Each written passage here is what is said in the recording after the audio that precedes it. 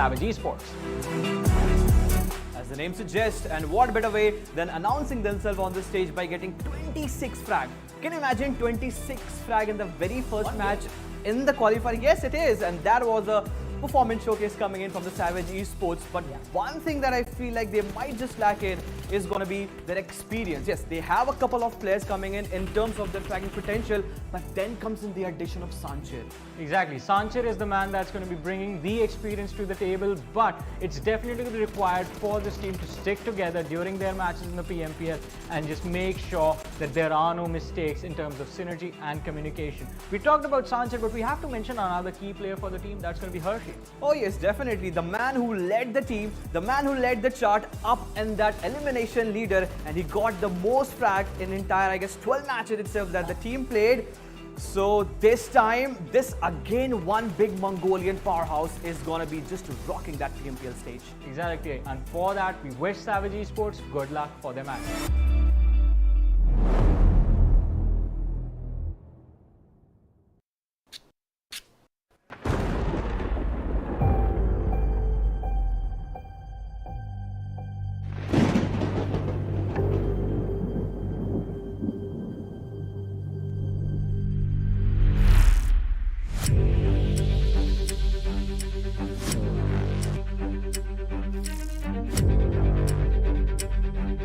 Each new era needs new champions. But to become one needs to rise to the challenges.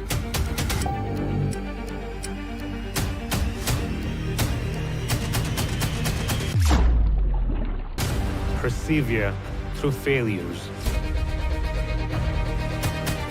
One needs to fuel the inner fire.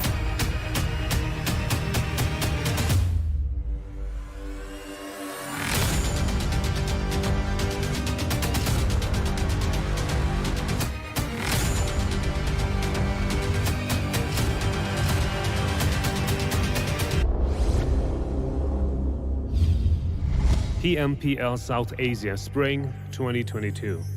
The dawn of new champions.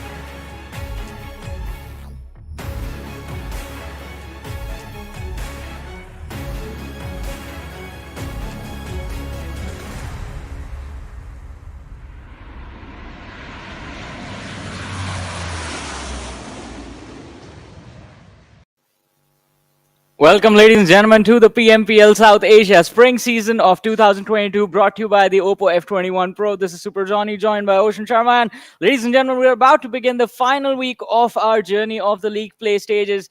And well, it's going to be an exciting journey because, again, we are going to start things off with the league play days, followed by the Super Weekend, after which the top 16 for the finals will be confirmed. And Ocean, what do you have to say about that? But, this is the last. It's the one last ride for a few teams if they have to just, make their way for top 16, because that's important right now. Every team would want to just, get their hands to be in top 16, but only a few, 16 to be specific, will make it. Talking about the other teams, right? Their journey will be ending down, and these 2 days will decide their fate of the entire season. I mean, it's going to be quite exciting to witness. Specifically, I mean, it's going to be quite important for the teams that are outside the top 16 for now. 1952 7C, Atrax, and A1 Esports. These four names will have to give it their all in these 2 days, out of which, I mean, they're playing just 8 games, 4 games per day per team, and they have to make sure that they somehow qualify for the Super Weekend. Because if these 4 teams if any one of these 4 misses out on this Super Weekend, they are done. A1 Esports, they're already too far behind, not even attending one Super Weekend, sitting on 0 points on the overall standings. It's going to be very important for them as well to qualify and try and at least see if they can make the cutoff in just 1 week, in just 15 matches, compared to the other teams that have already, I mean, some teams sitting on 30 games played, other teams sitting on 15 games played. So it's going to be an uphill battle, but it's not impossible. They can still make it happen. They can. I mean, we'll have to see, what goes on, because right now we're talking about the format of this one. We have seen it's going to be repeating itself just like the first and the second week overall. Right now, we are starting off with 5 groups, Group A, B, C, D, and E on this week. And then top 16 from those groups is going to be moving forward to the Super Weekends. Yeah. For themselves, they'll be playing 3 days, all the matches amongst themselves. And then from the overall rankings, top 16 teams. If you're at 16th, you're safe. If you're at 17th, well, that's the red zone. So top 16 teams are going to be moving on to the finals that are going to be happening on 22nd to 24th. Obviously, we'll have the conversation once we'll see the calendar.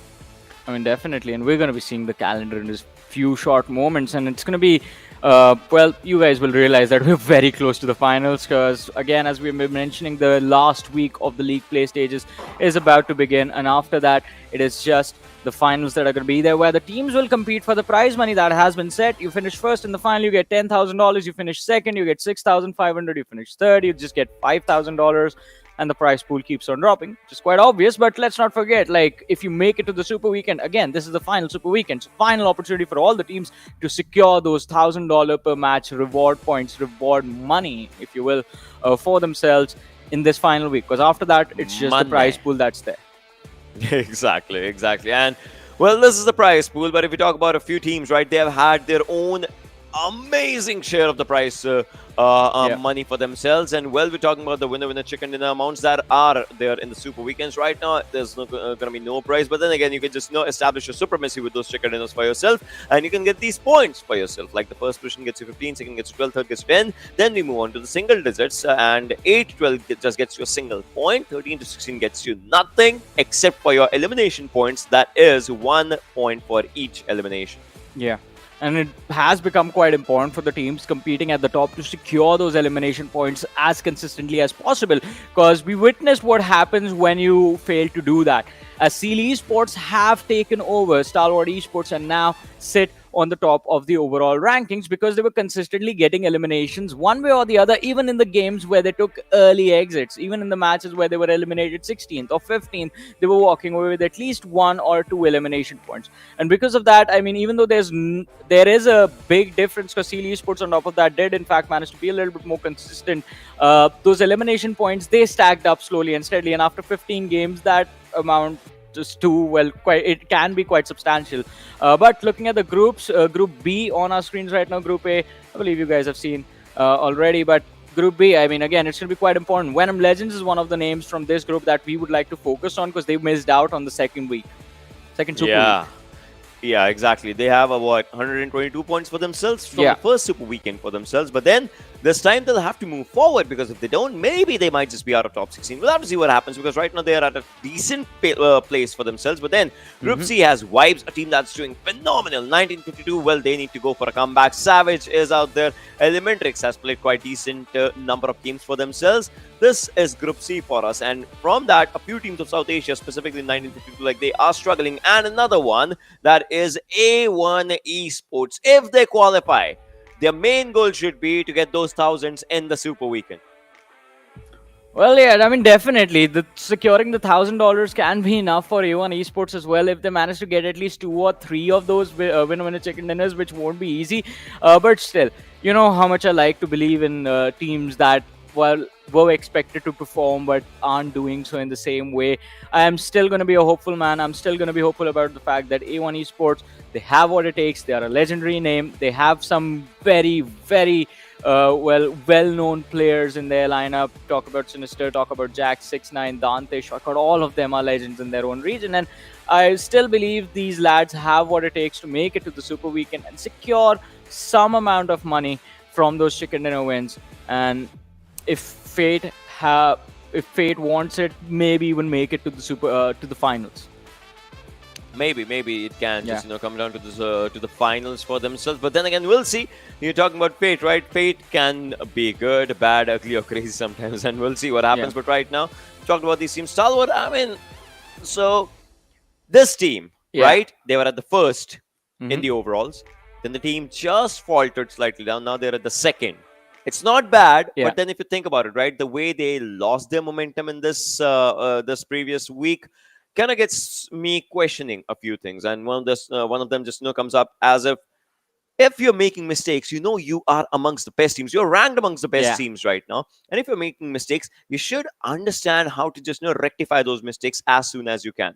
Maybe this super weekend is going to be the one where they get the first position back once again, but then Seal.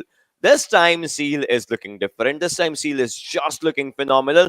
And I'm calling it this time because last time we have seen them grabbing multiple chicken dinners in one super weekend, and they were nowhere to be seen till the finals. We have seen that Seal as well, but this Seal is very different, very good, very brilliant.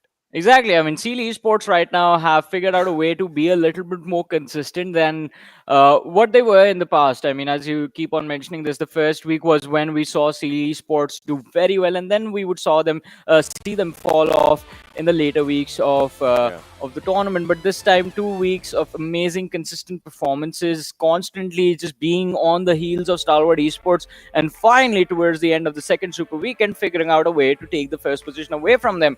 I mean, we did not see a spike or a drop in their performances, but as you guys can see in the stats, they've managed to be quite consistent. They managed to be quite decent, in fact, for themselves, right? Because it's not like we're seeing any change in the stats as per se. Think about it, right? They have a lesser survival time in the second super weekend. Still, they are managing to perform good. That just gets us into questionings, and one of them is they're playing efficiently. with the same efficiency. And it's like, just like we say, slow and steady wins the race and all those things. So they are slow, they are steady, and they are winning the race for themselves. Look at this. This team has done. They haven't changed anything in their game plan. It's the same, and that's the level of consistency that they are showcasing. I mean, I believe the only thing that has changed from the last time we saw them on this stage till now is the fact that instead of just one guy being over-aggressive, it's the entire team. We have seen Demo be the key player for the team, just securing those elimination numbers, but Leo, Wally, Baron, these lads are not too far behind. And I think just being on the same page, being all the players having the same mindset inside of the game, like, all right, no matter what, we need to try and secure a few elimination points from every single fight that we take. I think that sort of mentality has helped Skylightz Esports dominate the overall rankings. Still now, just sitting on the first position. Earlier on, were quite close to Stalwart Esports on the second, but now officially have made themselves the best of the pack.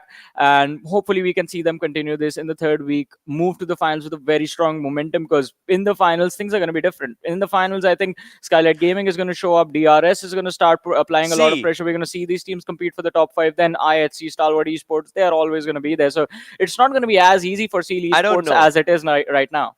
I don't know. You said, obviously we'll look at the stats of some other teams as well. But then just like you said, in the finals, it might just be different. I don't know. Because we know that a team like Stalwart, likes to play the finals comparatively a bit more seriously. I get it. But sometimes, a new team comes up, a new player just comes up and they just start dominating. Remember Vizzes with Vibes last time? We had our own favorites, as in, the then DRS will win, the then Zeus will win, etc., etc. Vizzes with Vibes just comes in and wins it. Think about it, right? I want that sort of a final again. I mean, we can get that sort of a final because, this time, Vizzes Vibes, the banner is not here, but the players are. They're playing for DRS now. It can get quite confusing sometimes, but like it's the same lads under a different team. The previous DRS players now playing under Skylightz Gaming. Again, a very big name, and they have a lot to prove because, as you mentioned, last time they missed out on the trophy, just barely missing out on the opportunity of securing it, because in the last match that Vizzes with Vibes played, they just went completely bonkers and just annihilated the entire lobby, securing the trophy. So this time, I think it is a story of redemption for not just Skylightz Gaming, the lads from Skylightz Gaming, but also Stalwart Esports, IHC, since as we are seeing Skylightz Gaming, they are the nemesis in the story of IHC at this point, because ever since Actions Cry, Pika Top, these lads showed up, the sort of spotlight that was always shined upon the lads of IHC, which were playing under the banner of Zeus Esports back then, it has been taken away from them, and they don't like it one bit. I'm pretty sure of it. They don't like it. Yes, that is correct. But then if you talk about this team, right, Stalwart, the way they have played, looking at the graph, it's in the recent times, in fact. Think about it, right? Around the 40 match marker. Exactly, around the 40 match marker. Look at how inconsistent they have been. They have been taken down on 0 points as well, multiple times. 0 points, 2 points. That has been their share in multiple games. And well, it's again the hare and the tortoise. If the hare sleeps, the tortoise would want to go for the finish line, would want to just stay there. And once the hare just he wakes up, it's like everything's changed. I mean, definitely. But Stalwart Esports, even when they are wounded, they can still be pretty deadly, because this team knows how to climb the leaderboard, and they know how to do it very quickly. As right now, when we were looking at the point graph right there, we were focusing on the later half of the graph, because that is majorly where we saw Stalwart be very inconsistent, especially on the last day of the Super Weekend. It was like their presence wasn't even felt. We weren't seeing the same Stalwart Esports that we were seeing for the previous 2 weeks. But if you focused on the early days, it was like every alternate game they were going 20+ points, which can be pretty scary to look at. But there's another team that we need to talk about, and this team is, this is my favorite team in the lobby right now, and this entire time, Vibes Esports, because the level of consistency they displayed in the first week itself without getting any chicken dinners was on a whole another level, almost closing in on the position of IHC in the second week when they actually started getting those chicken dinners. Vibes can be pretty scary if they just be a little bit more consistent and be a little bit more about closing out the matches, because I think Vibes, their end goal is securing the points. They're focused in on the points and not the chicken dinners itself, which help they bring extra points with them, also the $1,000. But Vibes, their game plan is working if they want to make it to the finals and then win the trophy. I think it's a success. Their run is going to be success. They're going to make it to the finals quite nicely and easily. they are the most consistent team when it comes down to it, right? In this region, South Asia specifically, excluding Mongolians, right? They are the most consistent team. Think about it, right? Joker, we know him since his previous teams and the way he has played. Malik, a brilliant player when it comes down to it, right? So we know these players is like the composure. Bishal, like these players have a really good composure. Again, they are just doing one thing. This time, the survival time, you see, there's a massive difference. 18 minutes, 40 seconds versus 21 plus minutes of survival time. That's a massive difference. Although the eliminations have gone down, but this specifically shows that the increase in average from 9.7 to 10.7 points is because of their surviving and getting more and more placement points. This time they're going for it, and that's the reason as well. They have a few $1,000s in their bank too, to be specific. Exactly. As I said, I mean, if you make it to the late stages consistently, you will get those extra points plus more opportunity to pick up some extra eliminations. But Vibes, I think, again, as I mentioned, during the first week, they were more focused on just figuring out what is the most consistent way for them to collect points, and it worked out that mid-game aggression was the name of the game for them, from where they were getting those decent elimination numbers going every single match. But for a trade, they were taking out early exits in the game. They would get eliminated 4th, they would get eliminated 5th. There were matches where they would make it to the top 2, but they would not have the numbers to close out the game, so they would just finish 2nd, which is actually a pretty good finish as well. But they were doing that consistently. In the second week, what changed was they turned down the mid-game aggression, played for the late-game stages, and during the late-game stages, they were able to close out 2 matches out of the 15 games they played, and also be consistent in the rest of the matches based on the same strategy that they had in the first week. So, Vibes Esports, I think they have it all figured out exactly how they want to play this lobby, but what they need to do is just not be stagnant with the fact and not become too predictable for the finals, because this is not going to work in the finals. In the finals, no one is going to let you go, no one is going to let you disengage from any fight. If they see you out in the open, even if it's 100 meters away, they are going to try and push you as hard as they can. So you need to be prepared for that. And Vibes, they need to figure out as to what changes they are going to make in the finals, specifically in the early days, the first day itself, to try and see if they can catch someone off guard. And also, you know, we've talked about Vibes enough, I believe. Now let's talk about a few other teams, because obviously maybe we don't get time to just have the limelight on those teams. TRZ, a team that did not qualify in the first Super Weekend. They come in, and in the second Super Weekend, they had this mantra for themselves as well for being consistent in a lot of matches. They made their mark. I want to see if they come back in the third Super Weekend or not, because I believe they have cracked the code of how to qualify from the league days and how to get into the Super Weekend. That's one of the things. Phantom, a team that just arrived, and the team is doing brilliant, to be honest, for themselves. I mean, definitely. And as you mentioned, TRZ, one thing I want to say is this: while the other teams were playing 15 games in the Super Weekend, TRZ, it looked like, just made it based on 6 matches that they played. To every single day of the Super Weekend. The first 2 matches, TRZ would look absolutely phenomenal, but the next 3 games, they would struggle quite a lot. So they need to figure out how to be consistent in the end of the day and not get gassed out. And I know, our mini game has begun. We see Godless fixing his air. I saw Shifu maybe practicing gyroscope or something on his device. Like, he was just, using his gyros from left to right. Warm up. Like, bro, the warm-ups and all those things are happening here and there. I no thought, one's eating right now, though. First game. Maybe the first game thingy, right? No one's starting it off right now. But then again, we are starting off with the first game, ladies and boys and girls. The map of Erangel. Today, it's Erangel and Miramar into the journey lines. We have to cross both the roads.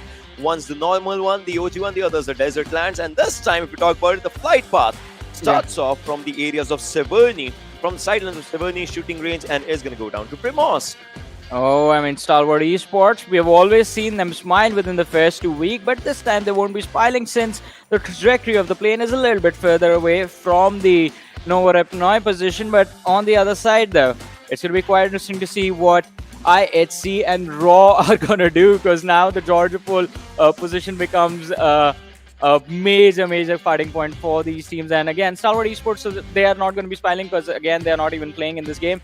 My apologies over there. But looking on the other side, Skylightz Gaming taking an early exit, just capitalizing on the fact that Train to Kill are not T2K is not there, exactly. I mean, so Skylightz Gaming has been struggling a bit with their drop locations, right?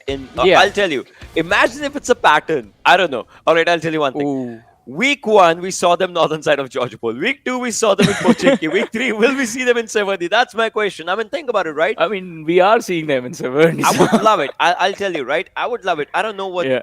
obviously those players are thinking. It's their perception and obviously their own understandings of the Yeah. game. They understand the game better. Oh, this circle. You know, what I would love it is if Skylightz goes back I to mean- the old Yasnaya Poliana. Exactly. Because they I mean, know every single inch of that place. it's like you can read my thoughts, man. Because I was just about to say this. I want Skylight to go to Yasna and challenge Savage Esports. That's what I want to see. I want to see that fight happen again. But we know the history with early fights from the players of Skylight Gaming. I mean, in come on, it's Yasna, not. Poliana There's City. no Chonburi this time. They can't But go there. they don't want to risk it. I think they still have nightmares I of believe- just getting eliminated. But I 2v4. believe they can take down Savage. If not, they know how to disengage as well. If anything, Yeah. they can pressurize Savage from their area. Skylightz is known for Yasnaya Poliana. Like Exactly. the DRS, the XDRS. That's, I mean... But no. again, I think it's the teams and the IGL's decision to not risk any sort of early game collision, not Yeah. end up losing players in the early stages. Because let's be honest, drop clashes can be some sort of a gamble in the early stages, especially if you're clashing against a team like Savage Esports. It's a pure gamble. If you don't find weapons, you're done. You're out. You can't even think about fighting or even moving around. You give one footstep, you're going to be finished off. On the other side, though, if you noticed on the on the map, TRZ have gone for a switch up. They've landed on the southwestern edge of the main island, and in the game where they decide to do this switch is where every single team is deciding to play from the western edge. No one has gone towards Lipovka. No one is in Milta. No one is towards Shelter Prison. The team towards like the eastern line, if I was to draw off the map right now, Yeah. is Yasnaya Poliana and Savage Esports. That's the team that's the furthest in boundary. the east. Yeah. Yeah. And everyone is playing from the west. 1952 going towards the Zarki position. Dax, they have chosen to start from northern Georgopol. ElementriX, they are going to go for their Gatka, Query, Ferry Pier splits as they saw TRZ going towards Primos. Venom Legends are starting from the western edge of Gatka farms, which is a very interesting point because they won't have a lot of big compounds to loot over there. But their rotation point over the circle, they know it's going to be empty for sure because no one is going to try and move towards the western shoreline of the island. Not even IHC. They have to deal with Raw. Oh, well. Skylightz, these players, it looks like they understand it, right?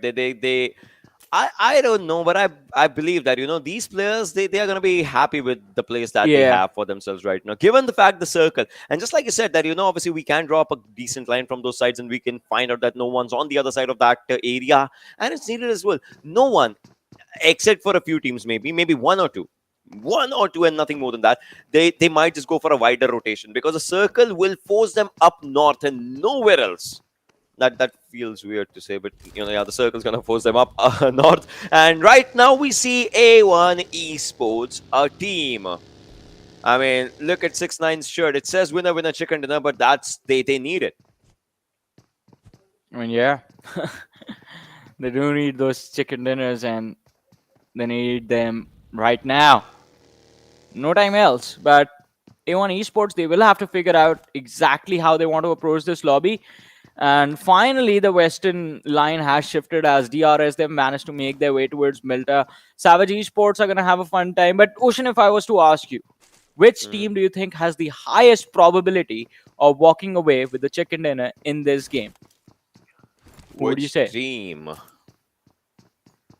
Given the circle, Skylightz. Given the circle. Yeah. Because they don't have to do anything and they will be in that zone for like next 3 to 4 zones. Think about that, right? That's like one of the teams that I would say, given the zone. But then again,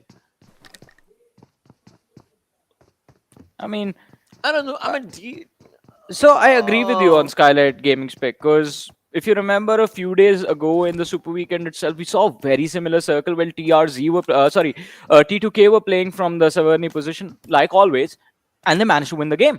So it is definitely going to be like a very good success rate for Skylight Gaming in this match. But they have to survive those sort of mid-game action from Dax, 1952, Draw, and all these teams. Yeah. Also, this is not Season 3, right? Because if you remember, every circle in Season 3, when it used to be a northern circle, we used to see Mongolians dominating. Seal is playing, I get it.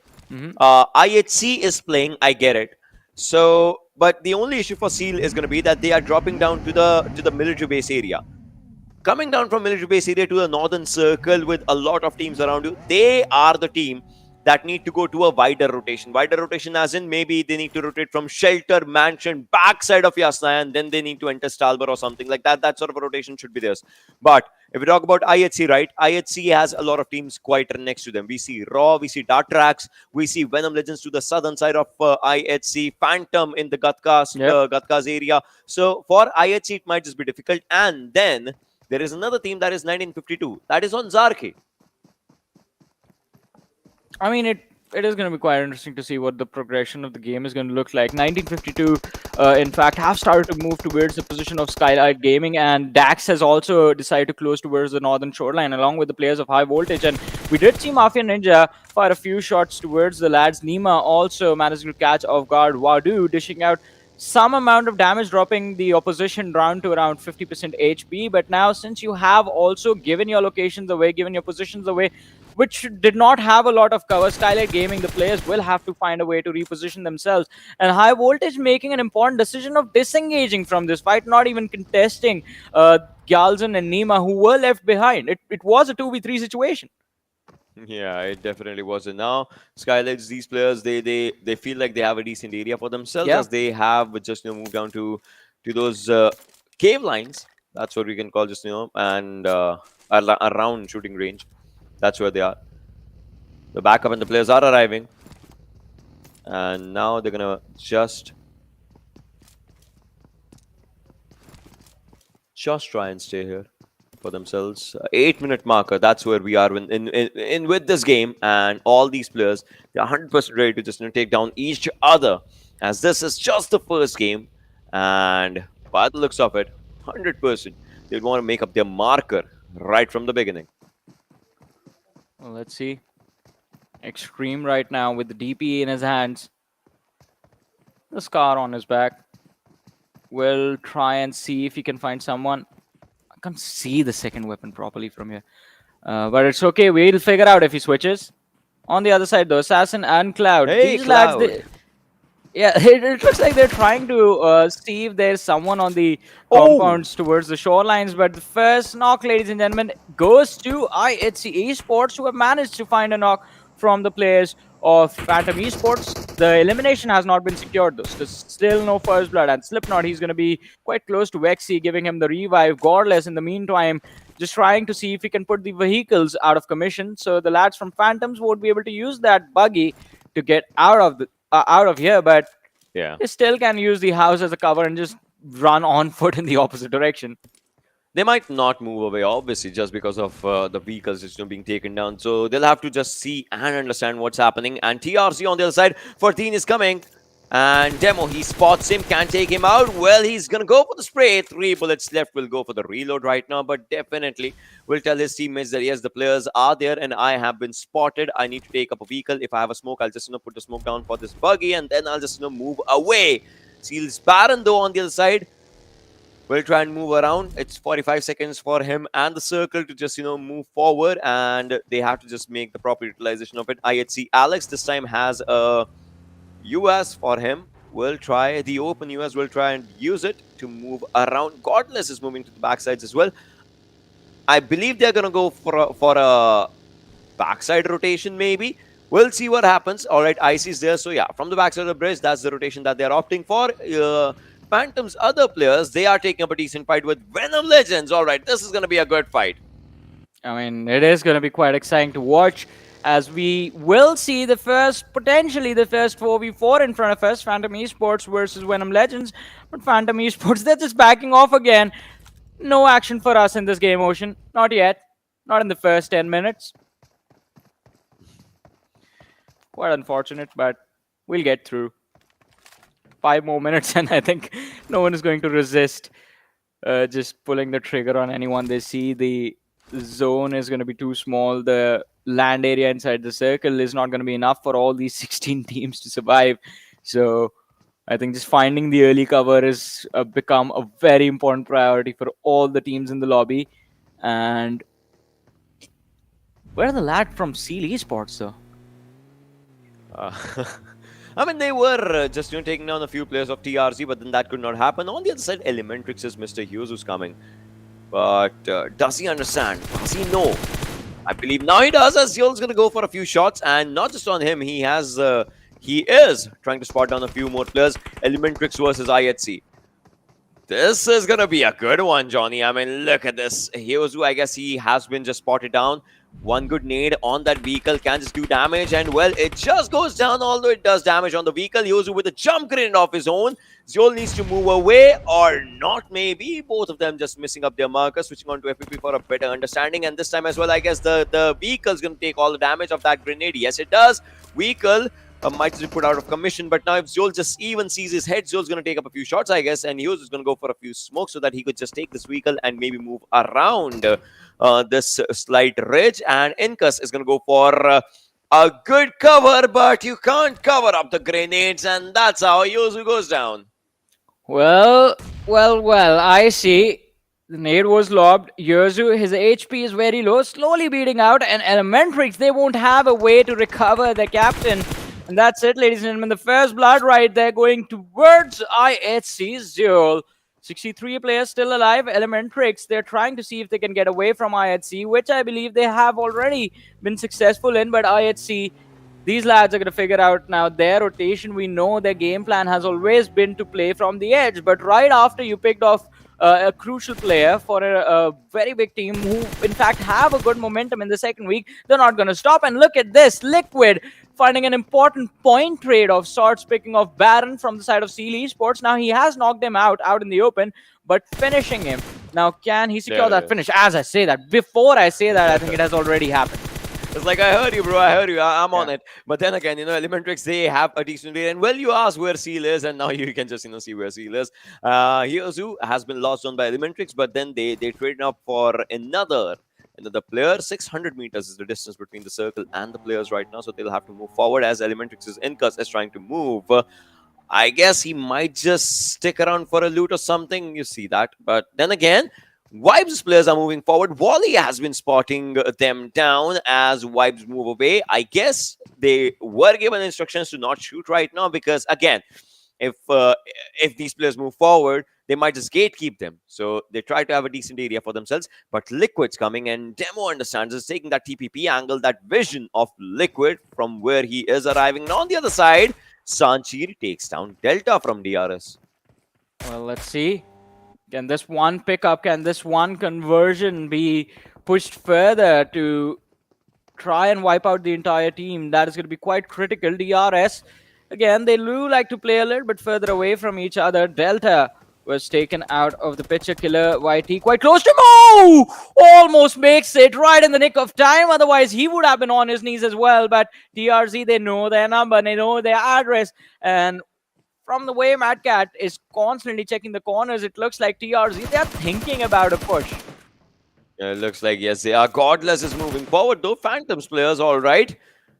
They thought they could just take up a few plays down. They have this crash land site for themselves, which they are feeling that, it's good. And I get it. But then again, the next zone is going to move away. So they might have to find up a good place for themselves, as the IHC is also just trying to move forward. TRZ's Mad Cat gets taken down by DRS Killer, who would want to go for that finish. And yes, he gets his own finish as DRZ opens up their account. But look at this. Delta's going to go for a good nade. Is that going to blow up the player? Oh, Manish is just out there and the grenade goes boom. But Killer, before that, definitely takes on one, but Delta's grenade takes down one of DRS's players.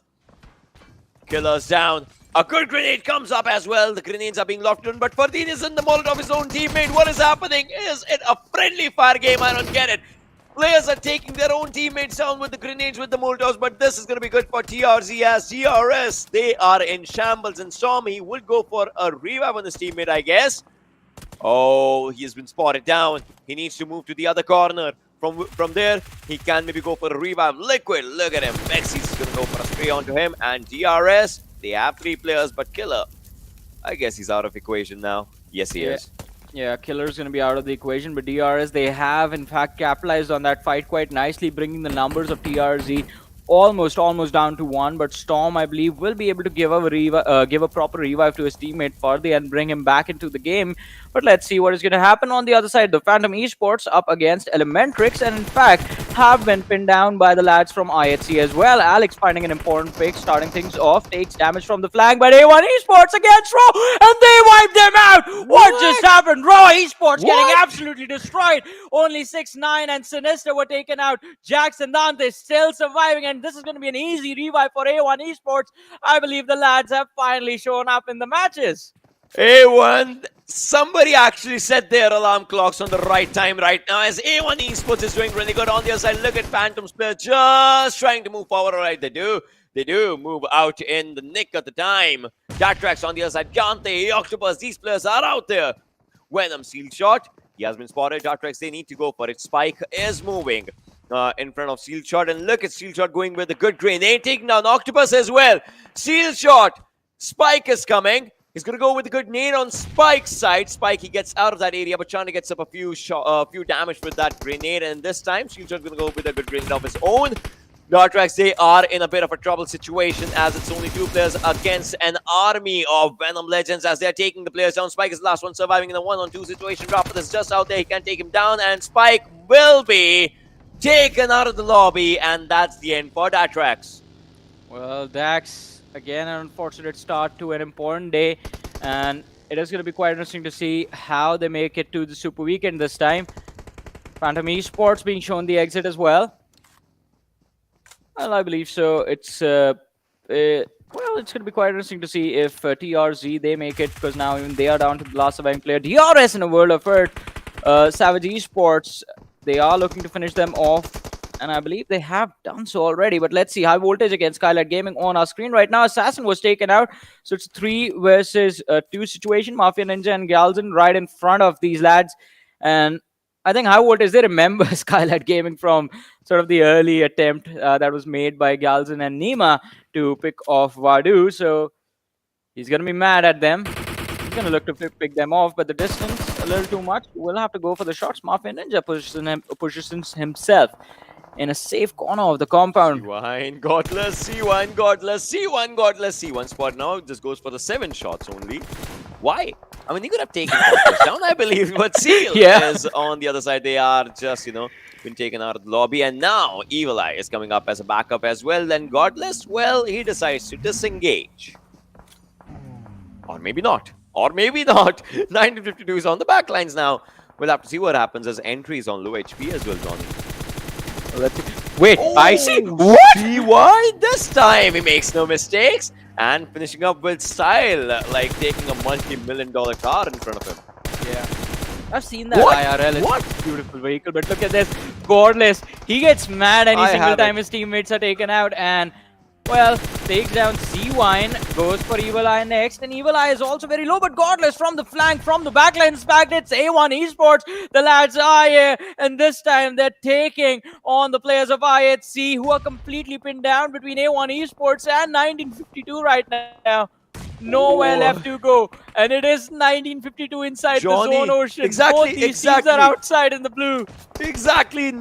I mean, think about it, right? The way they have positioned themselves inside the circle, that's just so brilliant. TRZ, meanwhile, they are out, and we are down to 10 teams, 29 players remaining in just a 19-minute marker. Sometimes we have all the teams surviving till this marker as well, but things are changing right now with the time. Entry takes on Chipu, and Chipu needs up a revive. Chari's onto the back lines. That might just be a really, really difficult task, as all the other players of TE are onto the back lines as well. As the circle's coming up, A1 Esports, for the first time, I'm loving their position right now. They have 5 eliminations for themselves, and they are in it to win it. If everything goes good, the final circle's coming in front of A1 Esports as well. And look at this, Entry marks an exit as 1952 gets traded out.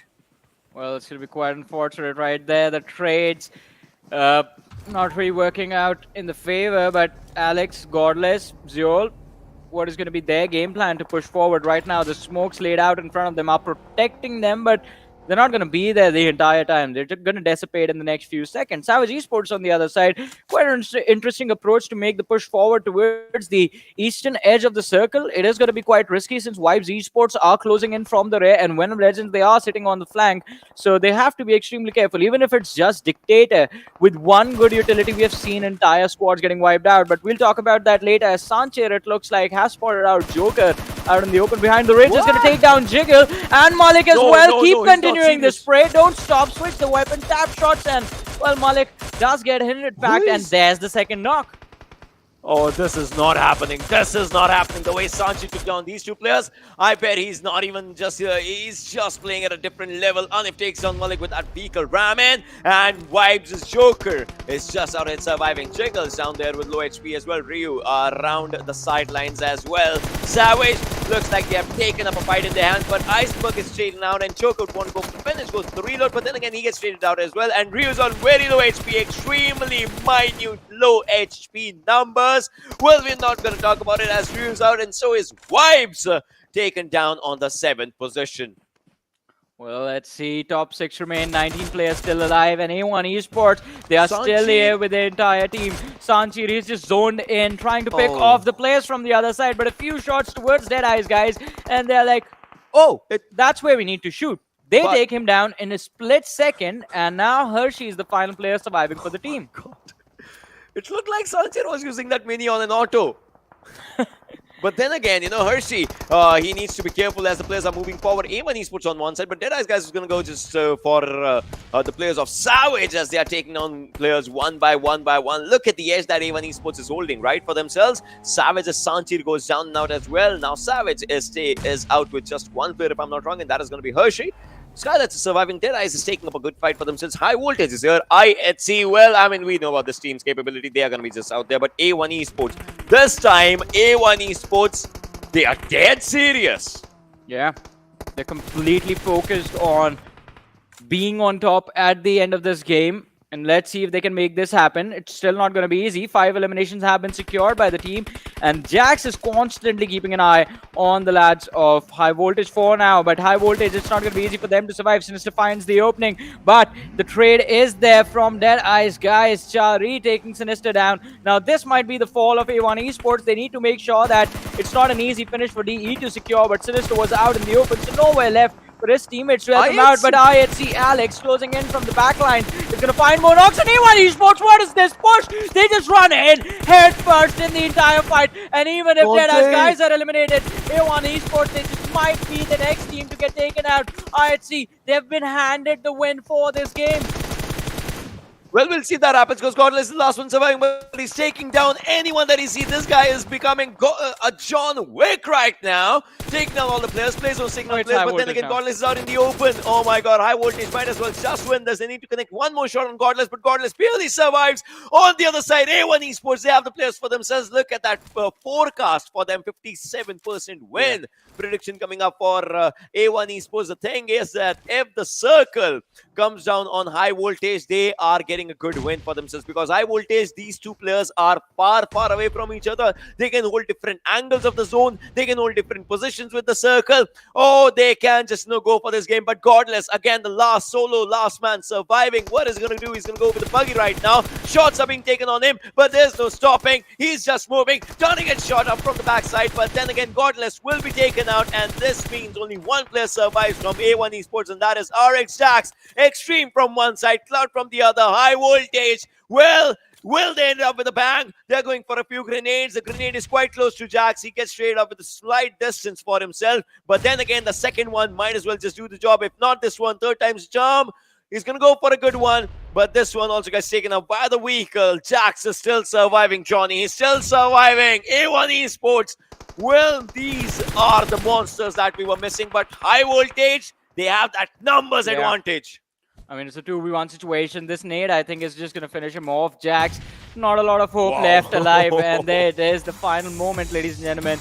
High Voltage getting the chicken dinner win in the very first game of the third week. So an impressive start for the team. And again, they need this momentum because High Voltage, let's not forget, they are also a team that are struggling in the overall rankings. So a lot of things for me personally to be happy about. High Voltage getting the chicken in the very first game of this week, and also A1 Esports getting the second place finish with a good number of eliminations. And finally, I guess a lot of the slogans of these two teams are going to be in the chat right now. The players just cheering the lads on to keep this flow going. I want to see these teams play like this. That's going to make the competition for the rest of the day a lot more exciting to watch. What has happened to A1 Esports all of a sudden, right? Fight for survival, man. Survival instincts kicking in. Charles Darwin's theory, the survival of the fittest, and now they are just going for it. But then again, High Voltage got up a good game for themselves. This time, this we are in for a great super weekend. I can just feel it. And obviously, always number 3 when it comes down to the game is always chaotic. Third day, third super weekend, it's always chaotic. And third week is starting off with a good chaos. Exactly. I mean, talk about starting with a bang. Well, I mean, the game ended with a grenade, but still, ladies and gentlemen, we're going to take a very short break before we start breaking down this game in further detail. So don't go anywhere. We'll be right back.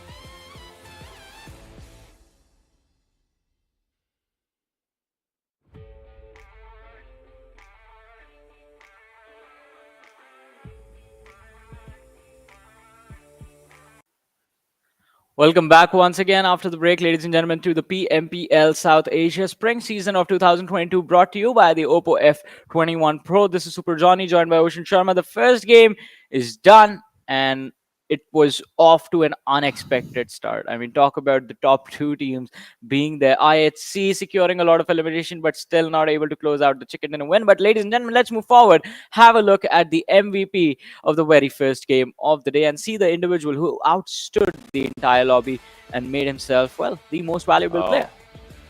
Cloud from High Voltage just, enjoying everything.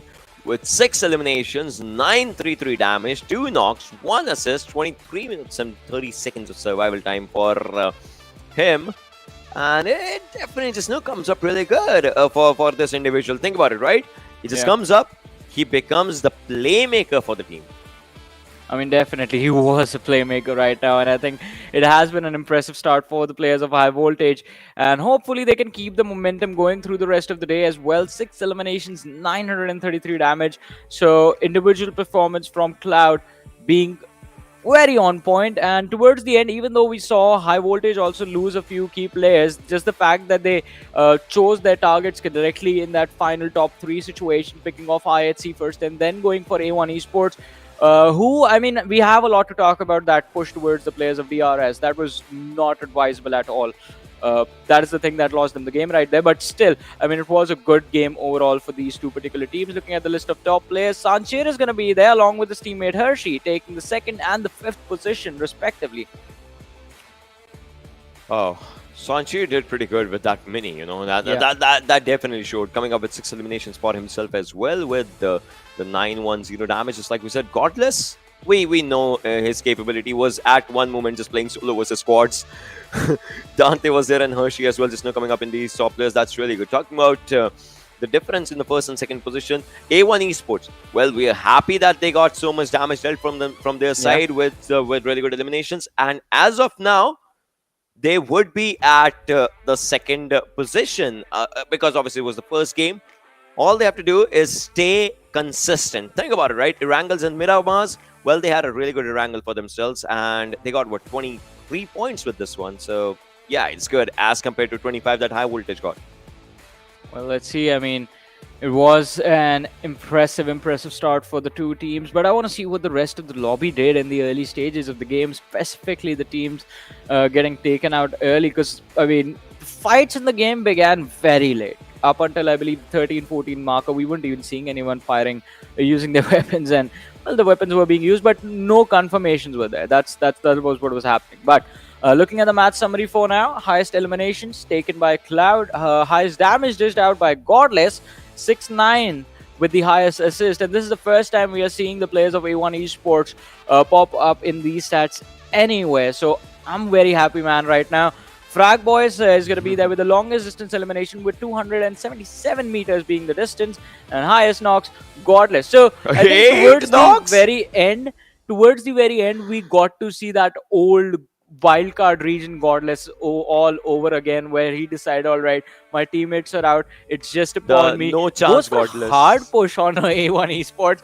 Even though he knows high voltage, they can see him quite clearly, they will finish him off. Does not care. He's like, I'll get those points one way or the other. We need those. The no chance Godless, that's the one we saw, right? Just coming up from the times of PMWL and just doing really good. Godless just move forward with his own aggression. He was like, I'm the solo one surviving, I don't care. I'll see someone, I'll take him down. And talking about this one, we see it, right? Just like we said, 25 versus 23 points that they have for themselves. IHC is there with 19. Deadeyes Guys. Deadeyes Guys is really consistent. They are just doing pretty good for themselves. They're amongst the top 5 teams here as well as in the Super Weekend rankings as well. But Raw, they somehow struggle there. I mean, obviously it's just the first game. Phantom, it's just the first game, so they still have like a lot of games for themselves, 9 to be specific. So they can just make the most out of it. 7 for each and every team now. I mean, the day is just getting started, so the opportunity is still going to be there. And, 7 games for the teams that are in the lobby right now. But all of that is going to change because in the very next game, we're going to see the 4... Well, if I call them 4 angry men right now, it's going to change the meaning of everything I say, because that used to be a team. Yeah, you get what I'm trying to say, right? Because, I mean, it is Stalwart Esports. 4 angry men, obviously, that's a different team. But we could just, talk about it like the 4 musketeers or... I get it. They were only 3 musketeers, right? Athos, but then again, Darkman was with them as well. So it's like the initial 4 of the Justice League. That's what we'll call them. But will they be able to, meet their doomsday? Will they be meeting their doomsday or not in this one? That's one of the questions. But then again, those things are out there for the upcoming games. Obviously, Miramar is where they'll be starting up, and I would say that is always a good thing because coming down on Miramar, right? Exactly. It's the favorite their strong map. suit. And always the first Miramar is won by the Mongols, except the last time when that happened that, G2K just won that from themselves. But let's have a look at the OPPO F21 Pro moments. And once we are having that look, we will see the way the fights just, fold it down. Exactly. I mean, even though we were seeing those knocks in the early stages of the match, the first elimination went into the hands of IHC Esports around the 11 to 12 minute marker. But before that, no 4v4s were made, no attempts to fight the 4v4s were made by anyone. In this fight, TRZ, they were not off to a great start, but still the retaliation from the lads just picking off the players of DRS was in fact pretty amazing to watch. A1 Esports again taking down Raw in just a matter of seconds. I think you can make an episode of Destroyed in seconds on that entire fight, just watching the perspective of the players of Raw Esports. And I think the level of aggression, the level of commitment to team fights that A1 Esports have brought in this particular game is the thing that they needed. And not just that, think about it, right? They're the positions inside the circle. Yeah, those were coming up brilliant, because sometimes you're taking up fights and all, but the only thing that just gets taken away from you is your positioning. This time, for a long time, they had a good position as well. That matters a lot. They got it for themselves. Godless, look at this. It was the last one surviving, was just taking down players. But this is where the grenades just ended the last player. And Jax, he was spotted. He was known. And look at how happy they all were. Look at Assassin. Just he looked himself in the camera and was like, "Yeah, I'm looking good. I'm playing good. Today's my day." Yeah, I mean, he knew he knew it was going to be his day.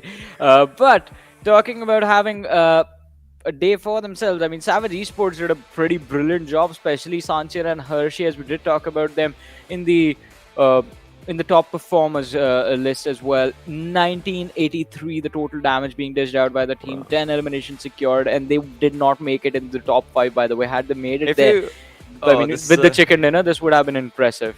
This is a weird mathematical thing. 1952's elimination is 1 and their damage is 529. It's kind of a scrambled 1952 number just coming up for them. So oh yeah.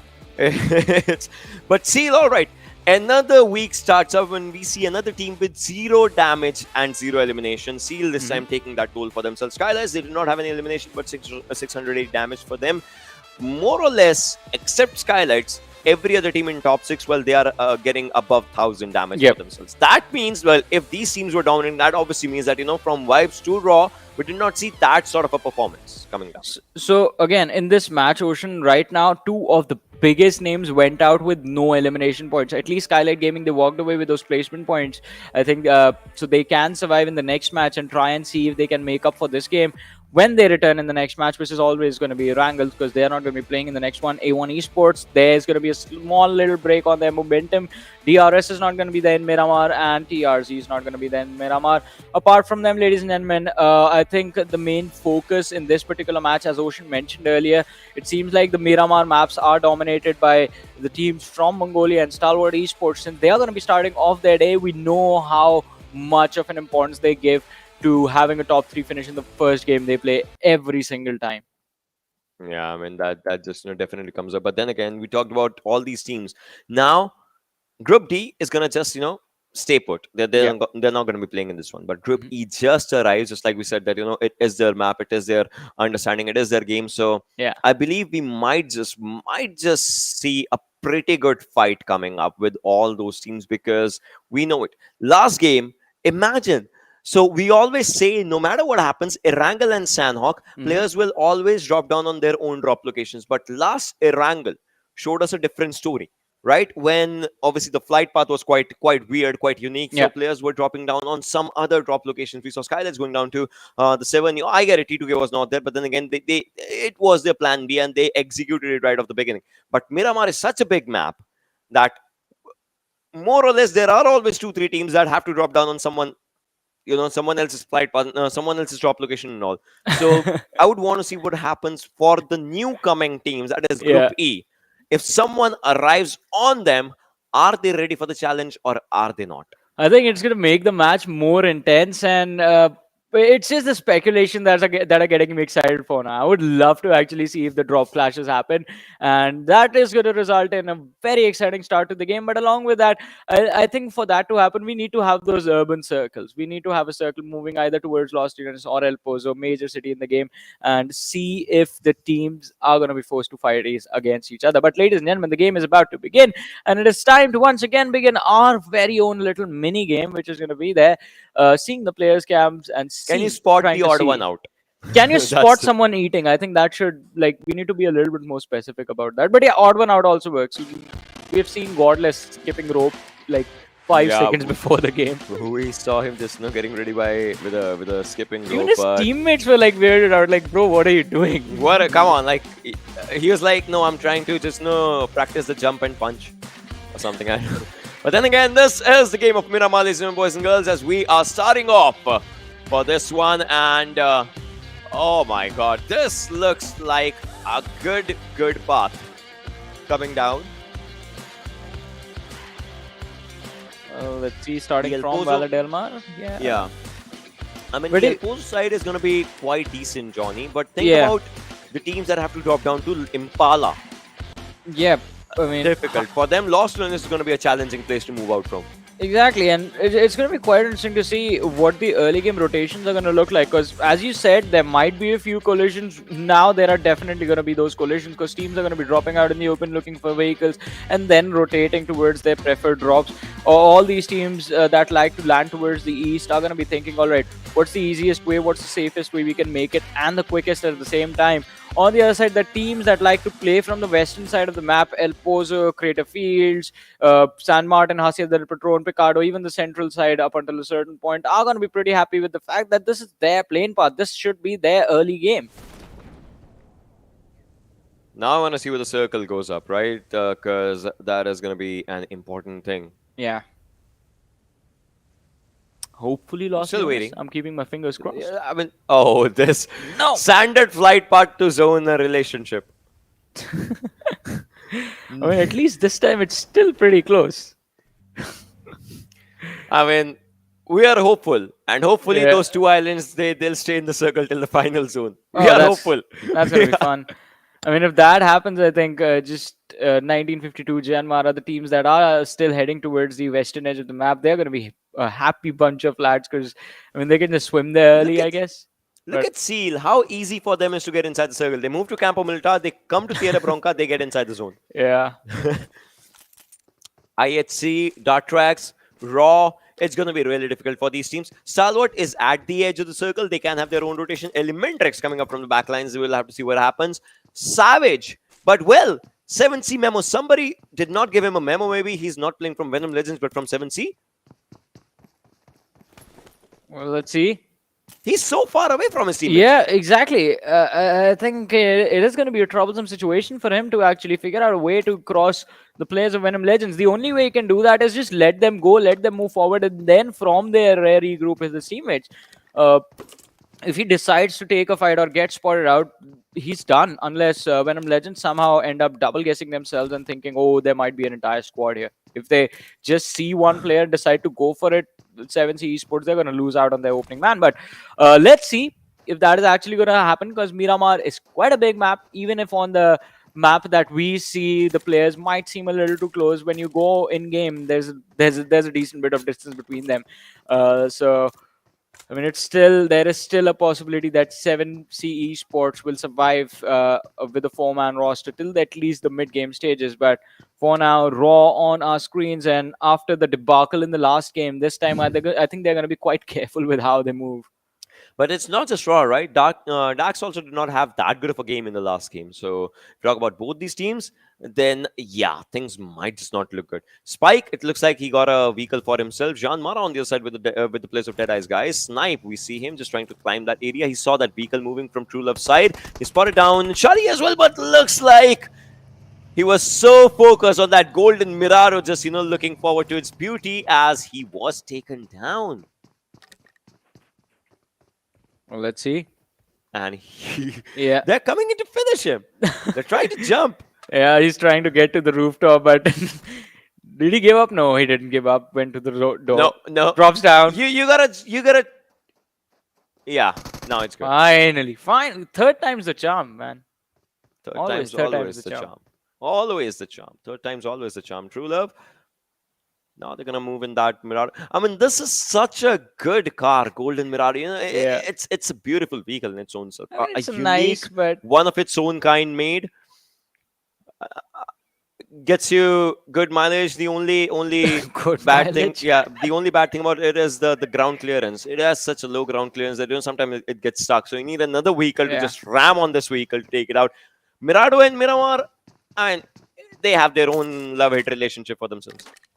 I mean, yeah.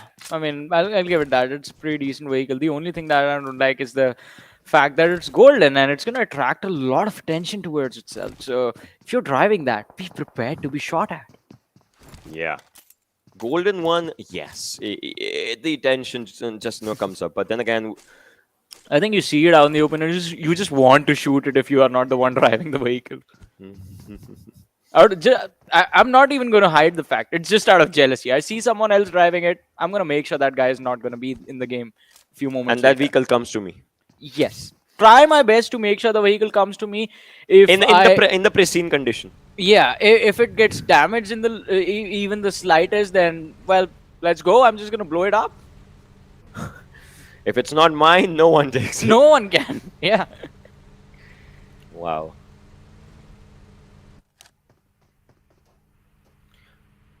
Incus, he's what? He's looking from 6 times to the other 6 times. I used a scope to look at the scope. Wow. I just did not get what happened right now. But then again, you know, the Thanos fights, reference, they just had started. Godless gets an M4, trades it out with the M16. That's a good trade, I would say. 1952. Look at their positioning. I love it. And I guess they're going to stay there for a while, I mean, which is good as well. Venom yeah. Legends has a really prime position for themselves. And Seal, well, they're coming inside the zone.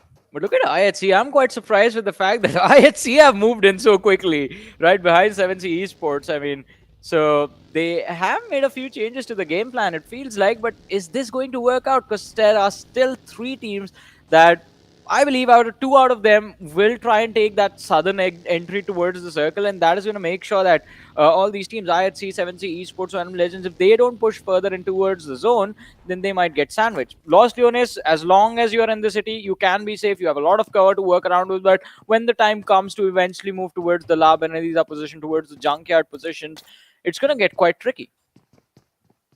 Definitely is going to get quite tricky. And from the southern side, look at this Phantom. The players are coming. They're moving.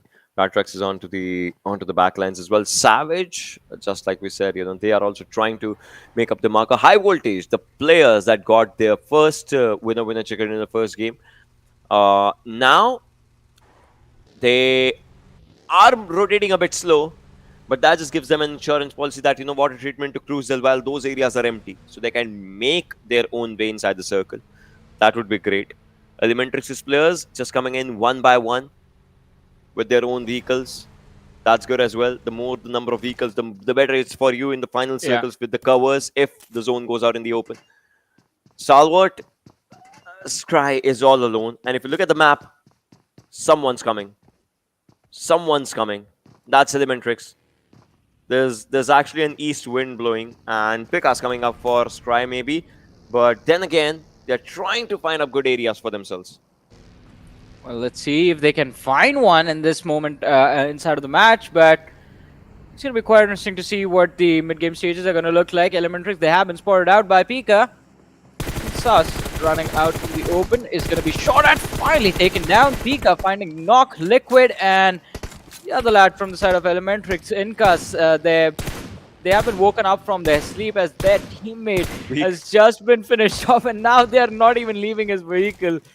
Just let the lads be. Stalwart Esports, I mean, this is bad. The angry men have arrived, Ocean. This is bad. This is bad. This is bad. Look at this. Liquid's moving, but then Action's like, nope, I don't want to let you go. But then again, I'll have to. Incus, he'll be taken down as well as Stalwart gets one for themselves. And just like we talk about the circle, well, the islands are out of the equation. And this circle is definitely going to Minas Generales and Junkyard side. So T2K has a prime position, 1952. Well, now they're at the dead center. Well, let's see. T2K, as you mentioned, I mean, it's going to be quite interesting to see what their progression is going to look like right now. No incentive for them to fight, but on the other side, Vibes, Joker taking down one of the players from the side of Savage Esports. Eisenberg has been spotted out as well, and Joker is not letting him go. Jiggle joins him as well, and Savage Esports, it looks like they're going to be in a world of hurt. Hershey getting finished off, and Rio was the man who secured the elimination point right there for his team. Anif, he is peeking his head over the ridge, but this is going to be quite risky. Takes down Jiggle. What amazing precision from the side of Savage. Wow. What a brilliant feat of strength just, you know, being showed up. And Jiggle, I guess they're going to go for the finish. But then again, that ridge, this is why we all just, you know, think about it. You can take someone down, but then, you know, it comes down to the hating part of Miramar that you cannot go for the finish. I mean, you can, but you don't have the information for that. Maybe the player would be revived, maybe he won't be. So that's the thing, right? And Savage, are they going to go for it or not? That's the question. But look at Malik and Joker. They are coming in to try and maybe save their teammate, or maybe just, you know, try and actually move around Savage's players, but I guess that's not going to happen. So I guess the revive is definitely in the question. Well, it's going to be quite interesting to see what the progression is going to look like. Savage Esports, Eisenberg, and Anif, in this damaged vehicle, just trying to see if they can get close to Sancher. Well, it's a numbers game right now. Having 3 players together, it's always going to be better than 2 players isolated, rotating in a vehicle that can blow up at any time. But talk about blowing up, Leo, he needs to be careful. The lads from JyanMaara, they are not too far away, specifically Susan, who is just hiding behind that ridge. And Leo has spotted out the bus, so he's going to be aware that there is someone lingering quite close to him. He's just keeping his eyes open, checking his angles, making sure the ridges, the positions, they have all the information as to where they can be attacked from. But Demo is going to be the man finding the opening, taking down one from the side of JyanMaara. And can they finish off the entire team? Well, Stalwart Esports, they are assessing about it. Seals players, yes, they are. JyanMaara quite close to them.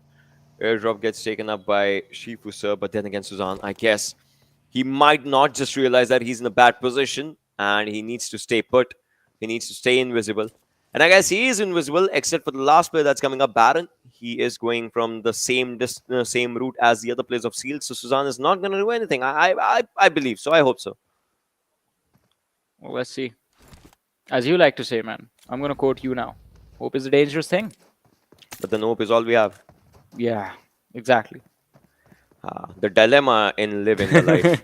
But then again, as of now, look at this. All these players are getting ready for their own fights. The Savages players are just, moving forward. And Mamagor has spotted down Anif. Taken up a few shots. And nothing else. Nothing else as per se. Mamagor on the back lines. Will just be with his own teammates. And Assault from Raw is just out there as well. Raw finds up a prime position for themselves. Atrax, again, the struggles. We'll have to see if they end up or not, because Phantom's coming. Shantae's out there in the open. Phantom, that spray, left, right. All you have to do was hit the center. I guess that's how. As Mad Max is on low HP. And Atrax is arriving onto him. Well, Mad Max, the stars aligned and he survived. But has to heal up before he managed to get away. Otherwise, Spike, as soon as he goes to the other side of the ridge, might be able to take him down. Sees Vexy now. Another spray not connecting. And Spike, I think, is just waiting for his teammates to actually also hit their shots. And Chante is like, all right, I'm going to finish it off. Takes down Yeta. So there's the opening that the Atrax were looking for. But Phantom Esports have managed to put a decent between the two teams. So I don't think revive can be an issue, but Demo! What? Oh, what happened? How did this begin? Oh, well, it began and it ended. But JyanMaara, the players are just, out there ready. But no fear, one more shot of no fear would have been just, taking them down. But then again, Wally surviving. 24 bullets. Leo up with a good grenade. And on the other side, the players are being taken down as Wally takes him out. Yante taking down the fight on Phantom. This side starts on 13-minute, in fact, 14-minute marker. Mad Max has to make a run for his own life right now as Atrax is coming. They're coming to chase down the players of Phantom. Or maybe not. From around this ridge, they are moving. Spike is trying to move forward as well. Shantae on the other side gets his own elimination for himself. Gets that number just opening up for him. And looks like Atrax, they have won this fight. But High Voltage, the previous game's winner, chicken dinner holders, seal. They are trying to seal the deal. Oh, shots connected on Wally as well. He's on low HP. Yeah, I mean, Baron went down right in the nick of time. Wally, he's going to have to use up a lot of heals. The first state is going to be the first important thing. Put the boosters on and then progress to join his teammates in the team fight. On the other side, though, we did notice on the elimination feed, IHC, they have Godless, who was knocked out a few seconds ago. Let's see if he gets finished off as well. But on our screens right now, Stalwart Esports completely zoned in and focused on picking off the players from High Voltage. Leo is in a perfect spot to flank, but he can't be the one starting the fight. He has to go in either second or third. Baron's moving now. They're trying to find a good place for themselves. Look at this edge of the circle, right? This is really tricky. It's third to fourth zone. If the circle makes up a hard shift, you have to make a run for the circle. You have to find a safer space inside the circle, which you have no idea of. And then you have to make sure that you stay there for your own self, right? Those things are really, really important. Alex on the other side takes down Venom's Indicator and that's going to be really important. Just like we said, that circle is going to go to the sides of Minas Generalis, Labender. That's where the circle is at IHC. dead smack inside the zone. Well, IHC, can they walk away with the chicken dinner in this particular match? I mean, a very good position inside the circle, but they are also going to have to absorb a lot of pressure along with it. It's going to be a trade. And IHC is definitely one of those teams who do not shy away from taking those fights. But ladies and gentlemen, the first team from the lobby has been eliminated. And unfortunately, it is the lads from JyanMaara were the first ones to go out. IHC, look at them. The early rotation gave them priority on these compounds, and on Raw, they're just stuck on the slope. Nowhere left to go.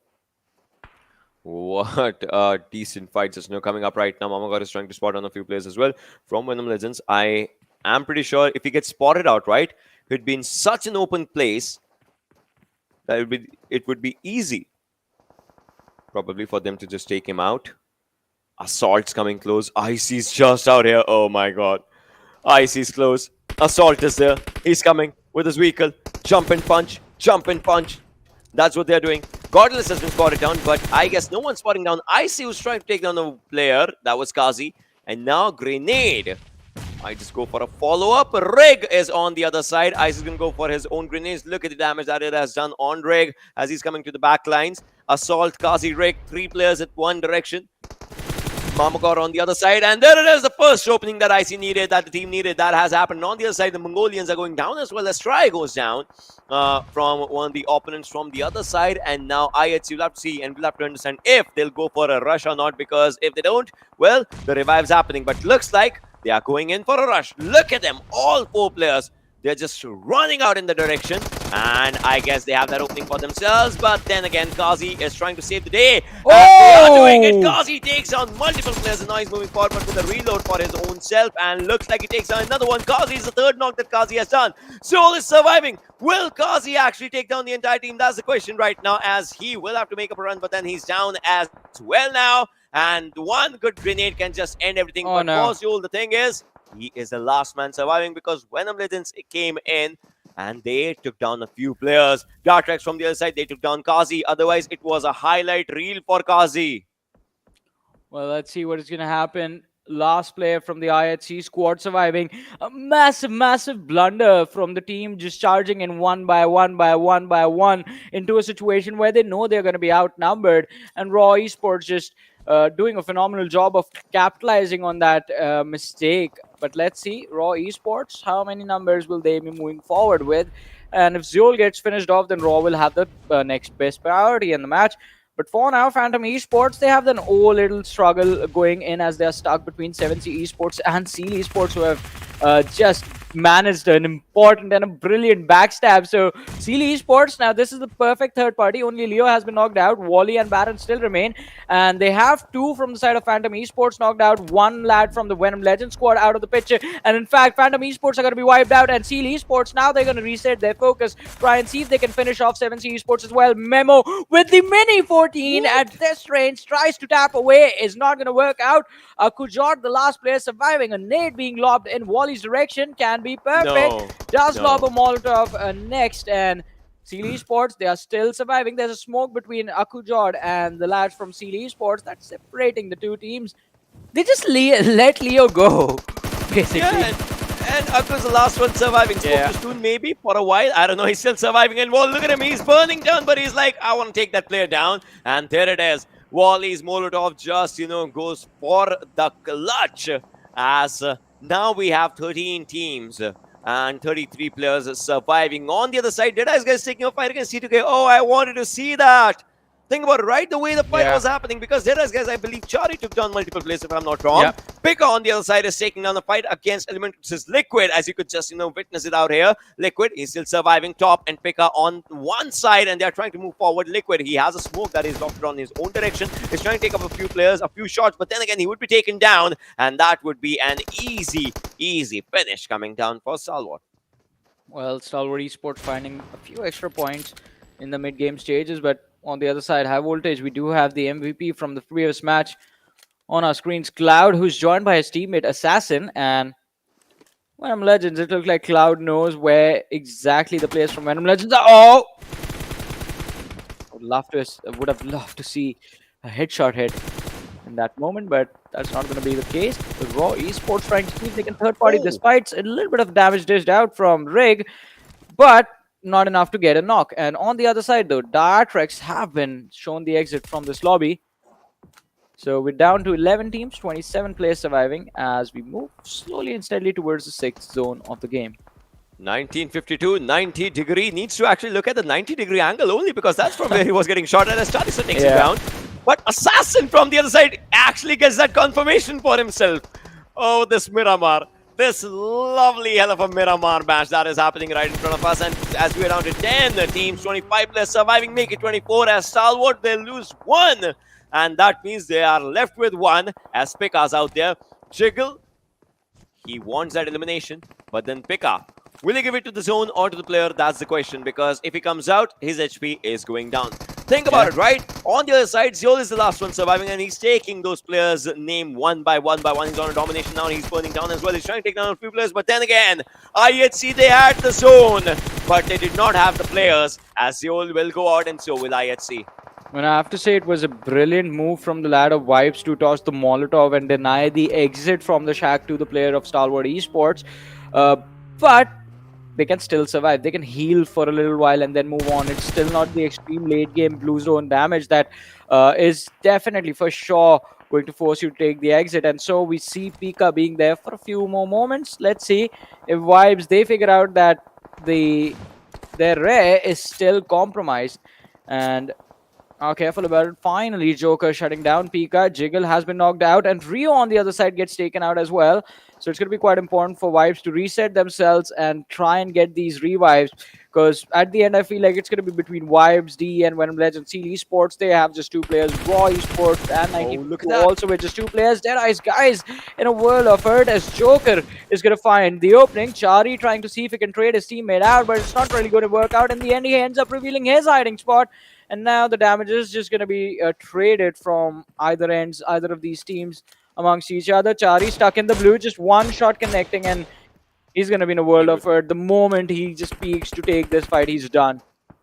Look at him taking that zone damage for himself. But then again, Shari gets spotted on from the other side. And Malik was trying. But what actually stuck down on Malik as he was taken down? Joker takes down 92 Sleewine. And that just showcases the incredible amount of damage that they are facing. Fragweiser follows up as well. And there it is. T2K, they do get eliminated right now on the 8th position with no points for themselves. Oh my god. Baron on the other side was moving forward as well. Raw might just follow up next as the players are being taken down from that side as well. But this time, Seal looks like they would want to be part of any fight that they can get. Baron is barely surviving on low HP. Joker, that high ground is kind of good for Vibes. Well, let's see. I mean, the high ground is working out quite nicely for them, but they have to make sure they don't line themselves up as Malik is down. But Jiggle still finding the pick on Chari. He's going to look to see. Ryu was the one who found the pick. Jiggle is trying to secure it while Ryu goes for a revive on Malik. And as we're down to the 5 teams, 11 players surviving, Vibes with the high ground advantage are definitely looking to close this game out with a chicken dinner win for themselves. There it is, the point being secured as Chari is going to be taken out. Venom Legends, they are left with just 2 players, Rage and Dictator, and as they try to make their push, they have to be extremely careful because towards their left are the players from Seal Esports, and it's not going to be easy to worry or in fact be in a fight from 2 different angles, especially since Vibes, they are going to put pressure on the players of Venom Legends, and as soon as Venom Legends retaliate, Seal Esports, they're going to know there's someone on their flank, and they're going to try and see if they can finish him off themselves and secure those points instead of the points going towards the players of Venom Legends. But let's see, 4 teams remain. Dictator with an 8 can find the opening he needs. But it's not going to happen. Baron just being dropped down to around 50 HP. I don't know. Venom Legends this time, they are doing really good actually for themselves, right? Vibes, it's a team that just, we know they are known for good comebacks, and they are going for that comeback for themselves, just like we talked about. So, yeah.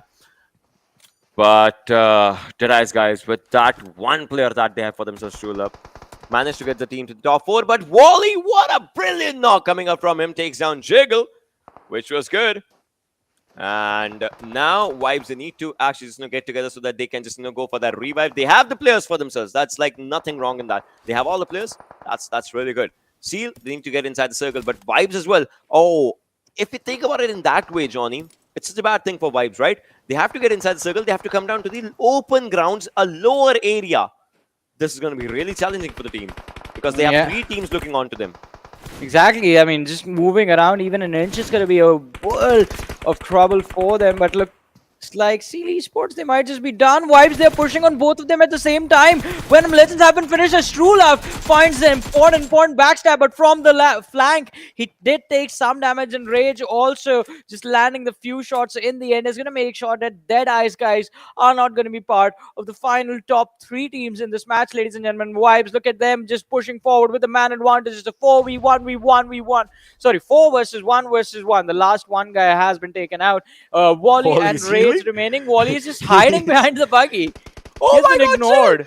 They don't want to look in the blue. Oh my god, they're not looking in the blue. But then again, Wally, he's going to go for the second position for himself. He gets that second egg. His Joker has spotted him or not, I don't know. Ryu's coming. But then again, Play Zone just takes him out. Think about it. Wow. They just moved from around him, but this one comes up for Vibes as they get 27 points from themselves for themselves in this game, and they are at the first position in the overall. 2,700 damage. I mean, quite an impressive start for Vibes, and again, I mean, this is how this team has been playing the entire time. Be it the Super Weekend, be it the league stages, they're not tumbling down anywhere. I think Vibes, again, we discussed this. I mean, this is a team that you and I both want to talk about, Ocean, as they have been one of the most consistent teams so far in this tournament, apart from the 3 titans, of course. But after them, the next best thing that you can get is Vibes Esports' current roster. And I think, again, if they just keep pushing forward like this, I think the day is not far away where in the finals we're just going to see them closely compete with IHC, with Stalwart Esports I would love to see that. I mean, I would love to see that, the way they are just performing. At a certain point in the Super Weekends, they were just 8 points away from being third, like in this Super Weekend. So, yeah. For them, they are doing really good in terms of the fights, right? And that's really good. Their positionings, everything is on point, and well, that's how you make a good team. Have everything good for yourself. Exactly, and make sure the roster sticks around for a while, I think, so that the synergy developed. Because even though we have seen these players for, I think, what has been like almost 2.5 years now, we've been seeing them, but it took them a lot of time to sort of adjust to the rest of the competition, to improve themselves. And as I think now they have all the experience, all the knowledge that they need to figure out a way to adapt in game within just a few seconds, and like figure out, all right, this is what we need to do, this is what's going to work, and this is how we will have our best performance. But we're going to break this game down further, ladies and gentlemen, after this very short break.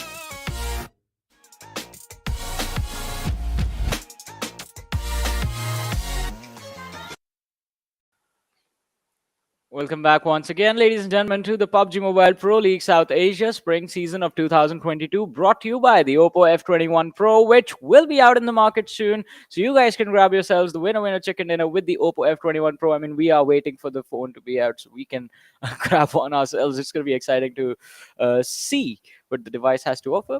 I mean, yeah, so I think, Ocean, do you think we'll win winner chicken dinners in every match? Do you think we can make it happen? multiple. I know it. I know it. And so I am actually behind this phone, so I know it. It's launching. It's launching today. It's 12th April, and I'm really excited for this one. Trust me. When You're it comes gonna get to me a discount now. I'm gonna gift you one. But then again, when we Nice. talk I'll about take that. gifting, good people. All right, they do. Oh, Handsome hey, people, guys. our old friends.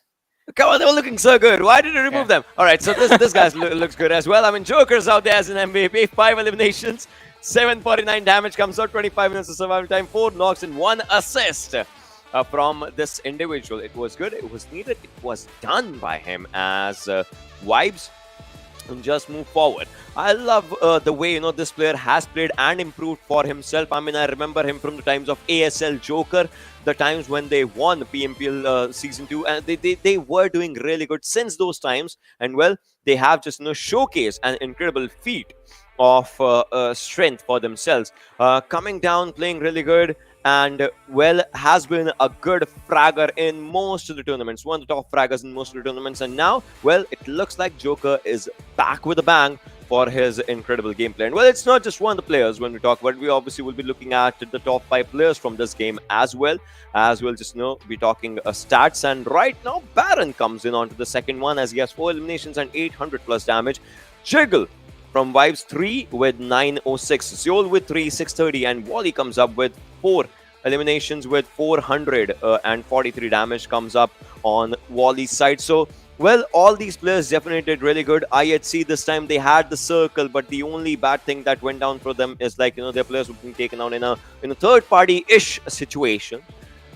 That just could not work out. Vibes, obviously they got a good game. Seal at the second, so yeah, I mean all those ups and downs did happen, but at the end what they were trying is like to go for a heal battle in Miramar, and I'm like, that's not happening at all. Come on. Yeah, that's something that we haven't really seen anyone pull it off because it's pretty much next to impossible. So top players in front of us, Joker, of course, is going to be on the top. Vibes, a phenomenal chicken dinner. Circle as well is something that we haven't really seen a lot in the past near La Benedita, and I feel like some of the off circles, I'm a huge fan of those. I mean, La Benedita is a good circle, but then again, the openness of the areas that just comes around, that just, creates a lot of kerfuffle in the minds of the players. Skylightz, you see their average survival time, it's really low as compared to what Vibes has, because, well, they had all the players surviving for themselves, and Seal, they lost down on their 2 players. Early on in the game, they had only 2 players surviving till the last moments, and then it was just 1 player that was just out there. So yeah, it definitely shows. Vibes, they played really efficiently with 890 roughly damage received, with 2700 damage dealt coming up for themselves. So that definitely shows. The only challenge for Vibes was to just come up from a higher ground to a lower ground in a slope sort of a situation in front of 3 different teams, Deadeyes Guys, Venom Legends, and Seal, and they managed to do that perfectly because the man advantage that they had for themselves, and that was just brilliant. Indeed, that was quite incredible. You can see on the damage numbers as well, 2735 if I'm not wrong, total damage from these side of Vibes, and that in itself just shows. But look at the match summary. It's like every single player from these side of Vibes. No, it's just Jiggle and Ryu all by themselves in the match summary. It's like Vibes, they have taken over that previous map of Miramar, and it's like they're just shown that they are the one who own it currently. But yeah, as what I was saying was, having the high ground, they were just able to get so much info and also so much damage off, and those damage number right in itself is like a prime example of that. Yeah, it was actually pretty good, just coming up for these players. And this is a Vibes highlight, if you just talk about it, right? The way we are just, showcasing it up on the second position. It's mostly the Mongolians, except for the highest knocks. That's where Joker comes up. Otherwise, it's Seoul, Baron, Wally, all these players coming up in at multiple areas, to be honest. Jiggle, although, he was there with the damage numbers, the eliminations was just, he was just a bit shy. But then again, they got 27 points, and now they are at the first position in the overall rankings. That just comes up really good. Seal, they got 23. Venom Legends, now it just comes up that they are starting off with the momentum for themselves. A1 Esports was not playing in this one. Their first game was really good. I would want to see what happens once they come back in the next game and they play, because that is important as well. But Phantom, since the first 2 games, I believe they are missing that old Phantom vibe from their side. And I also saw A1 Esports, right, kind of like giving it all they have in the previous game. Not in this game, of course. They're sitting it out. But in the previous game, they gave it all they had in the game of Erangel. And that in itself shows that now they're ready to fight tooth and nail to try and get themselves a slot in the Super Weekend. But again, we wonder, right, is it too late? And I personally feel like it's too late to even get yourself solidified in the top 16. Let's see if they do it, because right now, first things first, their only goal, they're going to be going it like, one step at a time. Their first goal is going to be just to actually enter the Super Weekend. Once they enter the Super Weekend, then their goal is going to be maybe get a few $1,000s for themselves in terms of chicken dinner. And well, if they are playing consistently, if they are playing efficiently, they might, again, it's a big might, but they might enter the top 16. Because if they don't, the journey comes down to an end. Right now, if you're at 17th, 18th, or 19th position, and if you don't qualify, your journey will already be ending onto its own terms. But then again, those are going to be things for the Super Weekends and for the conversations happening around that time. Right now, we're moving forward to have a look at the Oppo F21 Pro moments from this game. Exactly. Let's take a look at how things really started to kick off. And it was Deadeyes Guy to open the fray up against the players of JyanMaara. Snipeboy T, one of the big mans, got taken care of quite early in that previous one. Then Stalwart, again, was one of those teams that took quite an early hit, but still were at least able to deliver to a certain extent. And teams like ElementriX, we haven't really seen them pop up just yet, but I'm pretty sure those are one of those teams that have pretty much their slot solidified in the Super Weekend, because we know they've got the caliber in them to try and make it there. Yeah, they definitely have that caliber for themselves, but then again, struggles, they all happen here and there for a few teams. This was such a good fight. I mean, the way Baron just took down a few players, and then Extreme pops up. Baron, he understands it, he moves back, and Wally gets all the shots straight onto himself, as he was just actually focusing on a different direction. So these are the things that just you have to understand with the communication for your own players and your own teammates, as for when and how much of the information can you rely in relay in the last few circles and those hectic fight situations. Zeol, here a Molotov comes on Zeol, although he took down one player, he was actually holding a good angle, but then the Molotov comes on in, and then he has to just make a run for his own life. And look at this, Vibes. They had such a good place inside the at that higher ground. The only challenge for them was to just come down, and they managed to do that with ease as well. Exactly, and then Venom Legends over here too is one of those teams that missed out on the Super Weekend too, so I'm pretty sure they're going to try and give it all they have to try and make it in the third one. Vibes, as I said, they had the best high ground to play with, some of the best positionings they had in the final zone, and that's how they pretty much got the chicken dinner for themselves too. But Joker, a little bit sad on the webcam right there. I don't know what exactly went through his head, but let's take a look at the damage graph and find out. We already saw how much damage Vibes dished out, pretty much all the way on the top, then Seal is going to be right underneath him. Not gonna lie, that previous game wasn't really that damage heavy as we see in the other maps. It went down only for Vibes if you talk about the damage stats, right? As compared to the other teams. Although IHC is there with 1,000 plus damage, Sal was there with 1,000 plus damage. That's just classic Mongolian domination coming up. Seal is there as well. Obviously, they were at the second. They will be gathering good amount of damage for themselves. Deadeyes Guys did pretty good. Again, the consistency with Deadeyes Guys is coming up. Vibes, we know, one of the best teams when it comes down to the region right now. And look at the jump. From the 7th position, they jump up to the 1st with a 6-pointer jump. Nothing wrong in that. I mean, obviously, you have to be in top 16. That matters. Right now, high voltage is there. A1 Esports, they did not play, and that's the reason they are here on the 5th. The only thing they have to do is let not have any other red markers on their name. Only green markers would do, or maybe if they stay at 5th as well, that's really good. They have to just be consistent. They have done their good job right now, and now it's time for them to come back, so we'll see.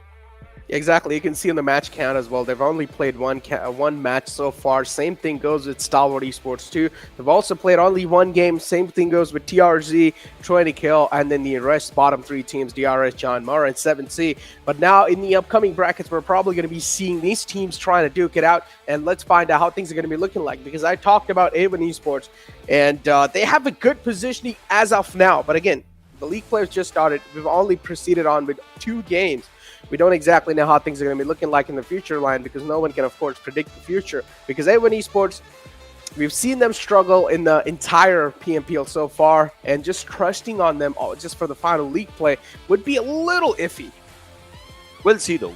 We'll see though. What happens, because right now, 25 points was the total points that High Voltage got in the first game, and 27 is the record that Vibes has set as of now for this one, this week. Let's see if a team just goes for a 30 bomber or more, maybe if they go for a 20 elimination game, because that's one thing that we would want to see. We would love to see a 20-point elimination game for themselves, and obviously we'll see if that happens in this wrangle. If a team just likes to go for it.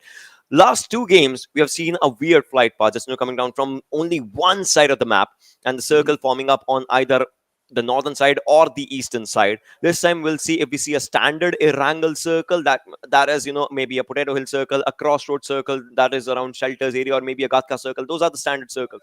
But if we see a southern circle, that would be a really good feat of strength just coming down for the players on the northern side, that they'll have to just make up their own ways, pave their own ways. And with the new bridge system that just has a right for the players, right, they will have to find up their own ways from the sidelines and all, and we might just see a different fight, because this time if you have to block down a bridge, well, you need to find different cheeky angles. And even if you're blocking down the bridge, suppose if it's a ferry pier bridge, right, from the area of Lighthouse you can actually see all the blockades and you can see down all the players. So if you block down a bridge, you have to be on the other side. So those are really difficult ways and things to just find and figure it all out.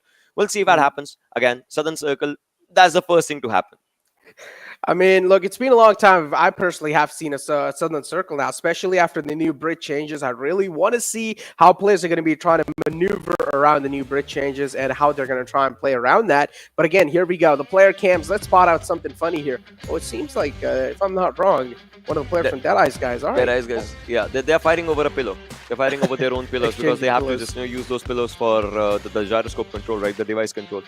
So they are fighting over the pillows for themselves. That's quite weird, I guess. A legit pillow fight coming up for the players. That would be pretty cool. But yeah, seems like the game's lined up and ready for y'all. And without any time, I mean, pretty much without wasting much more time, the game's probably going to be proceeding soon. And now you talked about Southern Circle. That's something that I personally want to see too. I want to see how players are going to be trying to maneuver around those new bridge changes and stuff like that. But here we go. The plane is going to be on the sky, and the plane fly path is going to be starting from Severny all the way down to No Reply. This is something that the teams, if they do want to go towards Georgia Pole, they're going to have a bit of struggle. Let's see if that struggle happens right now, because this time the flight path comes up from the backlines of Stalwart and moves on to Novo Repnoi, which looks like a standard but a decent flight path, and I guess all the players are going to be ready for it. You just let their wings fly, open up, drop down. This time Skylightz is going to go for a different drop for themselves again. All right, I guess we are seeing the old Skylightz maybe dropping down on Yasnaya. I guess so. Maybe.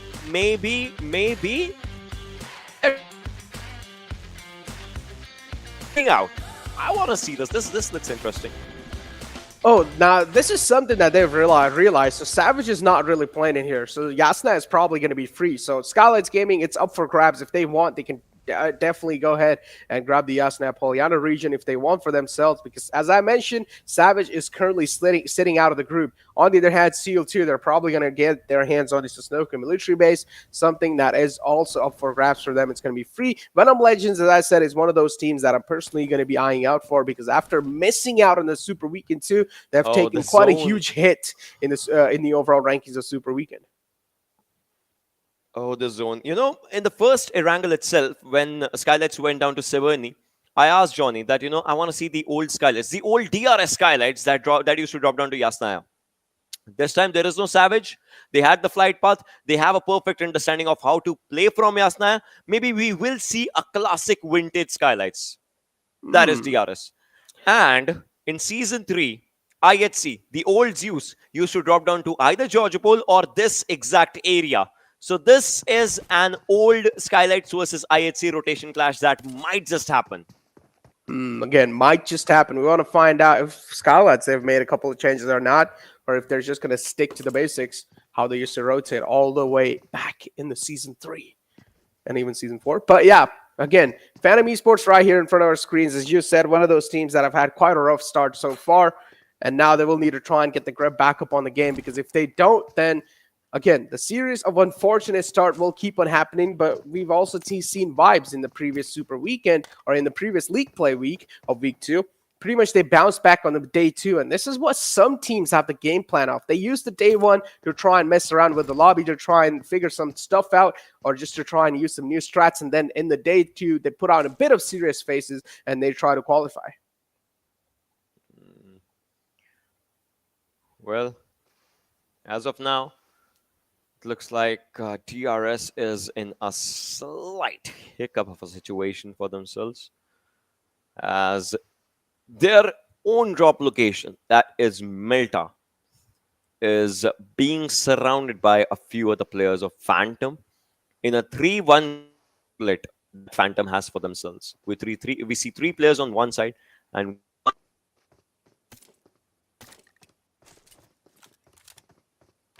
much engaged in the multiple players on the other side that they might just not realize that there is one threat on their side as well, and they need to understand that. They need to actually understand that DRS, they are still, that the players are still, you know, quite far away from each other, so that might be issues.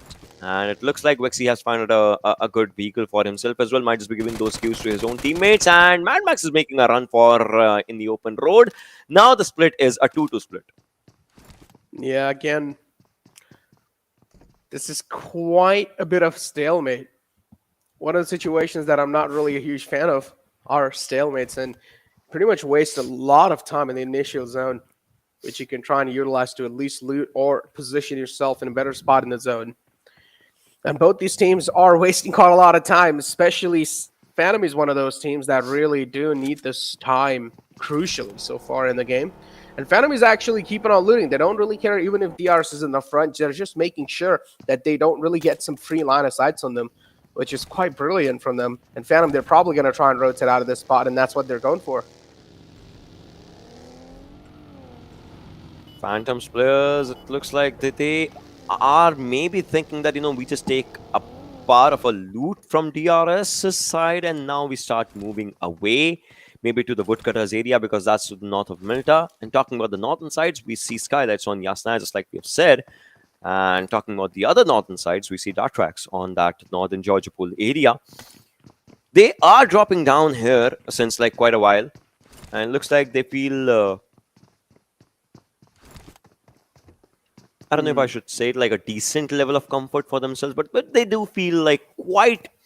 It looks like they do like that challenge for themselves. All right, look at AJ, 23 years of age, 50 eliminations for himself, 105 at 9 damage, 294 is the longest elimination that he has done. Yalzen, 21, quite young, 59 eliminations from his side coming up. This team has done really good in the past, and we'll have to see what they can do in the present so that their future holds quite good. Mafia Ninja 2 is one of those young lads, or young guns in the team. And we've seen him in the past too, what he's capable of. Has some great capabilities as a player.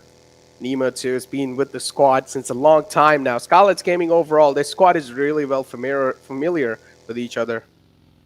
Sometimes we do see them hiccup too. And hey, best of the best sometimes do fumble down under the pressure. That does happen here and there, but again, we do see a lot of teams trying to book it in. You talked about Dax, and Dax, they're probably going to have a lot of struggle to try and make it inside the zone because they're, for now, they're taking their sweet little time to loot. But hopefully they don't get just held out the zone. I mean, they will be able to play on the edge lines, but if the circle takes a huge curveball shift against them, then Dax will start to sweat. Talking about Stalwart as well, all the players 20 and 18 years of age. And look at this, Sandesh. We are seeing his stats and we're seeing him fight as well, as takes one player down and would go for the finish. And there it is, the first blood coming up in the favor of Sandesh. And it definitely looked quite good. These teams, in fact, all these teams like to rotate from the northern side, and that's where they are catching each other off guard quite good. That looked really good. A1 Esports, a team that did really good. We'll have to see what they can do. But right now, Slipknot, it looks like he will be slipping out from the lobby. And Phantom, they were not ready for this. And that too against Venom Legends. Yeah, Venom Legends, that's something that they were really looking for. Just to try and kick things off on a good note on this map. And Venom Legends, so far, they've got a nice taste of blood. And they are probably trying to sniff out the rest of the players. But Venom Esports, too, they realize they're just down to a three-man squad. Maybe try and take things slow. That would be the best approach in the game. And that's what they will try and go for. I mean, you guys cannot really see the maps, but we have the map feed in front of us. And a lot of teams now, they're starting to accumulate in the center spot. You called it the lumberjack area, and that's where a lot of teams are going to start to traverse now. Venom Esports is already one of those teams that have found themselves the spot. And now Venom Legends too. They're going to just try and be the uninvited guests. They are trying to spot down the players of Venom Esports, right? Because they took down one of the players, and now they're like, we have seen a few players, running in that direction, making a run for themselves, and that's why Venom Legends is coming in onto this area as well. As I guess Phantom has a good place, but then again, they're kind of not with each other, but they have good angles for themselves, and that's how Vexy starts it off using a UMP and taking down one of the players. Just does good damage right now, and it looks like a good grenade is being cooked. In fact, multiple ones, but this one's definitely going to just bounce back off and going to do the damage to Phantom's players only. But now they're coming up with another throwable for themselves. Let's see if this one does the job or not. All right, did not, as it was just lofted onto a northern side. Vexy's moving forward. I guess this looks good as the players are trying to pressurize the players. But the revive actually happens. Rage is on the backline from Venom Legends as well. Is going to go for an off angle, but then Vexy's trying to move forward right now as well. But do they understand it? Do they see him? I guess they don't. I guess they don't. Rafford's moving forward right now, but now he does. Maybe now he understands that there were two players, and that's why Vexy would be the one taking a toll on his own self, and the finish actually happens. Phantom, when there was a time, right? They could have aggressed, but they waited. And that wait actually cost them one more player and another one coming up. Mad Max is the last one surviving from Phantom, and he cannot do anything but stay on the other side. And Venom Legends just doing some light work on the players of Phantoms. And so far, they're making things look so easy. All four players up for them, and it pretty much looked like almost a flawless execution as the final man was able to take an exit. Mad Max is going to find himself in a bit of safer shoes for now, but he's going to be the only man surviving. He's pretty much just relying heavily now on his luck, hoping that maybe the circle will not take a huge shift away from him. If it does, then Mad Max will need to go all the way on either side and try and make it in. The chances of him surviving that are pretty much low. 16 teams alive, 60 players in total. High Voltage is one of those teams. We did see them struggle in the first 2 weeks, but again, at least in the week 2, they kind of caught up with the pace. This is JyanMaara. That's a great knockout on one of the players of Venom Legends. That's Karma hitting them back. JyanMaara definitely just is looking quite decent for themselves. On the other side, one airdrop gets taken up by Action. Although Venom Legends, they need to understand that now the position was not prime for them. So they'll have to just get away from that place as soon as they can. JyanMaara, they got this one elimination for themselves. Now they are also changing positions for their side, which is good. It's all about understanding, right? These kind of circles, they don't have much houses. So you need these covers, these slight covers to play around, be it this sort of a tower, or maybe around these trees, or maybe these ridges and all. That matters. Yeah, every single cover, though. Every single piece of cover is now going to be utilized by the teams. And Venom Legends, too. They're down to a 3-man squad. So far, so good for them. Again, every single team in the lobby, they're just waiting for the next circle shift to hit the deck, and then they're going to start to make some moves. Raw, too, was one of those teams. We saw them taking an early hit. One of the players went down. Nice spray from Snipe, but no connections found just yet. TDK, they're able to get out of harm's way. Seok 2's out in the open. Snipe, though, is not able to open the fray up so far. Just spots the rotation. He's able to shook him away. But JyanMaara, in doing so, they've also revealed their position. And TDK now, they're going to try to be a little bit more safe somewhere else. Snipe is also just, with his own teammates. In fact, all these players. But when you come down to a prison area, right, you need to understand that the higher grounds is from where you can be easily spotted. And we talked about it, right? We talked about Skylightz versus IHC. There would be a rotation clash. That happened. That just happened. As one of the players from Skylightz took down one from Zol, they spotted the player down. Now they're going for the confirmation, but then Alex has the duty to save his own teammate, Nima. He needs to be careful with this one as he is quite moving fast with the pace, but then the backup's arriving. Alex has a good grenade. He throws it out. It takes down two. Alex, a brilliant player right now with that grenade and that understanding. And what just happened? Mistakes were made. Now Alex switches on to FTP. Probably no, he is on TPP and takes another one down. God. He is spotting on the last player as well. Muffins is out on the other side, and there it is. 3 beautiful kills coming up by Alex. Wow, that grenade just changed everything. Yeah, that was a game-changing nade without a doubt, but now another wave of enemies here on the other side. Seal, they're going to try and deal with them. Mad Cat right here in a little bit of corner for his found himself, and Demo just trying to sneak up a frag grenade, but so far is not able to find the opening. Just a bit of damage dished out. Seal, they're trying to breach in. But TRZ, they're just making things a bit much more impossible. Another one as well to follow it up. The confirmation's there from the side of Wally. And TRZ, now they're going to start to fumble as it's all down to 2 players alive, Manish and Storm OP. How are they going to try and defend this compound? Because both of them are separated out. Manish maybe from the outskirts can try and maneuver around and just do some slick movement. But no, that's not going to be the case. Manish is now getting charged on by 3 players. He's not going to be able to fight back. He finds one though still, but he's taken down solo. Oh, but then again, he's doing damage as well. Now he has just one stun grenade for himself, and he's going to just, use it, whatever it takes. But then again, he will be traded out because Wally, well, he did not want to just, move backwards with this fight. On the other side, Raw, they do get eliminated. And now TRZ, they're left down with 1 player. Storm has an Uzi as one of the weapons. It is an explosive weapon when it comes down to the close ranges. But then again, we'll see if we can just make it count more and more. Is going to go for the reload. It's going to move forward, spots down all the players out there. Takes down 1. Now switches on to the M4. Will jump out. Maybe not. Is going to play by the stairs right now and is going to go for a few shots. 33 bullets right now for him. But then again, he won't be able to make it count as TRZ follows up on the elimination pointer. Oh, man. TRZ. Still a valiant effort, though, to try and hold it off just with just 3 men. 1 man was taken off so early and instantly confirmed, too, with another nade to follow it up. I'd see, though, somewhere down line, there's woes are just continuing for them as now they will need to try and go through Stalwart Esports. They're able to take a dig onto them. Stalwart Esports also in the front of IC. Alex took a couple of shots. We'll need to try and move on in a bit more safer spot. And this is what I exactly said, right? Kind of in the centralized spot, also being the center of attraction currently. I'd see. They have a really good compound to play with, but again, the compound, there's just nothing else around the compound. So that's why every single team is probably going to take a look at this compound first. Now, talking about, all these areas, look at this Phantom follows up on another elimination marker. Again, ladies and boys and girls, 13-16 gets you no points. And that's what these 2-3 teams got in the last few seconds, minutes, I don't know. But then, Stalwart is taking a fight against Yol. Peek. Oh, he peeked, but Pika, he could not just, make it count. Goes for 1 more shot so that the peak does not happen for a few more seconds. Now he's gonna sit down in that vehicle. All right, a smoke just being lofted down so that vision gets denied and they could just safely park this vehicle and maybe move forward again.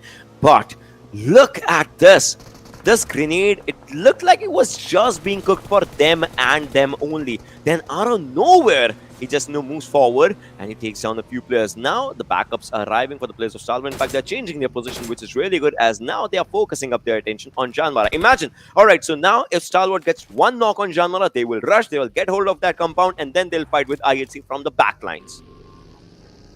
IHC too. Just right there in the outskirts.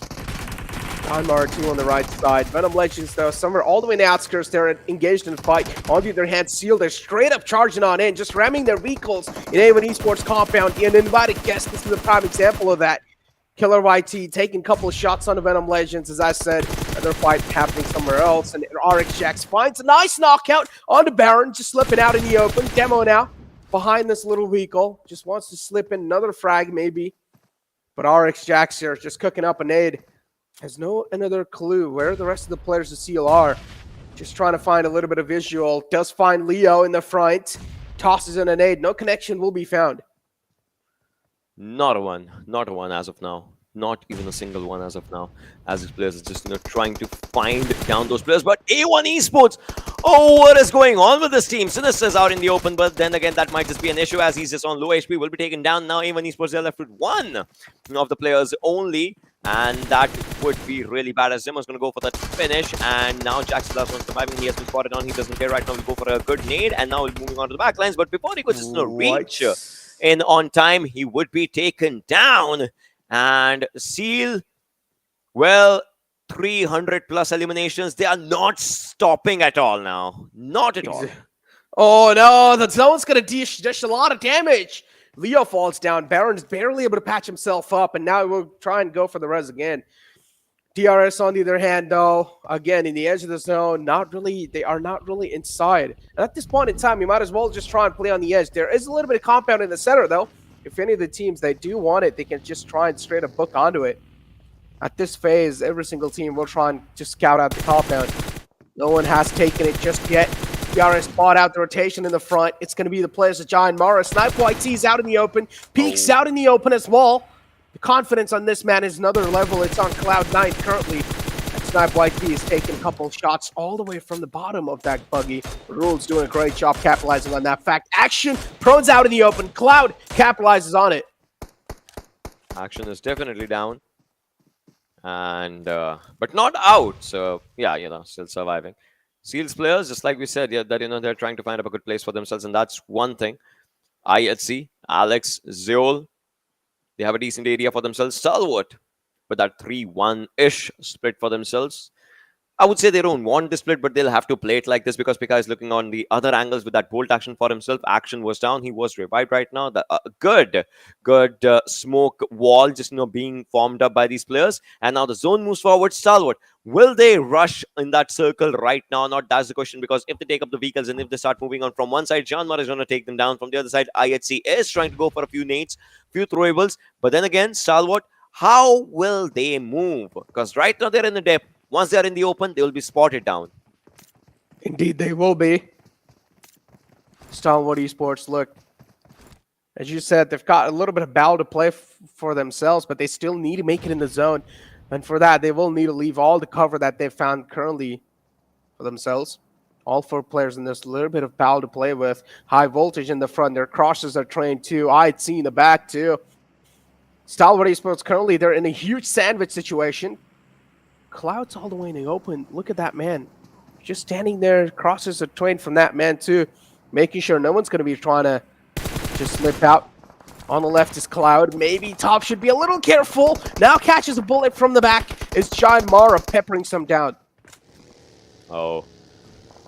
Well, IHC is moving forward as well right now. 7C on the other side. They are. In fact, they have a decent place inside the zone, and everyone would want to just rush onto that place for themselves because everyone would want that prime location.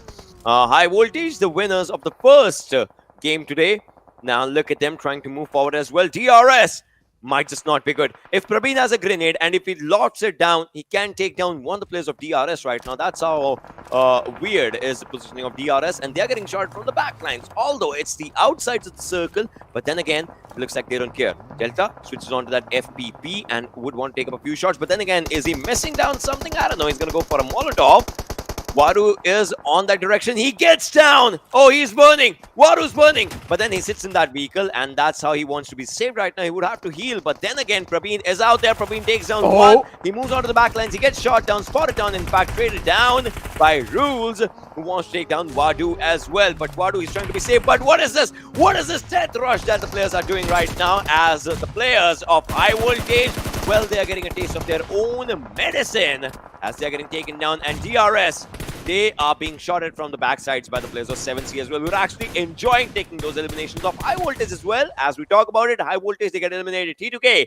Oh, this grenade is good. Stalwart's action goes down as tries the last one surviving in action. It's a second knock. Another grenade follows up. Jane, he might just be taken down as well. But then Stalwart, look at the struggles. More and more grenades are coming. Stry is surviving. Sandesh, I guess he knows the location, but then again, he's getting shotted from 7C. 7C is actually taking down every team because of the central area that they have inside the circle, but all that might be changing because now they're at the edge. 7C, yeah, as you said, they're on the edge of the zone, and that might just be the best way to play the final zone, or the final couple of zones. 7C, DRS right in the front. They exactly know where the players are. They know the directions, but they're just waiting for a little bit of glimmer to try and capitalize on. But that's a great retaliation fire from the side of DRS. With the Scarrail, finds Turulov. It's Killer of IT with an insane spray, with a beamer of a spray right there. Dax 2 still alive in the game, right on the edge of the next zone too. They found themselves in the luck shoes right now. Deadeyes Guys with the high ground, currently being the Overwatchers on top of the players of Dax. 7C again, they're just trying to rip them apart. On the other hand, Stalwart Esports, Christ being spotted out, is just proning in the open. He doesn't have any cover to play with, was just hoping with his fingers crossed that no one actually gets the eyes locked onto him. But he took a couple of shots, he gave his position away, and that's where he got taken down. Deadeyes Guys too spot out the rotation of DRS in the front. It's quite out in the open, and might as well just try and take his shots. 7C on the edge now. There's going to be a bit of threat. Definitely has to be. Definitely has to be a bit of a threat situation, but then DRS, look at him getting taken down by a few shots here and there. Precious gone to one side. DRS, the players. Oh, the open area. It's not that good for them as DRS, they do get eliminated. Now we're down to 4 teams, 12 players surviving. Seal was looking good. I'm saying was because you see them on the elimination marker with 11 eliminations and 4th position. Wow, that's 19 points secured by this team. That's brilliant. 7C, they have the edge of the circle for themselves, but it looks like they're still doing good. Deadeyes Guys out there. Atrax, finally, they are having a good game, a good day right now. In fact, let's see if they can convert it for more points or not. It's a 4-on-4-on-3 situation. 3 players in the favor of Dax. Chante, look at this, man. Dax, they need to move inside the zone. But the problem is they just don't have the core to play with. They're trying to utilize the smoke grenades just to try and provide some visual blockage from the side of Deadeyes Guys. But Deadeyes Guys, too, they will need to try and move on in. 2 players all the way in the back just to make sure they're also going to provide the cover fire and also report some insane amount of info. At the same time, nades lopped in. The toss is not going to be on the mark. Octopus, though, still kind of scared with that one. Crack Boys all the way on the top. Dax, they still need to move in. They're taking a lot of shots. And Dax now, at this point, it's just a standing moment. If they don't, it's going to be a do or die. Wow. But then again, Deadeyes Guys, just as we talk about it, look at them. They're taking those damage from the nades and all through. It was that are just now coming up onto their side. Looks like Deadeyes Guys is actually in a trouble situation because from the backside, Dax can take him down. From the other side, 7C, but then Shorty takes one player from 7C down. Memo's trying to move forward. He has spot on 2 players probably, but he's not taking any shots. But then again, he's getting shotted from his own direction as now 7C is left with 2 players. Obviously, they can go for the revives if they get time. I guess they will go for the revive on one of the players, but look at Spikes' nade, takes on Frag Boy. They understand someone's coming from the backline. Shiva goes down with the nade damage as well. Deadeyes Guys is on low, and this might not be looking good. 7C, the players are coming onto them as well. Dax is actually on a roll right now from the backlines. Look at them trying to take down the players. If Chari goes down, the team goes down. Chari has been spotted. Yes, he goes down. Dax is out there in front of 7C, and now all of a sudden, Dax is on the strongest position to actually win this game because 7C, they have to make a run for the zone. We'll see if they are able to do it because if Dax has a few grenades, they can actually use those. Oh, it's a 3-on-3 situation. Dax versus 7C. As you said, 7C, they will need to try and move out in the open. They will need to leave the compound. On the other hand, Dax, though, also have a little bit of high ground over the players of 7C. Imagine the amount of info that's being collected. He spots out Precious. Now it's probably going to toss on an aid. It's not going to be on the mark, but there's still some heavy amount of smokes being lifted on. Ripson right here in the back. 7C, they're taking their time to try and rotate in the zone. 3 players from the side of Dax. They're well spread out. 2 players with each other. And Chante is all the way on the right side. Precious is in the front. Akujod, and Ripson all the way in the back here. And look at him just punch boosting his way in, making sure he's not really going to be giving a lot of foot cues away. Spike has a smoke on him. Chante, a smoke in front of him. They are trying to deny their positions, in fact, with the vision denial that they are trying to go for as the 7 circles closing in and the distance for a few players to get inside the circle is actually on just a single digit. Chante, the smoke in front of him is just, going out. Spike as well. Octopus on one side. This 3 versus 3. Look at how far away everyone is. If they go down, they will try and move forward only so that they could just give up the locations of their own teammates. And in less than 5 seconds, and now the circle's closing in, and we'll be moving on to the 8th zone, ladies and boys and girls. Atrax versus 7C in a 3 versus 3 situation. Oh, this is good. Oh, this is getting even more intense. For now, it's a stalemate. Both those teams just lobbing in some nades, hoping that maybe one of them will find a crucial connection. But so far, that's not the case. The next circle is going to be shifting a bit in the court of 7C. They'll find themselves in the lucky shoes this time. Dax, they will need to try and move on in. That means they will need to at least leave the high ground and expose themselves. And when they're exposed, probably 7C will capitalize on it. We'll see, though. Look at how well they're spread out too. Octopus in the right. He will have to be the first one to make the move. I mean, I get it, right? Because Octopus has that vision from the right hand side. He could take down Akku. Maybe he could take down Precious. If Precious just, goes for an off-angle flank, Octopus can spot him down. But then again, we'll see if that happens as the circle's closing in. And, oh, Necro, it's a single digit that Precious has to move. 9 meters from him to the zone. And he has to make a run for it. Octopus, he's going for Akku probably. If he spots an abnormality, I guess he has spotted on Akku. He will take one player down, will go down to the cover for himself, but then Ripson is spotted on. But then again, there's a trade that happens as Chante goes down by Precious. They are moving forward. Ripson goes down. Precious is the last man surviving, but he goes in the Molotov. Only he's burning down, and oh my, Precious! He goes out. And there it is, a winner chicken dinner coming down for Atrax, and they are on the 5th position. Oh, they really needed this one too, man. Especially coming inside the final week right here. You're going to be having a lot of pressure. One of those Dax teams that is all the way in the bottom of the Super Weekends too. And Dax, they really need this for at least to boost their confidence up in the week 3. What a great chicken dinner. Trades did happen back and forth in the end. It got really close for comfort. But hey, Dax, they finally do come out on top, and they prove that they are worthy of being in here too. Dax, what a way to close things out. 7C, though, again, is one of those teams that couldn't really make it in the week 2. You talk about a great game, 7C too. They have had a really nice game for themselves. But again, you somewhere down the line, think for yourself. 7C also got favored by the zone pretty hard. Yeah, and well, I've talked about it, right? The third week or third day, anything that relates to the third one in this game always means chaos, and that chaos actually is coming up as these teams, 7C, if you talk about A1 Esports, they are doing really good, so they might just, make up their name in the final Super Weekend. We'll see though what happens in that one. Exactly. I mean, that's what I want to personally find it out too, because as you said, it's going to be the final week right here. Everything's going to be on the line, all the money for the Super Weekend. So it's going to be the final chance to try and take those $1,000 in for the chicken dinner. You might as well just give it all you've got. But again, we will just be able to find out how things are going to be looking like, because as I said, Dax is one of those teams that is all the way in the bottom. And hey, just don't focus on Dax. A1 Esports, they haven't even made it in the Super Weekend up till now. So still to make their slot in the Super Weekend, it's going to be quite of a struggle for them. But it seems like it's time for us to push to a short break. Don't go anywhere, though. We'll be right back.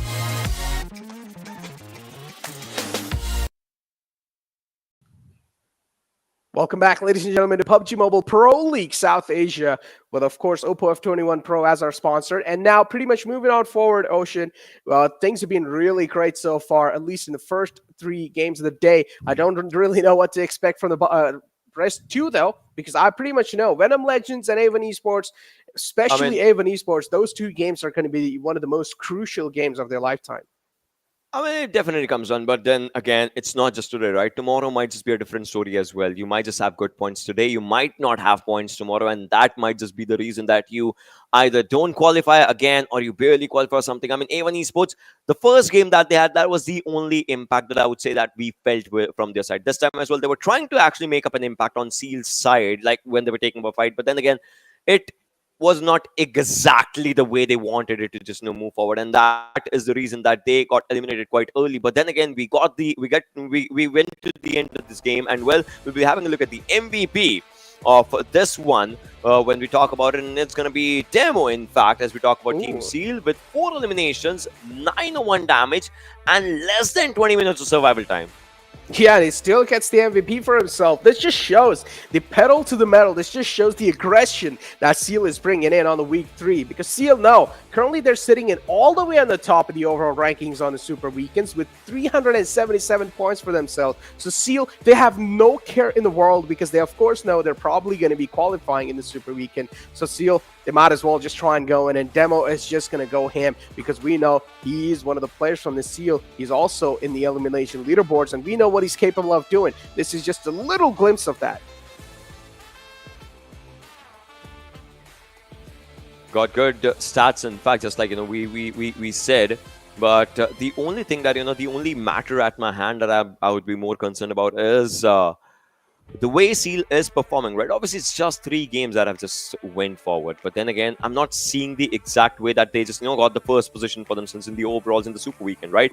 That snatch up, that's somehow missing. But then again, this time, Spike comes in from Atrax. Happy to see this kid just, coming up with 5 eliminations, 395 damage, and 27 dot survival time. Now, think about it, right? 19 minutes, 41 seconds versus 27 minutes. So, there's quite a bit of a difference when it comes down to the MVP stats versus the other players' stats in terms of their eliminations. Then it's Sandesh with only 2 eliminations, but 700 plus damage and 20 minutes of survival time. It's so good. Yeah, Sandesh, I mean, is one of those players that I've been eyeing out for since the Season 3. And we know what this player's capable of in general. Then you have Precious as well coming through from the side of 7C. 7C as well doing a great job holding that compound down or holding that centralized spot in the circle down. But again, as I said, they also got favored heavily by the zone. Don't get me wrong, though. 7C is, of course, a phenomenal team. But they've just been struggling this year a bit too much than I expected. Then moving on forward, Ripson 2 is going to be there on the top 5 players for himself with 3 elimination points and damage number of 344. But we talked about it. Demo is, of course, going to be all the way on the top, and it's going to be really tough for a man like Demo to just pull him down. On the other hand, though, let's take a look at stats comparison between the #1 and #2 team of the previous game, Dax and 7C. 7C is, of course, going to be on the charts. This means Seal might just be at the 3rd position, think about it, right? Because they got eliminated on 4th, but then they had 11 elimination points for themselves. So that is just so good. Talking about Atrax, just like we said, 7 eliminations. Combined with their points, it comes down to, with their placement points, it comes down to, what, 22? 7C, with 8 for them, they go down to 20. That's just so good. Talking about the damage dealt, Atrax, they have less number of damage dealt, but 7C has more because there was a time when they were at the center of the zone, so they took down a lot of fights. Exactly. Indeed, a lot of fights they definitely took down. It's like a lot of fights were just flowing in their direction. Dax as well, we saw 936 damage dished out. And then 7C, on the other hand, it's going to be 1,512 damage dealt. Dax, pretty much, they just try to keep their heads down and they just try to keep on move on in. And that's how they got the elimination points for themselves as well. And a great chicken dinner too. Patience paying off for Dax. And finally, in week 3, we're just seeing a little glimmer of a domination coming through from Dax as well. But we still don't exactly know how things are going to be looking like. With 7 elimination points, the conversion so far, it's looking quite great with only 4 knockouts for themselves. A lot of kills stolen though. But on the other hand, take a look at Matt's summary. It's just Demo all over the place, but then Spike has taken a little bit of throne from himself. or thrown away from Demo with that highest elimination points. Wow. 901. Had Spike had 4 eliminations, Demo would have been on top because the MVP preference just comes up first right now with the new standard charts. But then again, Demo did really good. Highest assist, I mean, highest assist is still low, just 2 only, but still it is like they earned it for themselves. Talking about highest knocks, it's 3. That is really good. Longest distance, 300 plus coming down on Demo. That's just so good. We talked about this as well. But then Spike just takes that chart, and it's good that he earned it, right? Because the team just went with that chicken dinner for themselves. So at the end, it works. Yeah, it did work out pretty well for them. And Demo is pretty much going to be, as I said, on the most of the part of the match summary. And this man is just absolutely impressive. We saw Seal straight up trying to take away or snatch away the compound from TRZ without any sort of fear. And you talk about fear, man. TRZ is also one of those teams that's going to be feeling all sorts of fears. And now to get away with those jitters, TRZ will need at least one pop-off game for themselves just to get away those jitters from their head and just to stop overthinking things. Because so far, TRZ, they aren't even able to pop off. Match rankings in front of us. Dax, of course, got the chicken dinner, but still, they're going to be on the top. On the other hand, 7C on the second spot. Seal right on the third. You mentioned about this. Seal will be on the third with the consistency flowing in their hands. But TRZ, just like you said, right? TRZ and Phantom, to be honest. TRZ, they came in last Super Weekend and they just, took down competition by being consistent. This time, they are not there. As of now, it looks like they are in a bit of a pickle situation. Phantom, a team that just, has impressed us a lot in the first and second Super Weekend. This time, they're struggling a bit for themselves as well. But then again, all the other teams, like there's nothing wrong with the other teams' performances, but these 2 teams, TRZ to be specific, because if they don't qualify and if some other team qualifies or something, they might just be out of top 16. Phantom, it's good that they are at that good position for themselves in the Super Weekends, but then again, their gameplay was quite unique, quite different when it comes down to the Super Weekends, and to showcase that gameplay, they'll have to qualify again. That matters.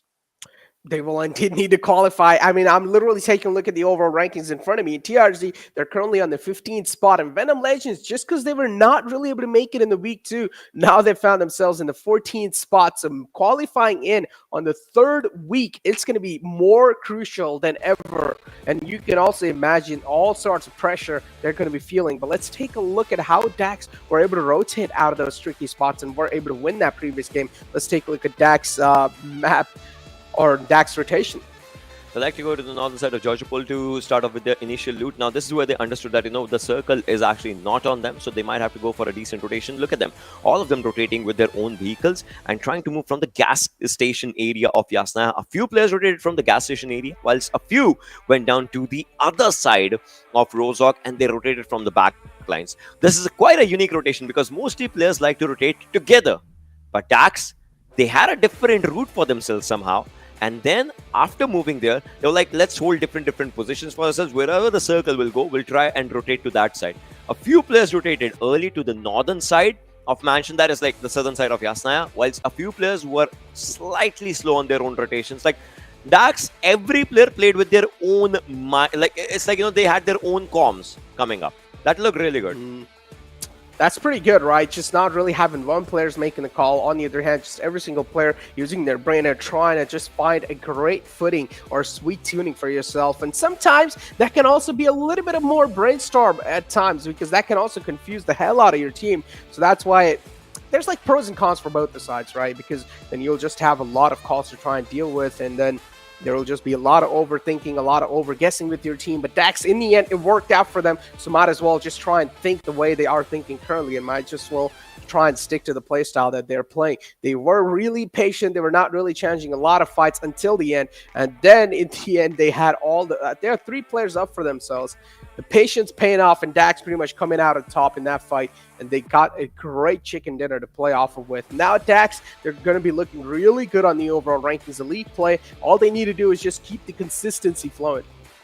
Yeah.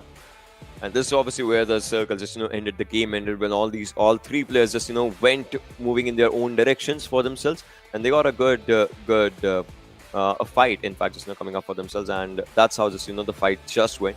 And talking about this one, right, Dax, they are going to be enjoying it. Obviously, if you talk about the players' individual performance, we saw Spike just coming up, but then Shantae could not get any elimination points in Gante as well. So it was Octopus and Spike just doing the job. Obviously, Shantae and Gante, they were really good with their own comms and everything. And Gante, the team lost Gante quite early, like around 18.5 minute marker for themselves. So that just creates kind of a difference. But Shantae at the end, he did really good. It all just comes down to communications and the information that you're relaying in that communication. That's how it happened. But Spike, he started off, Octopus, he started off taking down the final few fights in front of against 7C, and well, it mattered. It worked up pretty good. They enjoyed it. So yeah, they got those. It's a matter of 15 and 12 points, and that matters at the end. I'm not going to lie. On the rest 2 games, though, I'm really going to be having my eyes deadlocked on A1 Esports, Venom Legends, and Phantom Esports. These are 3 teams. Phantom Esports, they're currently on the 8th spot in the Super Weekends ranking, and they really need to qualify in because we know it's still not really that solidified. Maybe they will barely make it on the edge on the top 16 marker Super Weekend, but still, that's something that a lot of players or a lot of fan base is not going to be happy about. So might as well just try and get yourself that spot solidified. This is how really the F21 Pro moments looked like, and Phantom right here, they got engaged in the fight, they got taken down or at least dismantled pretty well by Venom Legends. These are the 2 teams that really need to, really crucially need to make it in these Super Weekends, and so far they're doing a great job in themselves. JyanMaara then just third-partying the entire fray, putting a bit of more trouble on the players of Venom Legends and just taking them down single-handedly 1 by 1. Zol 2 was right there from the side IT. Yeah, this nade was just so good. That's actually such a perfect name just being, used up by Alex, and it just held them up really, really good. On the other side, this is where, one of the players was surviving and then they just took down, but then Godless was taken out. That was really good. And Seal versus TRZ. Look at how Manish just, started off with his own fight. UMP is just a very good weapon, but then he could not get time to just, get a breathing space for himself as Wally just, he pushed forward, he charged on it, and he could not do it. And that just created a lot of difference. And on the other side, there were so many fights that were happening for these areas. Like these houses are really important for the informations in those kind of circles. And well, whosoever has it goes forward with the fights. Exactly. DRS2 right here. They spot at the Venom Legends squad, just making a really bold rotation out in the open. And somewhere down the line, they just got capitalized on, and the position got compromised. Stalwart Esports cry, but did see him got taken down just like that in the front. And in the end, the zone just was screwing up so many teams because it shifted out in the open, not a lot of cover to play with, and all the teams, they had to heavily rely on those smoke grenades. And there will be a certain time in the game when you will just completely run out of those nades, and you will have to just rely on your complete gun skill and maybe try and maneuver around some movement and just try and pull off some slick moves. But again, that's next to impossible to dodge the bullets, and that's how in the end Dax just got a nice instrumental chicken dinner for themselves. And as I said, and as I'm mentioning it over and over again, they are really needing it, and at this point you might as well just try and grab every single point you can. Yeah, and talking about, look at this, so many teams have good damage. In fact, the minimal damage in this game came up as 283. Other than that, we have a few teams on 300, a few on 400, and then a lot of teams after 800 to 1,000 plus marker. Such a damage-heavy game this was, and it was actually a treat to watch, to be honest. Yeah, incredible game without a doubt. Seal 2, I mean, they got, if I'm not wrong, in the match ranking, they were on hashtag 3 spot, but over here, look at them. They got taken out in the 4th spot, so Seal, still an insane amount of damage wrapped up from their side. Also, the highest eliminations in the entire lobby, but you take a look at one of the squads right there, Skylightz Gaming, that got absolutely decimated by one of the men from IHC. Alex just with that beautiful nade taking out 2 of the players of Skylightz Gaming. At that point, he cannot even do much, right? You're just trying to ramming the vehicle on that compound, and then there's just a man in the front called Alex, which just cooks up a nade to perfection and just tosses it on your face. Nothing much can be done or said after that. Overall rankings in front of us, and Seal, they're going to topple the charts again. Well, as of now, yes. But then again, they are making up their marker, but still, I don't know, it just doesn't feel it. It feels like, I'm too much used to seeing Seal just go really aggressive. This time they're not going aggressive, but they're going just, a bit tactical with their game style and game plan, and that just, is looking really good. 43 points for them in 3 games. Deadeyes with 42 in 3. high voltage is out there. That's really good to see them. A1 Esports, they are toppling down right now. They still have 25 points. They can qualify. Again and again, we are talking about the 7C. They had a good game for themselves. Atrax is on that top 5 position with this one game, just like we said. Vibes, they are at the 4th position in the league plays and in the super. Like they like to be at the 4th position. What is this? Yeah, and now after this game, we're also going to be seeing Group C back in the action. That means Vibes, 1952, Savage, and ElementriX, they're going to be returning, and Deadeyes Guys, Raw, High Voltage, and Venom Legends are going to be sitting it out. I said Venom Legends really do need this one. They're currently on the verge of falling down. They're on the 8th spot, and if you take a look at the overall rankings after the match 3, it's right in front of us, right? I mean, just showing themselves up right there, the latter half of the board, and Raw with 11th spot, 12 points in their name. The struggle is still being seen, and I'm not really worried about teams like Stalwart Esports, DRS, or 20 Kills, Skylightz Gaming. At this point, I'm not really even going to talk about it because we know they will either try and step things up in the final 2 games, or tomorrow will be their day to shine. But Phantom, as of now, in 3 games, they have only 1 point. TRZ, I get it. They have just played 2 matches. I get it. They would just want to get more and more points in the upcoming games for themselves. ElementriX on the other side as well. They are out of top 16 right now. 1952. Well, they have to just get back to this place. Skylightz.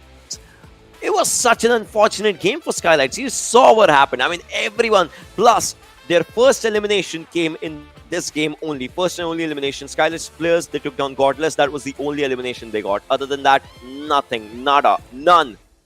Yeah. Man, Skylightz Gaming, something needs to be done here because, I mean, again, look, they're one of those teams, as I said, I'm not really worried about. But on the other hand, Skylightz Gaming, they'll probably try and pop off in the final 2 games or maybe on the 2nd day of the league play. But for now, let's take a look at the schedule and let's find out which group is going to be sitting out. And currently, Miramar is going to be played after that one. As I said, Group B, that means Deadeyes Guys, Raw, High Voltage, and Venom Legends are not going to be seen anymore in this game. Only on the other hand, Vibes, 1952, Savage Esports, and ElementriX, they will get a chance to try and get a decent positioning. Because you see on the Group C, right? The 2 teams, 1952 and Savage, I mean, even though Savage, they have been proving themselves time and time again, but still, sometimes we do see them struggle. We do see them struggle, just coming down on their own charts, to be honest, for themselves. But just like you said, right? We might not just see that incredible play coming up from their side. Maybe today, maybe not. Again, it just comes down to their own understandings. But talk about Vibes, right? They had such a good Miramar, the first Miramar that they had as their chicken dinner. I'm hopeful that that sort of a run is something that they should continue more and more. In fact, in the super weekends. No doubt, they have chicken dinners in super weekends. They are doing good, but it's like, right now, they are one of the strongest teams in South Asia. They are showcasing it by being constantly in top 5. But if they want to just showcase it, I would say make up your name like the Mongolians are making up their name by having multiple chicken dinners. They only have 2. That is multiple, I get it. But multiple as in have multiple chicken dinners in one day. They are going for placement points, but in the final zones, when the placement points plus elimination points come into the matter, right? Sometimes in terms of getting those elimination points, they do go down. No doubt in that as well, they are in top 3, top 4, and all those things in multiple matches. But top 3 is good. Top is always better. Not Stalwart's top, he's obviously best, but top position it's just always good to have it. So that's one of the things that I think Vibe should go for. Yeah, exactly. I mean, top position, as you said, that's always better. Will also give you a lot of confidence. But again, I mean, that's something you talk about, right? Sometimes even the top of the teams that are doing really good, right, that can fumble it down in the upcoming competitions too. I mean, I can give a great example right here. If you can take a look of the past year, Exit, they pretty much won the PMPL North America, and then later on in the Global Champions, there was just nowhere to be seen, right? That's something that can happen. You might just perform really well in the PMPLs, and then later on moving on forward in a certain weekends in the future where it really does matter, where there's higher stake on the line. Some of the teams do tend to crack under a lot of pressure. Yeah, they do. But then again, we have the CDM going up for us, ladies and boys and girls, as Wives is taking up a fight against Deadeyes Guys. And look at that nade! Shifu just takes down Rio. Wow. Rio was moving forward. He's like, I got him, I got him, I got him. Nope. Wait, is he just what is he doing? Is he nading himself? He is. What? Why? All right. Well, Rio, I guess that nade really did insult you quite a bit there. And now you just want to, it's like, all right, I have been impured by the enemy nade, so I'm just going to try to pure myself with my own nade. That was quite weird, but then, now Joker, all right, gets taken out. Shifu is using an M24. I love it. I love it the way, this player wants to take up a few shots. Jiggle peek, jiggle peek, jiggle peek. Oh, he peeked, but then again, the shot did not connect. The score line is 1-7. Just think about that, right? The score line, it is 1-7. And now Jiggle's moving forward. Joker on the other side as well. The nade, it's coming. All right, that was a stun, but then Shifu, he just, managed to just stay away from that. And, that shot was good.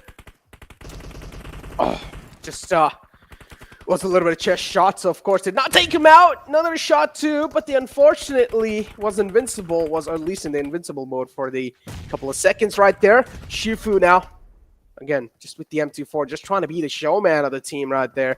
Vibes as well, they will try and bounce back, but this score line is quite far away from Vibes' reach so far. It's 3-13, 10 points lead on the side of Vibes, and that's something, or on the side of Deadeyes Guys, and Vibes will need to try and reach back, or at least try and make a comeback happen. True to Love finds another man right there from the side of Vibes. Jiggle should probably be taken down, but using the UMP in here. Okay, interesting, yeah. Malik, how long is he cooking that nade from? All right, now he just throws it, and it goes in, but no one goes out. 7-15 is the score line. As Deadeyes Guys' players, they are on a slightly low HP for themselves as well. I mean, it's just Shari though. Joker on one side, True Love, all right. Getting a few shots out on him, on his own side, as Deadeyes Guys' Shari takes down one, but then they could not look out for the other players, and there is the elimination comes up as Vibes also reach down to double digits. It's 11-16. Exactly. And Deadeyes Guys right here with having also a great lead, but Vibes have done a great job on capitalizing it. Nice frag point taken down quite low. Just trying to play some peekaboo games here, not really able to find any connection. Shifu with the M24, he's just going to slap a man down, and Jiggle, he will fall on top of that bullet right there. It's quite a big one too. On the other hand, Deadeyes Guys right here in the back still having a great lead to play around with. The Vibes, they are getting a little closer slowly and steadily. Definitely they are. As now they're trying to just, take a decent fight. But Frag Boy and Malik, what are you guys doing? All right, now it starts up. 14-21 is the scoreline right now as Malik takes a few more shots and takes down one more. Shari would be taken out. 15-21, 16-21. In fact, Vibes, they are picking up the pace. 17-21. As they're taking down players. Drew is quite close. Frag Boy might just be looking in a different direction. But then again, the players are moving forward, and Deadeyes Guys, they take one more down for themselves as Shifu uses that M24 and takes multiple players down. Yeah, I don't know. I was able to pull that off, and that's something that's going to put a bit of more pressure and a bit of more awkwardness on the faces of Vibes, and they will need to try and recover from every single shot that Shifu is just doming them with. Another one to find, misses that one for sure, but Ryu, another shot's going to connect. Ryu will fall down. And oh my god, Shifu is just rubbing the salt on their injuries. He's just making them hurt even more with every single shot that he's able to inflict on the players of Vibes. But then again, it's 19-26. That's the scoreline. 21-26 as we see the scoreline coming up. Frag Boy, he's there, and Shifu's still using that M2. You see that? He's still going with that M24 and going really strong right now. Frag Boy already takes down a few more shots and will take one more player down. 30-point marker. Deadeyes Guys, they are just so close on to reaching that, and there it is. Oh man, that's just too many things to try and deal with on your way. They're also using those nades, and oh my god, Vibes, they're just getting blown up from all the different sides, and how are they now going to try and get the grip back up on the game? That's something that I'm wondering, and he just keeps on inflicting those shots. He keeps on hitting them with the M24. Shifu, at this point, he's just trolling in the lobby, and he's still able to put on some insane amount of numbers against Vibes. 28-32. Vibes now, it seems like they're able to catch up, but no, they just put a full stop on that too. Yeah, 28-34 is what we see right now. Malik is going to be using an M24 of his own. He's going to go for a reload. But then again, 30-35. 5 more points for Vibes to just get that loss, in fact.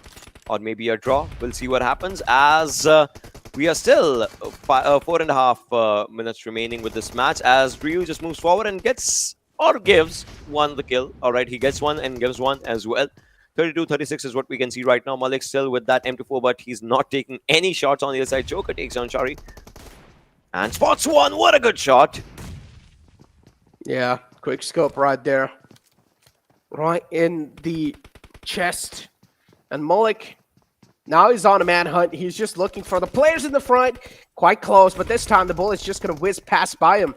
Malik looking to find someone on the left side, but Deadeyes Guys too, they're being really clever because they know this score line's getting a bit too close for comfort. Vibes now, they're going to start to take things a bit more serious as Jiggle is also just waiting with the third-person perspective, waiting for at least one of the players from Deadeyes Guys to try and show himself up. This nade from Joker might just be instrumental. Spots out Frag Boy getting back, but oh no, I'm pretty sure this one's not going to connect. It's quite close, does connect, but not a bit, not a lot. Yeah. But it just Ooh, they keeps win. on happening. But then there is a win coming up from Deadeyes Guys' side as they reach to 40. And it's like Shifu with those 12 eliminations, right? That was actually really good. I mean, what is it? With just M24? Yeah. It came down really good. It came down like he won with style. He definitely won with style. So, yeah. Talk about the style, though, man. Shifu was just styling on that entire lobby. Now it's time to end all the style, and it's time to put the serious faces on again. Because, as we talked about, there are a couple of teams that are in the struggling phase, and then there are a couple of teams that are making those teams struggle too. And how are they going to try and stop that again? This is where we talked about it, right? In the first 2 weeks, just try and, or at least in the first week, just try and whip out those notebooks, get a lot of strats down, just try and find the kryptonite that a team is trying to take you down. Just try and be a little bit more countering. And now, hopefully, in the week 3, a team like A1 Esports expecting greatness from their side. And also, I mean, I'm not really expecting them to just absolutely pop off and do some demonic plays, but at least fight for the pride. Yeah, that's important, right? You kind of need to go for that fight for yourself.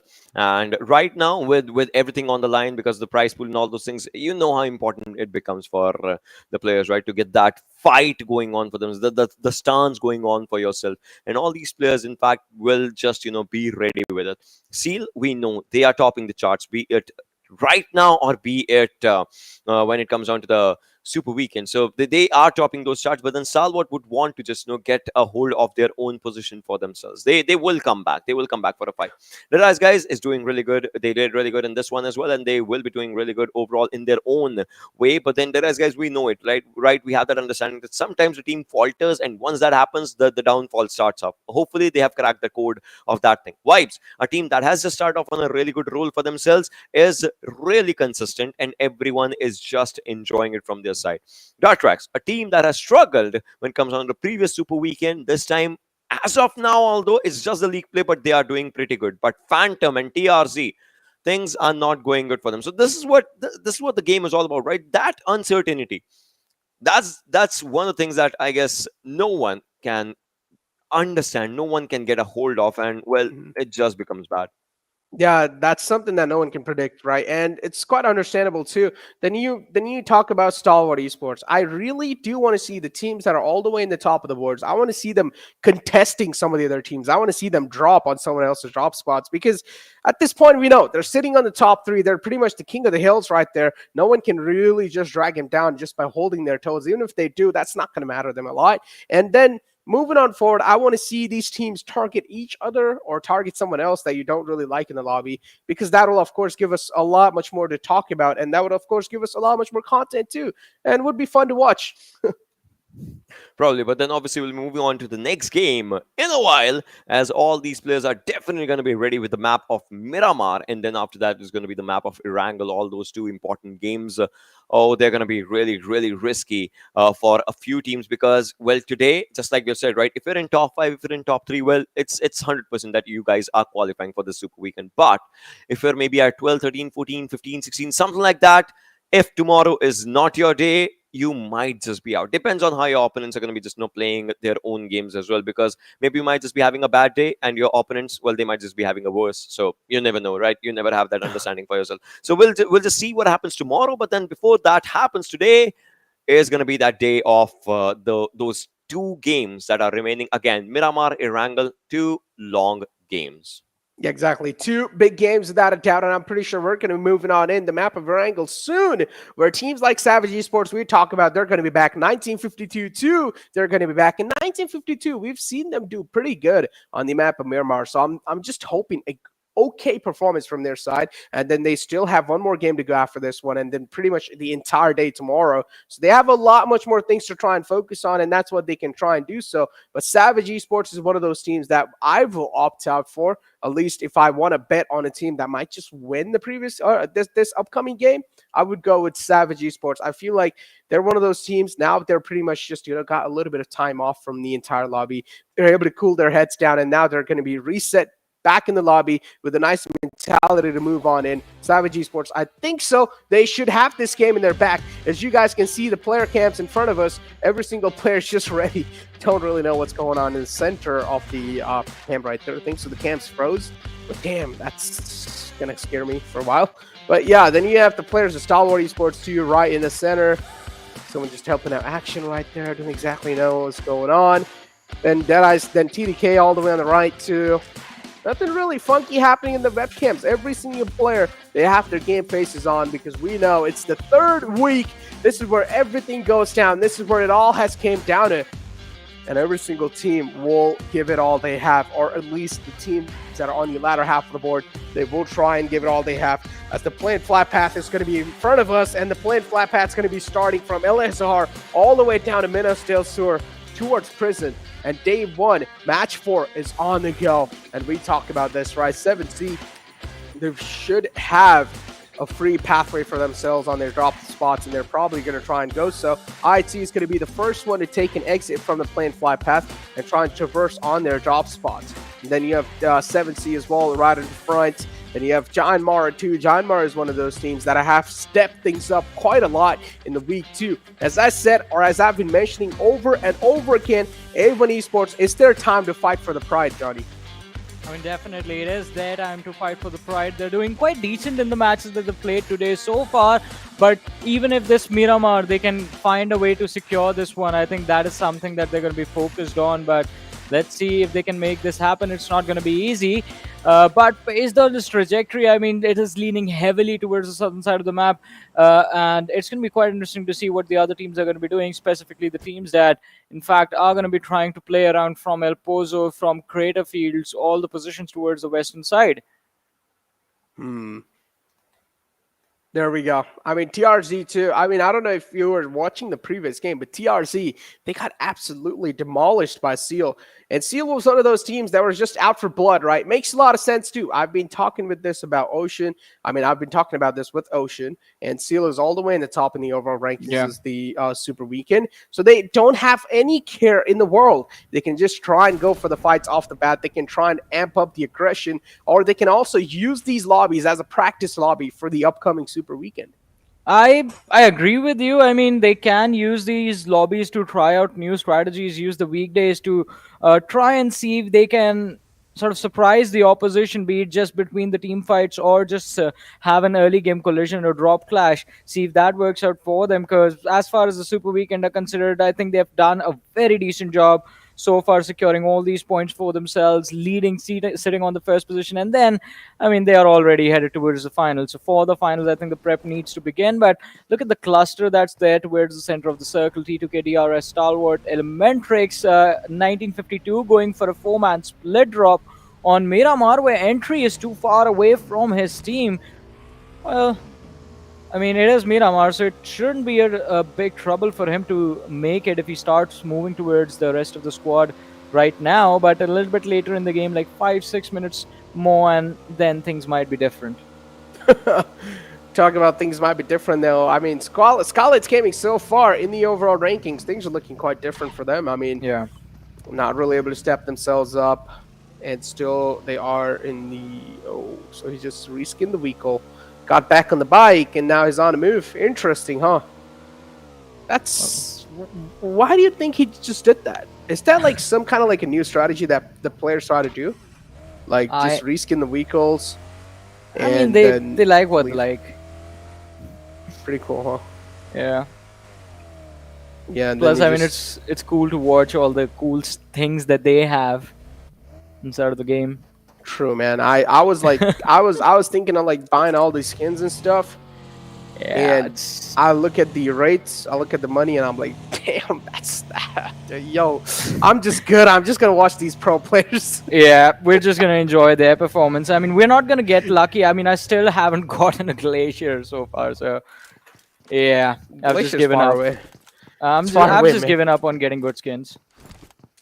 I mean, that's pretty much me in every single game, man. I'm just the most unluckiest person. I'm not gonna lie. Not just in this game, in any other game that I played. I just hope for myself to get something really good. I invest money, and then it's just like I don't even get some common material. I get like, if there was a below like material below even common category, I would be getting that. Yeah, it's like the same with me. Sawdust or something. I don't know. Yeah, we can share each other's pain at this point. And I think a lot of people are going to be with us in this because, I mean, that's the reason these skins, a few of the skins inside the game, and are considered high priority because of how few people have them and how difficult it is to achieve them. And I think that is the thing that I think sort of forces the pros to use them in the game and be like, yeah, we have spent a lot of time in this one. We basically have everything.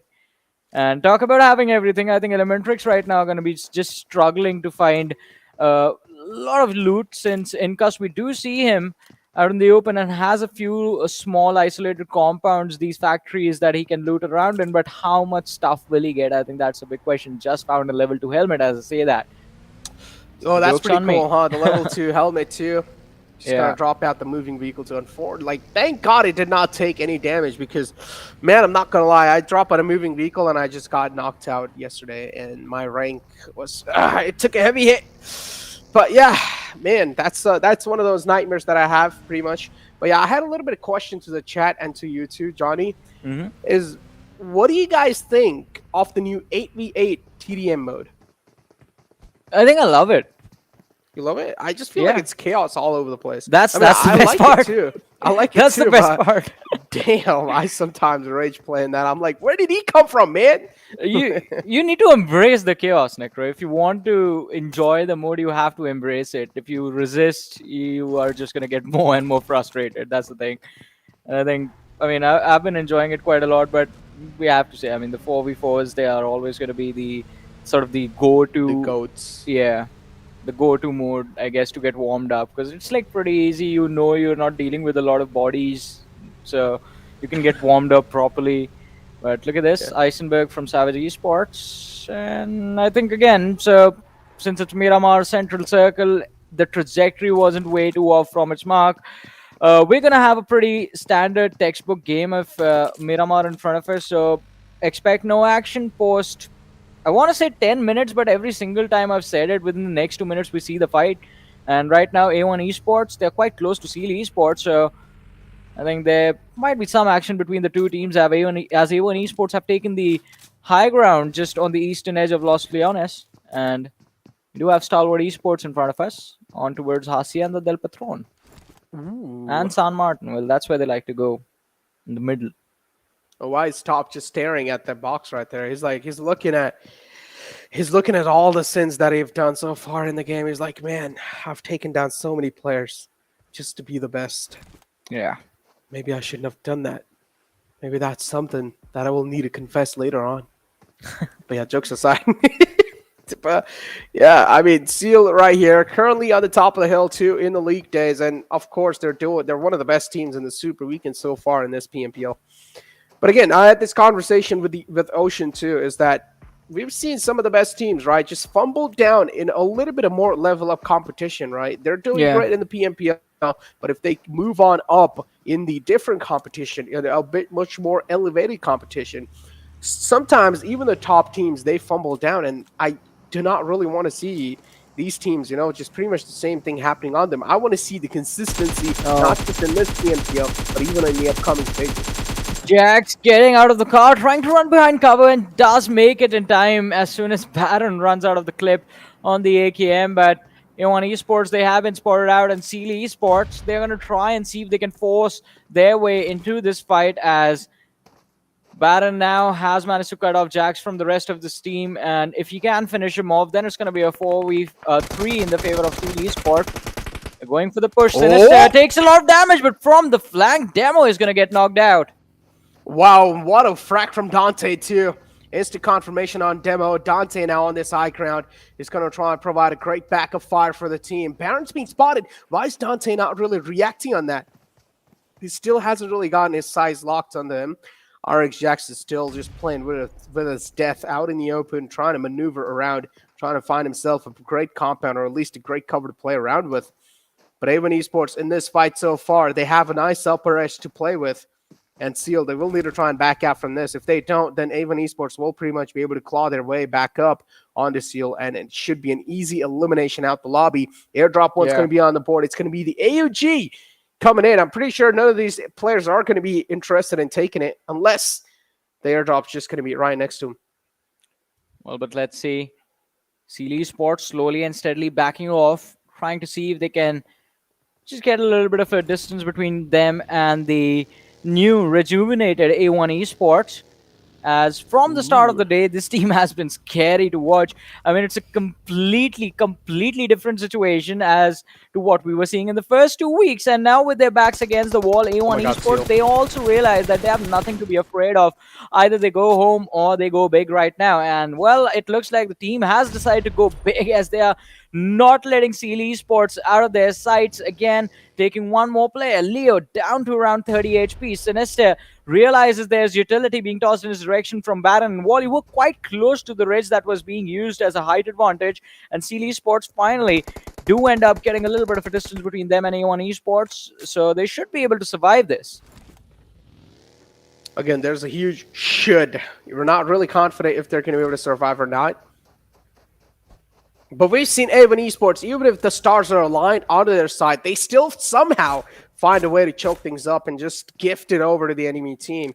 And I wouldn't be surprised even if A1 Esports, even though they are on a winning version of that fight, you might just see them losing that. That's what's been happening so far in the entire PMPL. They're just able to throw those. But hey, A1 Esports, they have a huge history, and the respect is earned from this team. But they will need to try and keep it going. This is their time to fight for the pride. Are A1 Esports going to be able to qualify in the Super Weekend? That's something everyone wants to find out. Yeah, and I don't think they're too far away from what usually seems like the cutoff for every single qualification week. Just to be safe, we're going to say it's 40 points. A1 Esports this time, I mean, on day one, have had a phenomenal start. They're doing so well in their matches, are sitting in the top 10. Now, if they don't slip up, I think this team can definitely make it to the Super Week. But from there on out, Necro becomes another challenge. How do you cover up the 30-game deficit that's there now? Ooh. Well, not necessarily 30. I just did it to sound scary, but still, 15 matches. 15 matches? Boy, I mean, that's what I'm saying, right? You just need to fight for the pride, Johnny. Yeah. It's not even, at this point, it's not even fighting to try and get a little bit, just to try and move on over on the upper hand of the PMPL. It's just, you are going to try to fight for the pride. And A1 Esports, that's all they can try and fight for at this point, because things have went out from their hand. Every single team in the overall ranking so far, they have done a great job. And considering the fact and looking the way they've struggled, I don't even feel like they're going to be able to make it in like the top 16. But again, hey, we never know, right? A1 Esports, they might just go full demonic mode and they will just start slapping every single player down in the lobby. I mean, you never know. They've already gone pretty ham right now, but let's see. Wally now finds himself against Memo from 7C. Oh, a few pre-fire shots, and Wally, he's going to know exactly where he needs to toss the snare. Is going to go again over the corner with the lob.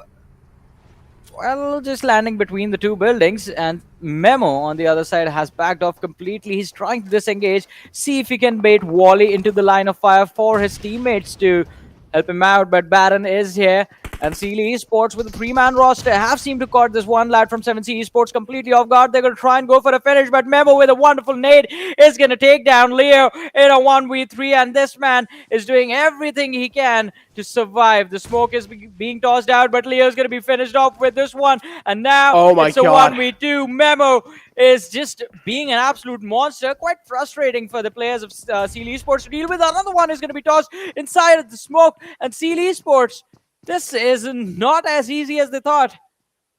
Oh, indeed, it's not that easy. 17 Memo now in the front. Still, we did see them getting pretty much handicapped early off in this game previously, so they were just a 3-man squad trying to move on in, and they're still able to put down the nail in the coffin for 7C. A great Molotov to deny the push, and he's going to be able to do so pretty well so far. Memo is also going to toss in an aid. This might just be an instrumental too. Finds one. Instantly going to back out now, and also going to reposition himself. Wally, somewhere down line, knows his exact spot too. Memo is also catching bullets from somewhere all the way in the outskirts. It's 1952 peppering some shots, and they're also able to connect a lot of shots onto Memo. He's taken down so low, a little bit of more exposure, and that's going to be it for him. But oh no, Memo, he's able to shut down the final Mana Seal, and he puts them in the coffin.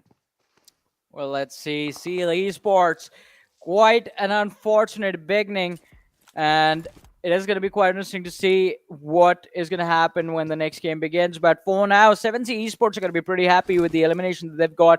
Phantom Esports, it looks like they're going to be in some trouble as TRZ is trying to go for a push on Yeta, the man who has been knocked down. The 3 players from the side of Phantom Esports, they're going to try and see if they can protect their teammate. And it's not just TRZ, because look at the radar. There's another team, and it is 7C Esports that can close in on this position at any given time. Oh my god, Memo just absolutely nailed the 3 players of Seal. What a way to close things out against him too, huh? Especially having a great game in the past, and now also in this Miramar, just doing such a great job. Memo has proved himself indeed. Still though, 15 teams are in the lobby. Seal was the first team to take an exit, and now TRZ just peppering the bullets in the front. Phantom Esports is one of those teams that's on the receiving end. And I'm pretty sure Phantom would not like to be on the receiving end for sure. Savage with 3 players up. That's going to be a free rotation for them inside the zone. And also a little bit of high ground to cap off with. Well, let's see. But with this shift of the circle, Vibes Esports find themselves in a very advantageous position. Smack in the center with a lot of area under their control. Savage Esports, they're going to have an easy time moving in as well. But A1 Esports, they need to be extremely careful. They're going to be at least 2 to 3 teams closing in on their position. And it's not going to be easy for them to survive this. But TRZ now looking to see if they can finish off Phantom before they start off with their rotation towards the zone. Talk about rotation towards the zone. TRZ, all 4 players here. So far, they have a great positioning. Now, I do remember the previous Miramar game too kind of ended near the La Benedita area, right underneath Minas Generalis. And now this area, this circle too, is kind of ending close towards it. Not close enough, but still close enough. And you can see right in the smack center is the Vibes squad. They're doing quite good. A1 Esports, they have a great compound to hold off with in the next zone. But if the circle takes a hard shift away from A1 Esports, that's when things are going to be looking a little bit more dicey for them. Well, let's see. I mean, things are definitely going to look dicey, but Storm, he's low himself. Needs to see if they can figure out a way of getting Manish out of trouble, but it's not going to be easy for them. Fardi, he was with Storm. Mad Cat is the man who was rotating and lost. And on the elimination feed, a lot of action all over the place as we did see 7C Memo kneeling down in front of the lads of 1952. ElementriX, they have their own fight going against Dax. IHC part of the action. Vibes have started off with a fight with a knock being found on the lads of Skylightz Gaming. And what is happening to JyanMaara? I mean, one after the other. They are just getting absolutely destroyed by IHC, and I feel like they might just be close to getting eliminated in this match. And not just one that, lad. Yeah. Not just that, look at Phantom Esports too. They're getting dismantled, and now they're just down to 2 players up, and they still need to make it inside the zone. I don't know exactly what's going on in this lobby so far. It's utter chaos all over the place. Shots just ringing all across the board, and it's really hard for the players too to get their hands on to some of those players. Just moving on in the open. IC. Akujar spots him out. Nice spray to take both of them out the vehicle. He's going to eject him out. And IC, now this is something that IC did not really expect. He was just hiding in that little compound, waiting for the right opportunity to strike, and he finds one. Well, let's see. I mean, he has found one, but 7C Esports on the other side have been eliminated. And it's not just them. It's going to be quite interesting to see which the next team is going to be. 1952 Evil Eye. He's trying to push forward. Phantom Esports, they have been pinned down, trying to make a run for it, trying to see if they can get inside the circle, but the UMP spray, it's not going to connect. Switching over to the Mini 14. C1 is trying his level best to make sure that Phantom Esports, they don't make their way out of this in one piece. Mad Max and Vexy, they have to get separated, but where did this nade come from? Well, it was a gift from the players of TRZ, and it was just impressive. Look at the distance. Oh my god, is that really the distance that TRZ just tossed in the nade from? And now they also got rid of the final man of IC. They're all taken out the equation. Still 13 teams alive, Johnny, this late in the zone. Phantom Esports is all the way out in the blue. They will finally be capitalized on. 1952, the entire squad is in the front. Nate's going to be quite close. This time, though, entry is going to be taken out all the way in the back. A third party from the side of Vibes, kind of helping the players of TRZ. Well, let's see. TRZ, this is not going to be easy. It's a 2v2 situation. But 1952, they do have those smoke covers laid out in front of them. And even though TRZ have managed to pick off entry, the three players on the other side, look at that. Evil Eye is going to get a revive right now, as he has 90 degree and C1 right next to him. Manish with Storm, they're going for a push. This is going to be quite interesting to watch. They're running forward, no fear in their eyes at all, with a nade being lobbed as well in the direction of 1952. Oh my god, oh, it was a Molotov. C1 is going to be burned alive, and Evil Eye is losing HP in this fight as well. It doesn't look like 1952 they're going to make it out of this in one piece, but, well, TRZ, they have been shut down, and 90 degree and C1, they do in fact survive. It was a wonderful moment to witness. I was wishing for TRZ to make it, but quite unfortunate. Not just that, I don't even feel like 1952 Esports aren't going to be able to make it inside the zone because they're right on the edge of the blue. They still need to try and traverse on in. Dax and Savage Esports right against each other, head-on-head fights, as Spike's going to be in a huge disadvantage because he's on the lower ground, and Hershey's found himself in a great spot. But still, Savage trying to take things a little bit more slow, just trying to be mature in this fight. Hershey now is also going to try and close the distance on in, with his teammates just reuniting with the friends. And Chante out in the open, that risky rotation is not going to pay off. Eisenberg, what a great spray to connect onto Chante. Just takes him out the vehicle. A great knockout to follow up, and an instant confirmation as well. Spikey's going to be the final man up from Dax. Avon Esports still up in this game. 3 players for them. Erangel Jax will be taken down now. 19 degree in the front. The final man of 19 Esports, or 1952, will fall down too. Avon Esports, 3 players up for them. The blue zone's now closing in. Well, let's see. The blue zone is moving forward. Not a lot of time left before we are, well, almost at the closing moments of the game. Sinesta is trying to see if he can just go over the ridge to check who, in fact, and where they are on the other side. DRS, they have Dax Spike pushing in their direction. It should be an easy pickup for them, but they are totally zoned in on the players of T2K and Legend, giving a massive dink over there to one of the players from DRS. Killer YT was really low. Rules is down to very low HP as well. It's just Rebel left to fight it out, and in fact, Killer is going to be knocked down. Hershey pushing forward. The Molotov, it should be able to dish out the damage, but it is a bit short, and now it's just going to be settled with the weapons in the hand, as Eisenberg and Hershey have pretty much found out where the players of DRS were going for a revive. Rebel, he's going to start with it again, but this spot is also exposed, and it's DRS just not making it through the fight in one piece. In fact, the entire team has been picked off.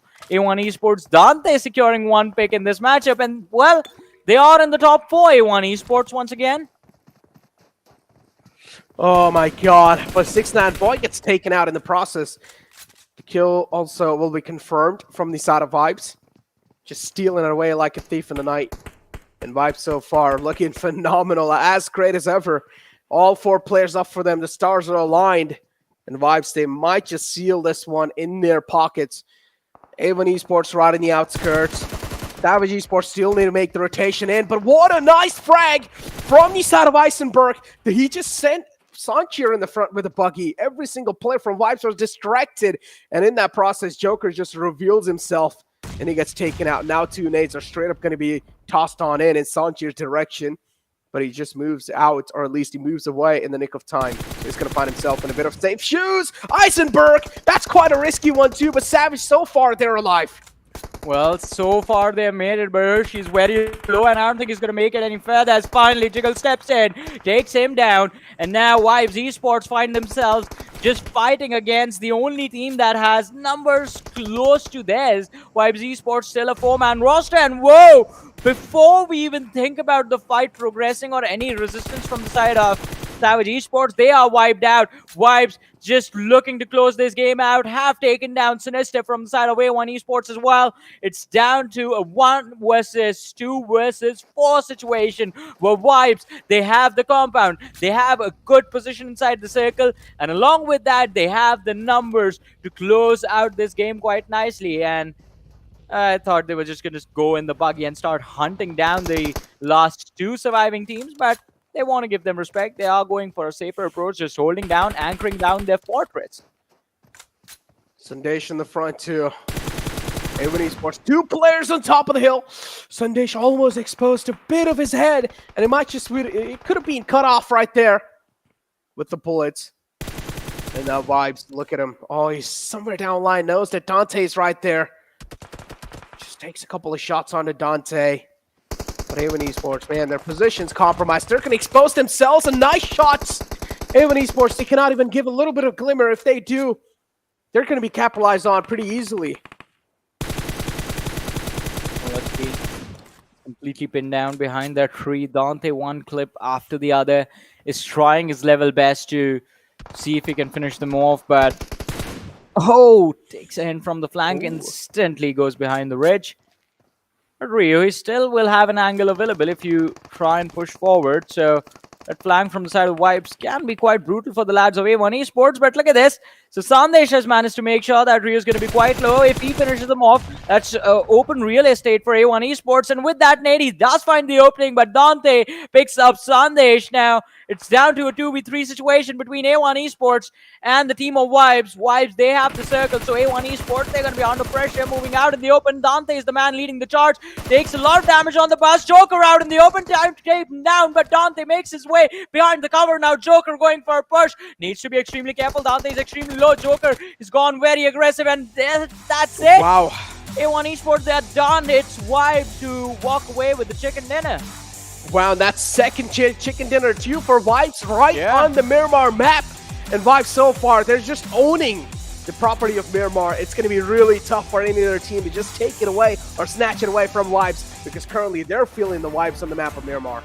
I mean, definitely Vibes are doing so well for themselves right now, and I don't think they're going to look to stop anytime soon. As you mentioned, second winner chicken dinner on the second Miramar as well. And after that, it's going to be quite interesting to see exactly what they're going to do in this week's Super Weekend. Oh man, but A1 Esports though, I mean, even though they got taken out, what's going on in week 3? They're just looking like a completely new, gelled up team. And damn, Johnny, you're looking way too small compared to me. Look at me, I'm just a giant. Yeah, I'm going to fix that after we have a very short break, which I believe there's a few more seconds left. But yeah, I mean, this was a very exciting game to witness. The early game action that, I mean, I expected there to be a few drop clashes, since there were a lot of teams that were headed towards that southwestern part of the map. Didn't really get to see that, but the mid-game action was very impressive, especially the run, not just Vibes, but A1 Esports are showing this week. It's very exciting to watch. Yeah. Johnny, I feel like we should call our duo like the David and Goliath. Why? Come on, man. You kind of like David. But yeah, moving on forward. So you want me to, like, end you, I guess. You know how that story ends, right? That they weren't friends. It's okay, but over here we both are friends. But it seems like we've got the call from the production to push to a short break. Don't go anywhere, though. We'll be right back.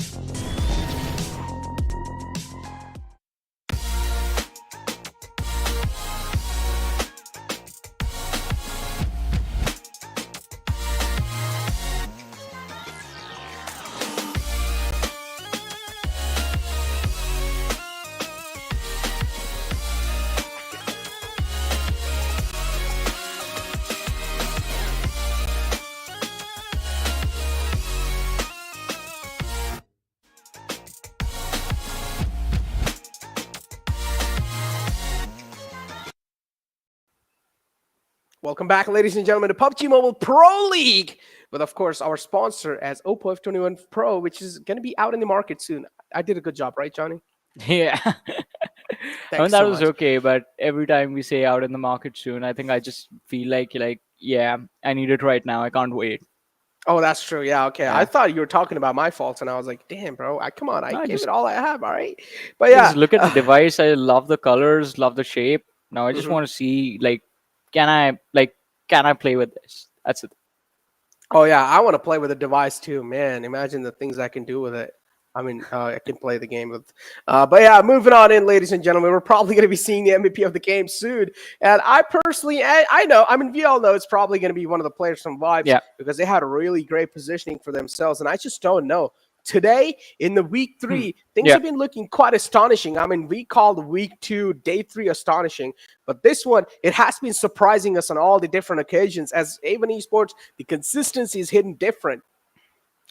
And I completely agree with that. I mean, A1 Esports have been consistent. Vibes Esports, I mean, we know they were vibing pretty nicely during the Super Weekends and in the League Play days as well. So it's quite nice to see them finally get those chicken dinners and close out the matches. But this time, the MVP, it is not going to be from Vibes. It's going to be Dante from A1 Esports. Oh, because my he Lord. had 8 eliminations, 922 damage, and the 24-minute survival time. Got his team to the second place, picked off that final elimination points, shutting down Sandesh from the side of T2K. Dante did a phenomenal job and Damn. had towards the very end, he not been alone. The other lad also sort of figured out a way to push into the circle. Maybe we could have seen the 2v3 go in the favor of A1 Esports. You never know what's going to happen. Oh, yeah. You never know. I mean, again, and this is what A1 Esports has proven us, right? You never know when even a team that's all the way in the bottom, they might just start popping Yeah. off. And A1 Esports, so far, they're able to pop off. And, I mean, Dante's number in itself, they're like a prime example of that. 4 knockouts, 8 elimination points to follow it up. 922 damage dished out by all this, man. 24-18 survival time as well. Top 5 players in front of you guys. It's going to be Dante, of course, all the way in the top, and then Jiggle's going to be on hashtag 2, while with 3 elimination points and 447 damage dished out. Then Sandesh is going to be on the third one with 2 eliminations with damage of 541, and then Manish there too from the side of TRZ. Talk about TRZ and 7C, man, Memo, that squad wipe on the seal, a 1-on-3. It's there right there. That single 1-on-3 was so remarkable that it just put him on the top players. I mean, definitely it was quite an impressive moment, but again, I think Memo, had he survived, had the lads of 7C Esports made it, it would have been fun to see what the collision of 7C Esports, A1 and Vibes would have looked like in the end, but it is going to be quite exciting to see what the point distribution is going to be like in the match rankings, and also what the overall rankings are going to look like after this match. Because going into the last game of the day, Group A won't be playing, so a lot of the important names are going to be sitting out, including Skylightz Esports, IHC, Phantom, and Atrax, and Deadeyes Guys, Raw, High Voltage, Venom Legends. All these teams are going to be stepping back in, but we'll talk about that in a bit. But for now, ladies and gentlemen, the stats comparison of the top 2 teams inside of the match, in A1 Esports, they were just not worried about getting hit at all. They were so focused on that secure the elimination points. Look at that. 1700 damage dished out, but 1165 taken. Yeah.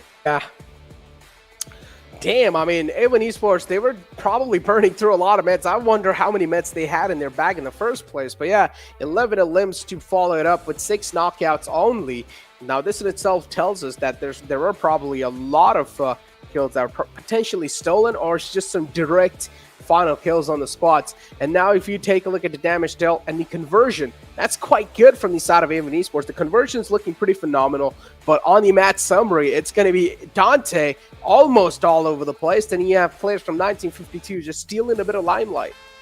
Well, yeah, definitely. 1952, they didn't just steal the limelight. They stole the game in its entirety. I mean, apart from just closing things out and winning the chicken dinner, they did everything quite perfectly in this match. And, I mean, it was quite an impressive run from their side as well. But, I mean, you can only deal out so much damage. But A1 Esports, I think they have to be the highlight performance of not just this particular map, but the entire day.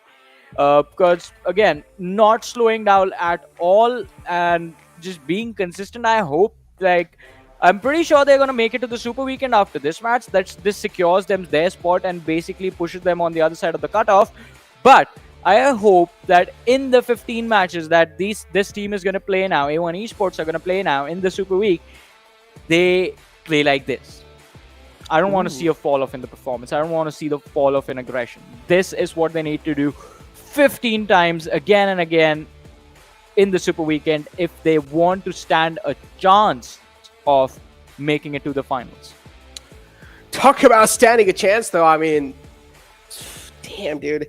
Look, Johnny, all right? It's going to be next to impossible. You know it too. I know it too. The amount of consistency that A1 Esports will need to deliver, that would be absolutely nuts. They will have to at least have like 4 chicken dinners in the final weekend of Super Weekend, and that's so tough, right? I mean, A1 Esports, now the toughness is just going to keep on rising. The difficulty level is just going to keep on rising. It's up to them how they're going to try and adapt. But so far, they have been looking pretty phenomenal. Even though they got the 2nd place in the previous game, they still stole away the #1 spot from Vibes. I mean, definitely. But again, they have to make sure that the consistency is going to be there. But it's going to be quite important to see what the other teams are going to do to stop the sort of pressure that A1 Esports is building upon the rest of the teams. Because earlier on, when they would be in a position where they know A1 Esports like to lurk around in, they would feel quite comfortable since the team was not doing too well for themselves. The teams, I mean, were inherently, there was a little bit of a confidence boost, like, all right, we can take this fight quite easily, we can win this fight quite easily. Not anymore. Now, if you're in front of esports, you have to be scared for your life. You have to be scared for survival because they're not letting things go at this point. And again, I think one of the few teams that does, in fact, well, do this quite well, replicate the same sort of performance is Stalwart Esports, because even they and Seal Esports at the same time, because those two teams are not the teams that usually like to back away from any sort of situation. They don't care if they lose the first player running into a team fight. They're still going to try and commit. They're still going to try and see if they can trade him out, secure a few extra elimination points. And I think A1 Esports, they need to take those pages, like steal the strats of Stalwart Esports and Seal Esports and see if they can keep up with that level of aggression, keep pushing inside the matches with that level of aggression, and if they can make it work. Because in the current state, I definitely think they can make it work. And man, this shot from Godless. Oh, yeah. Oh, this gives me a little bit of flashbacks in the Season 3, Johnny. Remember, Godless used to be the best bolt-action sniper player in the entire lobby. And now Godless is also giving us a little bit of glimmers of that. And Memo, this is the nice 1v3 against players of Seal. He was able to just seal it off against him. And Seal, I'm pretty sure they're going to be a little disappointed in themselves, even though they got 1v3. But again, when you talk about the Weekend 3 and Seal, and pretty much most of the Mongolian teams are not even going to care about the fact that they will need to, at least qualify in with some insane points. All they would matter is, okay, as long as they're able to qualify in, and then maybe move on in, and in the future line, they can try and just, close things off on a great note. Well, let's see. I mean, they try the level best to close things out, but it's the end of the day, and I think if you can end on a high note, do that. Otherwise, just wait for tomorrow. It's a new start. It's a fresh day. You will have had time to exactly just go back to the drawing board and figure out like how, in fact, you can improve your performance to make sure that you get more points in the next day. And I think that is something that needs to be done by every single team. But look at the smiles on the players of Vibes. They are very, very happy at this point. They're enjoying the day they're having. And I think if the trend continues, this is going to be the best performance we've seen from Vibes. And maybe once we head to the Super Weekend Necro, Vibes, they will finally break inside the top 3. Ooh, I mean, hey, look, as I said, look, I'm personally kind of person who doesn't really care about league play overall rankings as long as you're going to be making in top 16, unless you're barely qualifying in the final couple of games. Then I'm going to have a bit of worry for you moving on in the Super Weekend. For example, A1 Esports now doing really good on the final weekend. Where were they in the first two? Don't get me wrong, A1 Esports is a phenomenal team, but they just were completely absent in the first 2 days. And now, take a look at this, right? Stalwart Esports, some of the big teams like Stalwart Esports, they're just absent from the first league play because they know they can pull things back in this day 2. Well, let's see. I mean, heading into the last game of the day, ladies and gentlemen, overall rankings in front of us. And look at that Necro. A1 Esports, they are second. The 5th-place jump that's there. Well, you've heard their slogan, right? Be the one, A1. Well, can they be number one into the overall rankings at the end of the day? Now, I want to see that happen. I want to see that happen. Oh, man. Can they really be the A1, ladies and gentlemen? That's something we need to find out. Are they really back in the PMPL? SA or not? Are they here to prove a mark? Are they here to show themselves something? Are they here to prove their nation that they are here for victory? They are here for the glory. Are they going to fight for the pride and take an exit from the PMPL SA? We'll only be able to find out once we move on over to Super Weekend. For now, we'll still have the league play going off the day one, and there's still one more game left in the day one as the overall ranking, the latter half too. So Venom Legends is going to be one of those teams that still needs to move it in. Well, let's see. I mean, wives, look at that. 2 chicken dinners for themselves. So can they make it 3 chicken dinners in a day? It's going to be interesting to see. But let's see.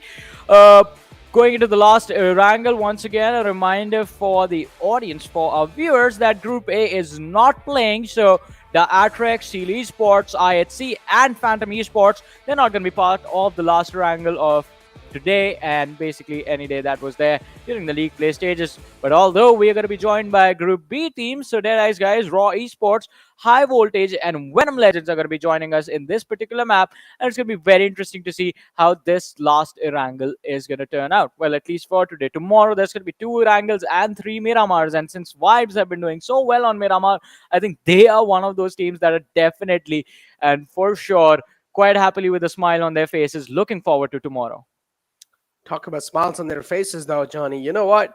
I have a little bit of suspicious smile on my face for the teams that are still in the latter half. For example, I mean, it's like the reason why I have a suspicious smile is because they're just pretending at this point. The latter half of the board is pretty much like filled with some of the top teams. For example, like Stalwart Esports that are not really doing good. Then you have ElementriX who are just sitting back and waiting for the day 2 to roll in. And once the day 2 comes back, they're just going to start pulling off things. They're just going to start popping off insanely on the day 2. And pretty much, as I said, the goal is top 16.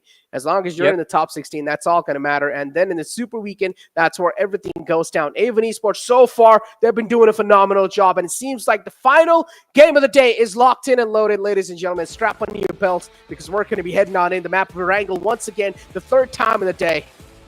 My chair doesn't have belts. It's okay. Use your hands.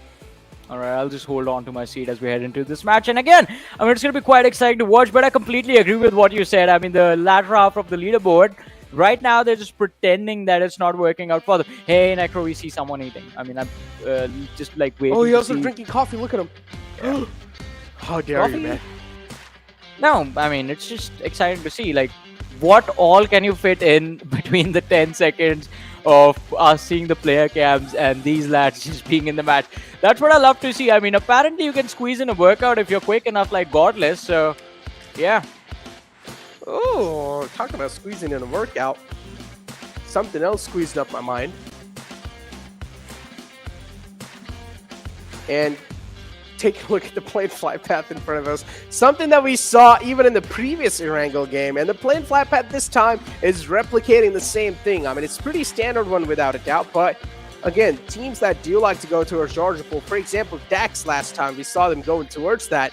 But this time, Dax are setting out, so they don't really need to deal with this one. But Dax, they won the previous Erangel, so maybe they could have found themselves in luck again. But, Johnny, if I ask you to lock in your bets on one of the teams, on thinking which one's going to win, which team you think is going to take this one? Oh, this one? I want it to be A1. Okay, all right. But look, yeah, what about you, though? I'm going to be a little bit more methodical and tactical, all right? Considering the fact so far, a couple of teams, they're trying to hide some stuff, okay? And I personally don't like hiding stuff too, when people hide stuff from me. So you know what? I'm going to sniff all these teams out that are trying to hide stuff, and I'm going to go with Stalwart Esports. They're going to end things on a good note on the final day. It's time to end things here, Stalwart. It's time to stop pulling off that prank, and it's time to put the serious faces on. Well, let's see. I mean, it's going to be quite interesting to see, as you mentioned, who is hiding what strats. And look, since Esports aren't here, ElementriX, TRZ, they've decided, yeah, we can start off from the military base. ElementriX, although they're going to cross over to Ferry Oh my God, and Southern Circle? Primorsk, and well, yeah, this game just became a lot more exciting because we have a hybrid circle, a proper hybrid circle in front of us right now. And now, Necro, I want to see, you don't really hear me saying this much, but now I want to see central shift. Because the center is where the two islands are separated, so the water is always going to be there. That's going to make for a lot of interesting playmaking potential from all the teams. Either you're on the main island or on the military island, you still have an opportunity to sort of outplay your opposition for the late game stages, and you don't necessarily need to take any fights from that. DRZ all of a sudden find themselves in a wonderful position in the game. Think about that. Interesting.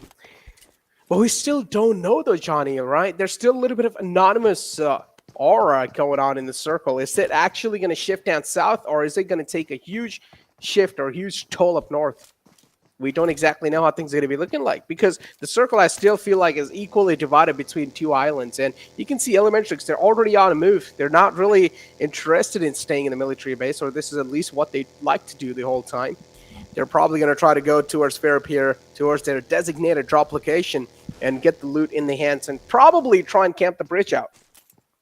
Well, let's see if this is going to work out for them. ElementriX, I think the chances of them camping on the bridge are quite slim, because their priority is always going to be in the early stages, just stick to that Ferry Pier Primorsk. If you don't have space, go to Quarry.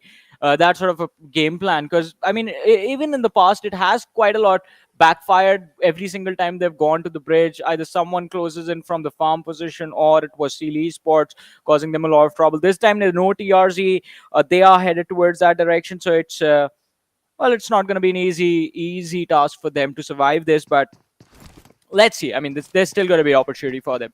If they can make it work, especially in a dire moment like this, I think this is just the thing that they need to build up the momentum for the rest of the week. Talk about building up the momentum now.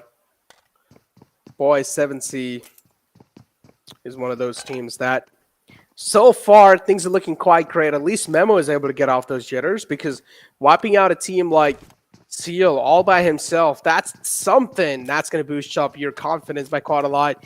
Because we talked about this, or at least we're mentioning this over and over again, is that Seal, they're currently leading the charts in the Super Weekend. And taking down a huge team like Seal should bolster up your confidence by huge, or by a hell lot. For now, we do see a lot of teams just accumulating on the edge lines of the two islands. 1952, Avon Esports, DRS too, Venom Legends as well. They're just guarding the edge lines. And Stalwart Esports, I called Stalwart Esports, Johnny, so I think so. The circle is actually going to shift down south. Well, let's see. I mean, if it's going to be a sudden shift, it's going to get, well, it's going to make the game a lot more exciting to watch. But right now, the bridge situation for a lot of teams is going to be under a lot of pressure, since we know Venom Legends, they went to the Milta power position, DRS. They had the control of the Milta city earlier on. What a beautiful view of the map. Quite nice. Feels like maybe this is what the pilots of the plane see when they're traversing. Just the beauty of Erangel. But yeah, coming back to what I was saying. The plane. I was actually for a second I thought you're gonna say Pirates of the Caribbean, and I'm like, no. Yeah, pilots of the plane. I meant I did not mean Pirates of the Caribbean. Also, I think Pilots of the Caribbean. Yeah. Ooh. Do see the lovely Everest Hill, the Stalba Kameshki Hill as well. Potato Hill. Doesn't really look like the potato from this angle, but that's what we've been calling it for ages now. Kind of looks like a potato on the map, though, so that's probably the main reason. Yeah, it's called the Potato Hill. Do love the cinematic view, though, on the map. It's quite cool. Thank you so much for the productions and the observers to actually get it on our screens. Skylightz Gaming, though, look at them. That's quite an interesting rotation. This is something we haven't really seen Skylightz Gaming do for a long time. Especially now that it's a Southern Circle, they're moving up all the way from the left, down Primorsk, and they're going to try to find a boat for themselves to rotate in the military island. I don't exactly know how the game plan is going to be looking like, but that's potentially what I'm thinking. Well, let's see. A1 Esports right now have taken control of the shoreline on the main island, but need to be extremely careful. 7C Esports are not too far away from their position, and there it is. Sinister and Jax, they are going to have to readjust as quickly as possible, because now they will have to think about saving their team. No! Oh! Whoa! He's knocked. He's knocked. He's gone. There's no way he survives that. Oh, he barely does on a sliver of health, though. So at least for now, it's going to be fine. He's going to be finding himself in luck. But 2 players of 7C, they're getting dismantled. And even Esports, they're able to prove a team like 7C completely unparalleled. Akujot is straight up trying to book it, but he's quite low too. One single bullet from the side of Dante will seal the deal, and he does connect the final bullet. And that's going to be the final nail in the coffin of 7C. A big team taking an exit. We talked about having a huge confidence, but that's an overconfidence right there. Well, let's see. I mean, definitely doing an impressive job. Basically, what started as a 2v4 became a 2v2 very quickly. And I have to give props to the lads from A1 Esports. They weren't scared. They didn't retaliate. And that was good synergy between how the Molotovs were laid out. So one guy threw it right on the door on the outside, and the other guy aimed the Molotov to go inside that shack. And that basically left the player from 7C, Akujot, nowhere left to go. He was going to get roasted extra crispy no matter where he went. But, I mean, even 7C Esports, I think, are going to be surprised by what just happened to them. 1952 on the other side have taken position between the lads from A1 Esports and High Voltage. So they don't have a lot of space to work with, but it's still the early stages, still the first 8 minutes of the match, and already one team has been wiped out. So let's see what is going to happen next. Oh, man. Oh, boy. A1 Esports, they're back in form indeed, man. The way they're playing. Where was this team throughout this entire PMPL? And now they decide to step up in the final week, where things are going to be pretty much so tough, next to impossible to try and make it in the top 16. A1, you're going to have a lot of eyes on yourself. And you're also going to have the sword hanging on your neck. Something that's going to be quite tough for you to make it in the top 16 in the Super Weekend, especially missing out on the first two. 19 Esports or 1952 Esports. Just taking a couple of shots in the gas station in the front. A little bit of connections found, but nothing really critical happening just yet. The entire squad of JyanMaara. Now, these are the Pirates of Caribbean. Yeah. Oh. And they're dressed all in sync. All in purple right there. Yeah. Like the moment. Which is our favorite color? I've told you this before. Olive green. Oh yeah, you're kind of like that weird type. Yeah. So weird. Like, all right, this is a question for the chat too, ladies and gentlemen. Let us know what's your guys' favorite colors in the chat, and maybe we'll read it out, or maybe we'll read it. I don't know, but yeah. High Voltage over here and DRS. No, maybe the team with your favorite color would win in this game. Ooh, that's a good one. Maybe the team with your favorite color will potentially win this one. And Johnny has spoken. The man from the dead, the man from the ashes has spoken. Well, we'll find out who's going to die as Praveen is going to get taken out. What an amazing push from Killer YT, and finding the knock and the finish as well. High Voltage in a world of hurt, and I mean, DRS, they're off to a good start in this team fight, but they need to be extremely careful. There are lads present from the High Voltage team on the other side of the ridge, quite close to the shoreline, and it is not going to be an easy rotation on the other side of the bridge if you want to go there, if you want to go to the military island. DRS. So, I think for the next 3 to 4 minutes, Necro, these players don't have to worry about covering their backs because there's no one there. Yeah. But after that, there's going to be like 3-4 teams present. So, DRS, they need to finish this off as quickly as possible. Talk about finishing things off as quickly as possible, though. Oh, boy. High Voltage. Down a man. 3 players up. And I'm not going to lie. Sometimes I do love chat quite a lot. They're quite cute. Yeah. I agree. Chat, you guys are cute. I love you guys. Same thing is with Johnny, too. We both love you. Absolutely love you a lot. If we could, we'd hand out kisses. That's why I mean, that's why I've been around for like almost 3 years at this point. Yep. Oh, look at this cute little Godzilla. Ooh, no, it disappeared. What? Who did it to him? I mean, it just Why? vanished. We are not allowed to be happy in this live, Necro. It's Man, just a struggle. it's okay, man. As long as the chat is happy, that makes me happy. Talking about the chat, though, which is your team you guys are favoring too, or which you guys are supporting your favorite team? Which is the No, team that you teams, guys colors. are eyeing out for? We're doing colors right now. Okay, I mean, still, okay, even though if their favorite color doesn't really match their Yeah. team's color, then which is the team that you guys support in here? Let us know.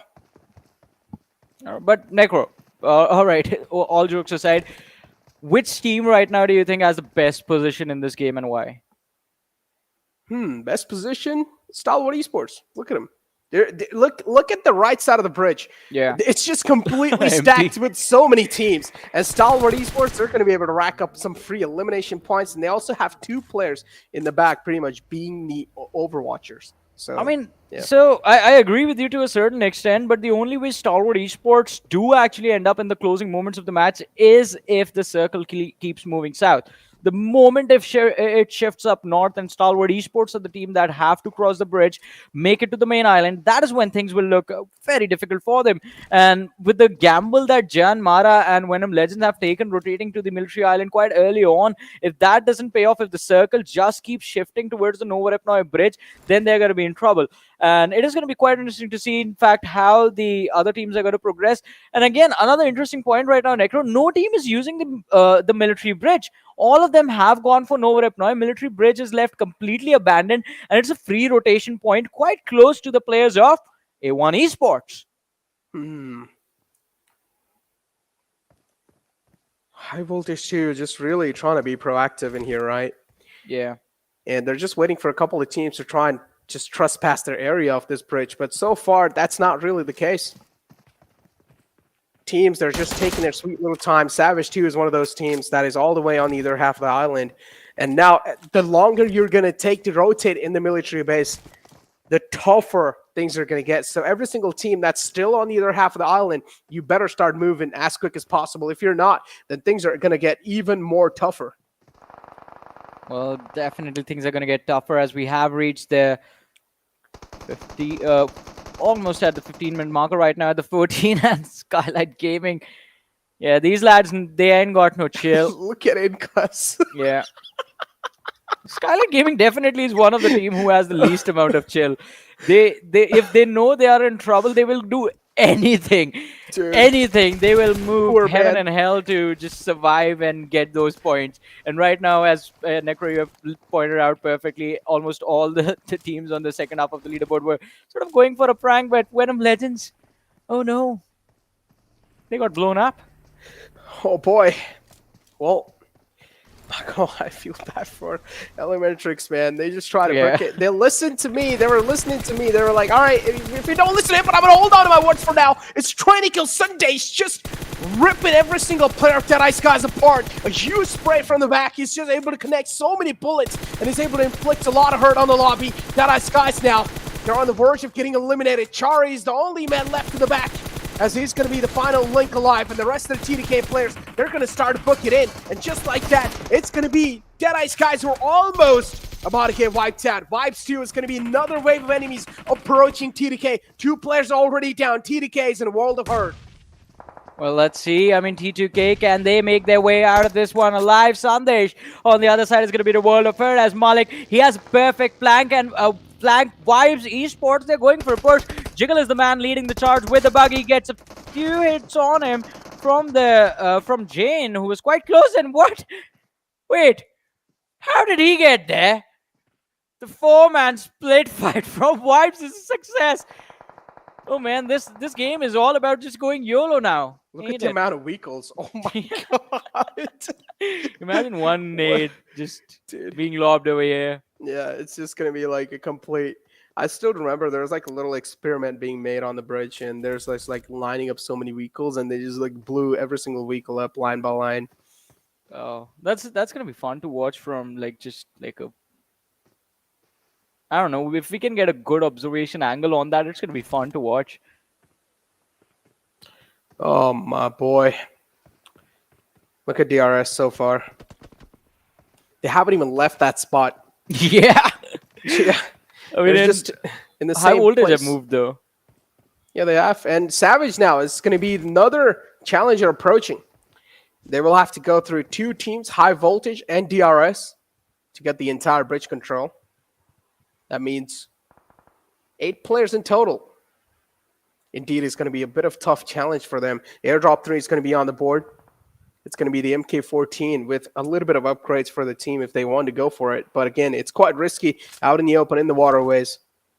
There's going to be a lot of risk and a lot of threat lingering on top of your head. So might as well just keep the greed away and keep playing the game you are playing right now. I mean, definitely.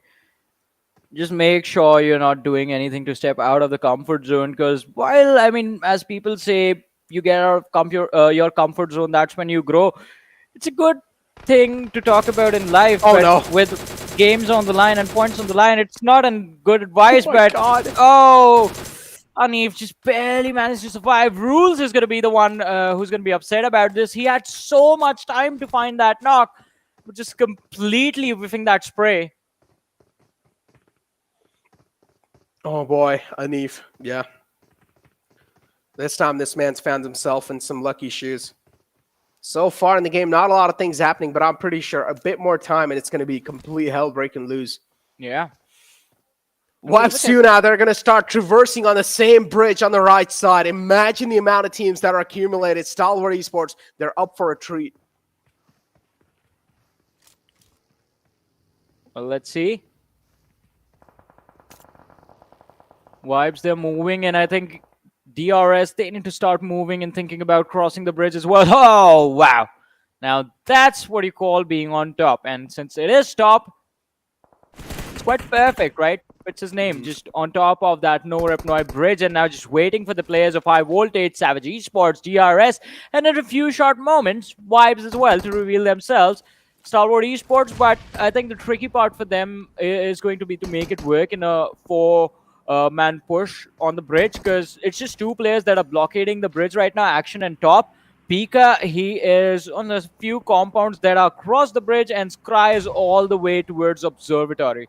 So it's not going to be an easy squad fight if a squad fight happens against the players of Stalwart Esports. They're going to be taken out in that, but look at Assassin. Ooh. Those could have been some deadly taps from the man. But still, no connections found. Stalwart's just waiting for every single team to make a move. And as soon as they do, it's just going to be Top raining down death and destruction from the top. Hershey finds a great opening.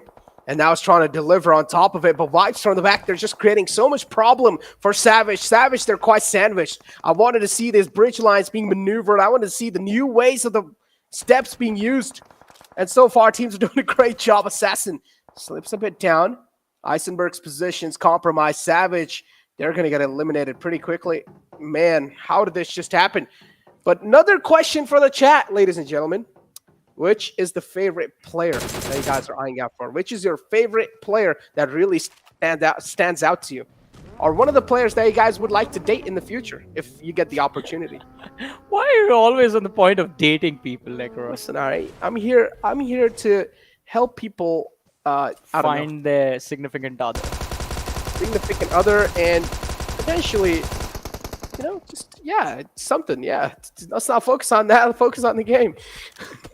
Well, talking about the game, Wadu G has been taken out as he went for a 1v2 push against the players of DRS. Well, it wasn't him pushing, it was the players of DRS pushing towards him. So he had no option but to take the fight, finds the knock on Killer Whitey, but won't be able to go for the finish. Now look at this, Vibes, they are here, they have arrived, and Rebel going for a spray, does not find anything, but has given away his position, and now jiggling his way towards Rebel, trying to take him out. The damage is quite even on both these players, but Jiggle, he's being extremely careful about this Rebel, trying to heal up using the cover of the rooftop, but Jiggle, he's almost there. He's almost there. He's so close now. Jiggle needs to be extremely careful, but Rebel, he needs to find this opening, but again, taking a lot of damage, and the Molotov is going to be lobbed in his direction. Jiggle, he wants to go for the finish, and well, Jogo is the one who finds the knock.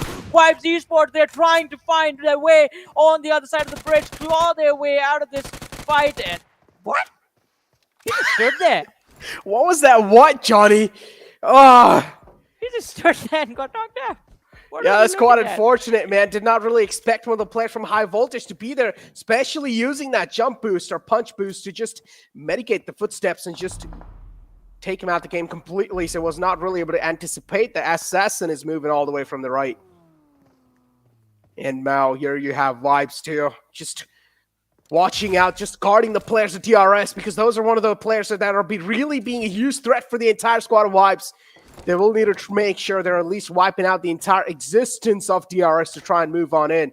But Stalwart Esports, they're still waiting. They're still waiting to grab this entire treat. And now Top's going to finally spot out the player. An easy confirmation and a steal. Well, but let's see. Stalwart Esports, can they just pick off everyone on the other side of the bridge? Killer YT is going to get killed off by Top with 2 precise shots right on his head. And as we have been talking about the bridge situation all this time, now out of all the teams that have tried to cross over, High Voltage are the only ones that remain. Vibes still on the other side, struggling to find their way out of the blue zone. And Stalwart Esports, they're doing a pretty decent job, but as we did talk about the fact that Stalwart Esports went for a 2-1-1 split, they've lost one of their teammates as Pika has been finished off by the players of JyanMaara as he tried to find his way inside the zone all alone. Oh, man. Vibes, they're tanking quite a bit of damage, but at least they have all the players alive. Top spots out the rotation from Joker. Couple of shots peppered down, but Joker's going to be out of harm's way for now. Great way to take a jump from the bridge, too. Malik is knocked out. Jiggles in there, too. Joker now from the back, too, is just going to try and sandwich the players of Stalwart, and we might just see the tables being turned now. Well, let's see. The tables have definitely been turned as Vibes Esports have figured out a way to sandwich the players of Stalwart Esports. Top, he needs to be extremely careful. Rio going for a dive. Top sees him. Now, not giving the opposition time to heal is always going to be a smart decision, but you need to be careful. Guns out is how you need to push. Now, Top has healed up. He has the HP advantage. You goes prone in the wrong time. And since it does compromise your movement, he was left with nowhere left to go. Top finds an easy knock. But action has been taken down as well. So Stalwart Esports, they're not doing good themselves. Yeah, they indeed are not. And Malik now just trying to keep his head down, trying to move on in as quick as possible. But Top's not letting that happen. A nice headshot. And now Malik will also need to try and just tank so much amount of damage from the play zone. But it's somewhere from all the way across. It's high voltage assassin just helping out the players of Vibes.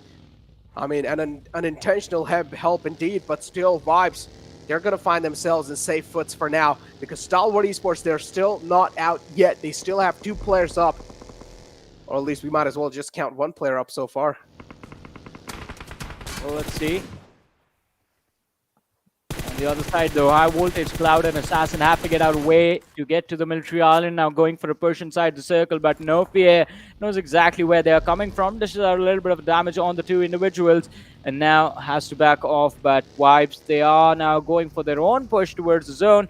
It's not going to be easy as they find themselves up against the remaining players from the side of Venom Legends. Joker with a nade being cooked right now, has lobbed it in the direction of Dictator and hits it perfectly. Finding the important, crucial knock for his team and finally going for the finish on Steel Shot. Needs to be extremely careful. Play with the numbers advantage. Don't push solo. Interesting. And now look at this, Vibes. They're just charging on in. They're going to march on in. They're not going to stop anytime soon. Venom Legends, Steel Shots in the front. The final man up and alive. And he's also going to fall down now. Vibes, they're just fighting their way in. They're being the cleanup crew so far in the lobby. Another question for the chat. Another question to test the chat's luck. Tell us which team you guys think will win this game from all the teams that are currently left over. 9 teams are alive. Let us know in the chat which team you guys think will win.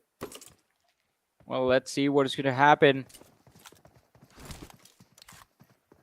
And again, I think A1 Esports right now doing a pretty phenomenal job. All 4 players alive, but Skylightz Gaming also seem to have a quite decent position right now in the military base.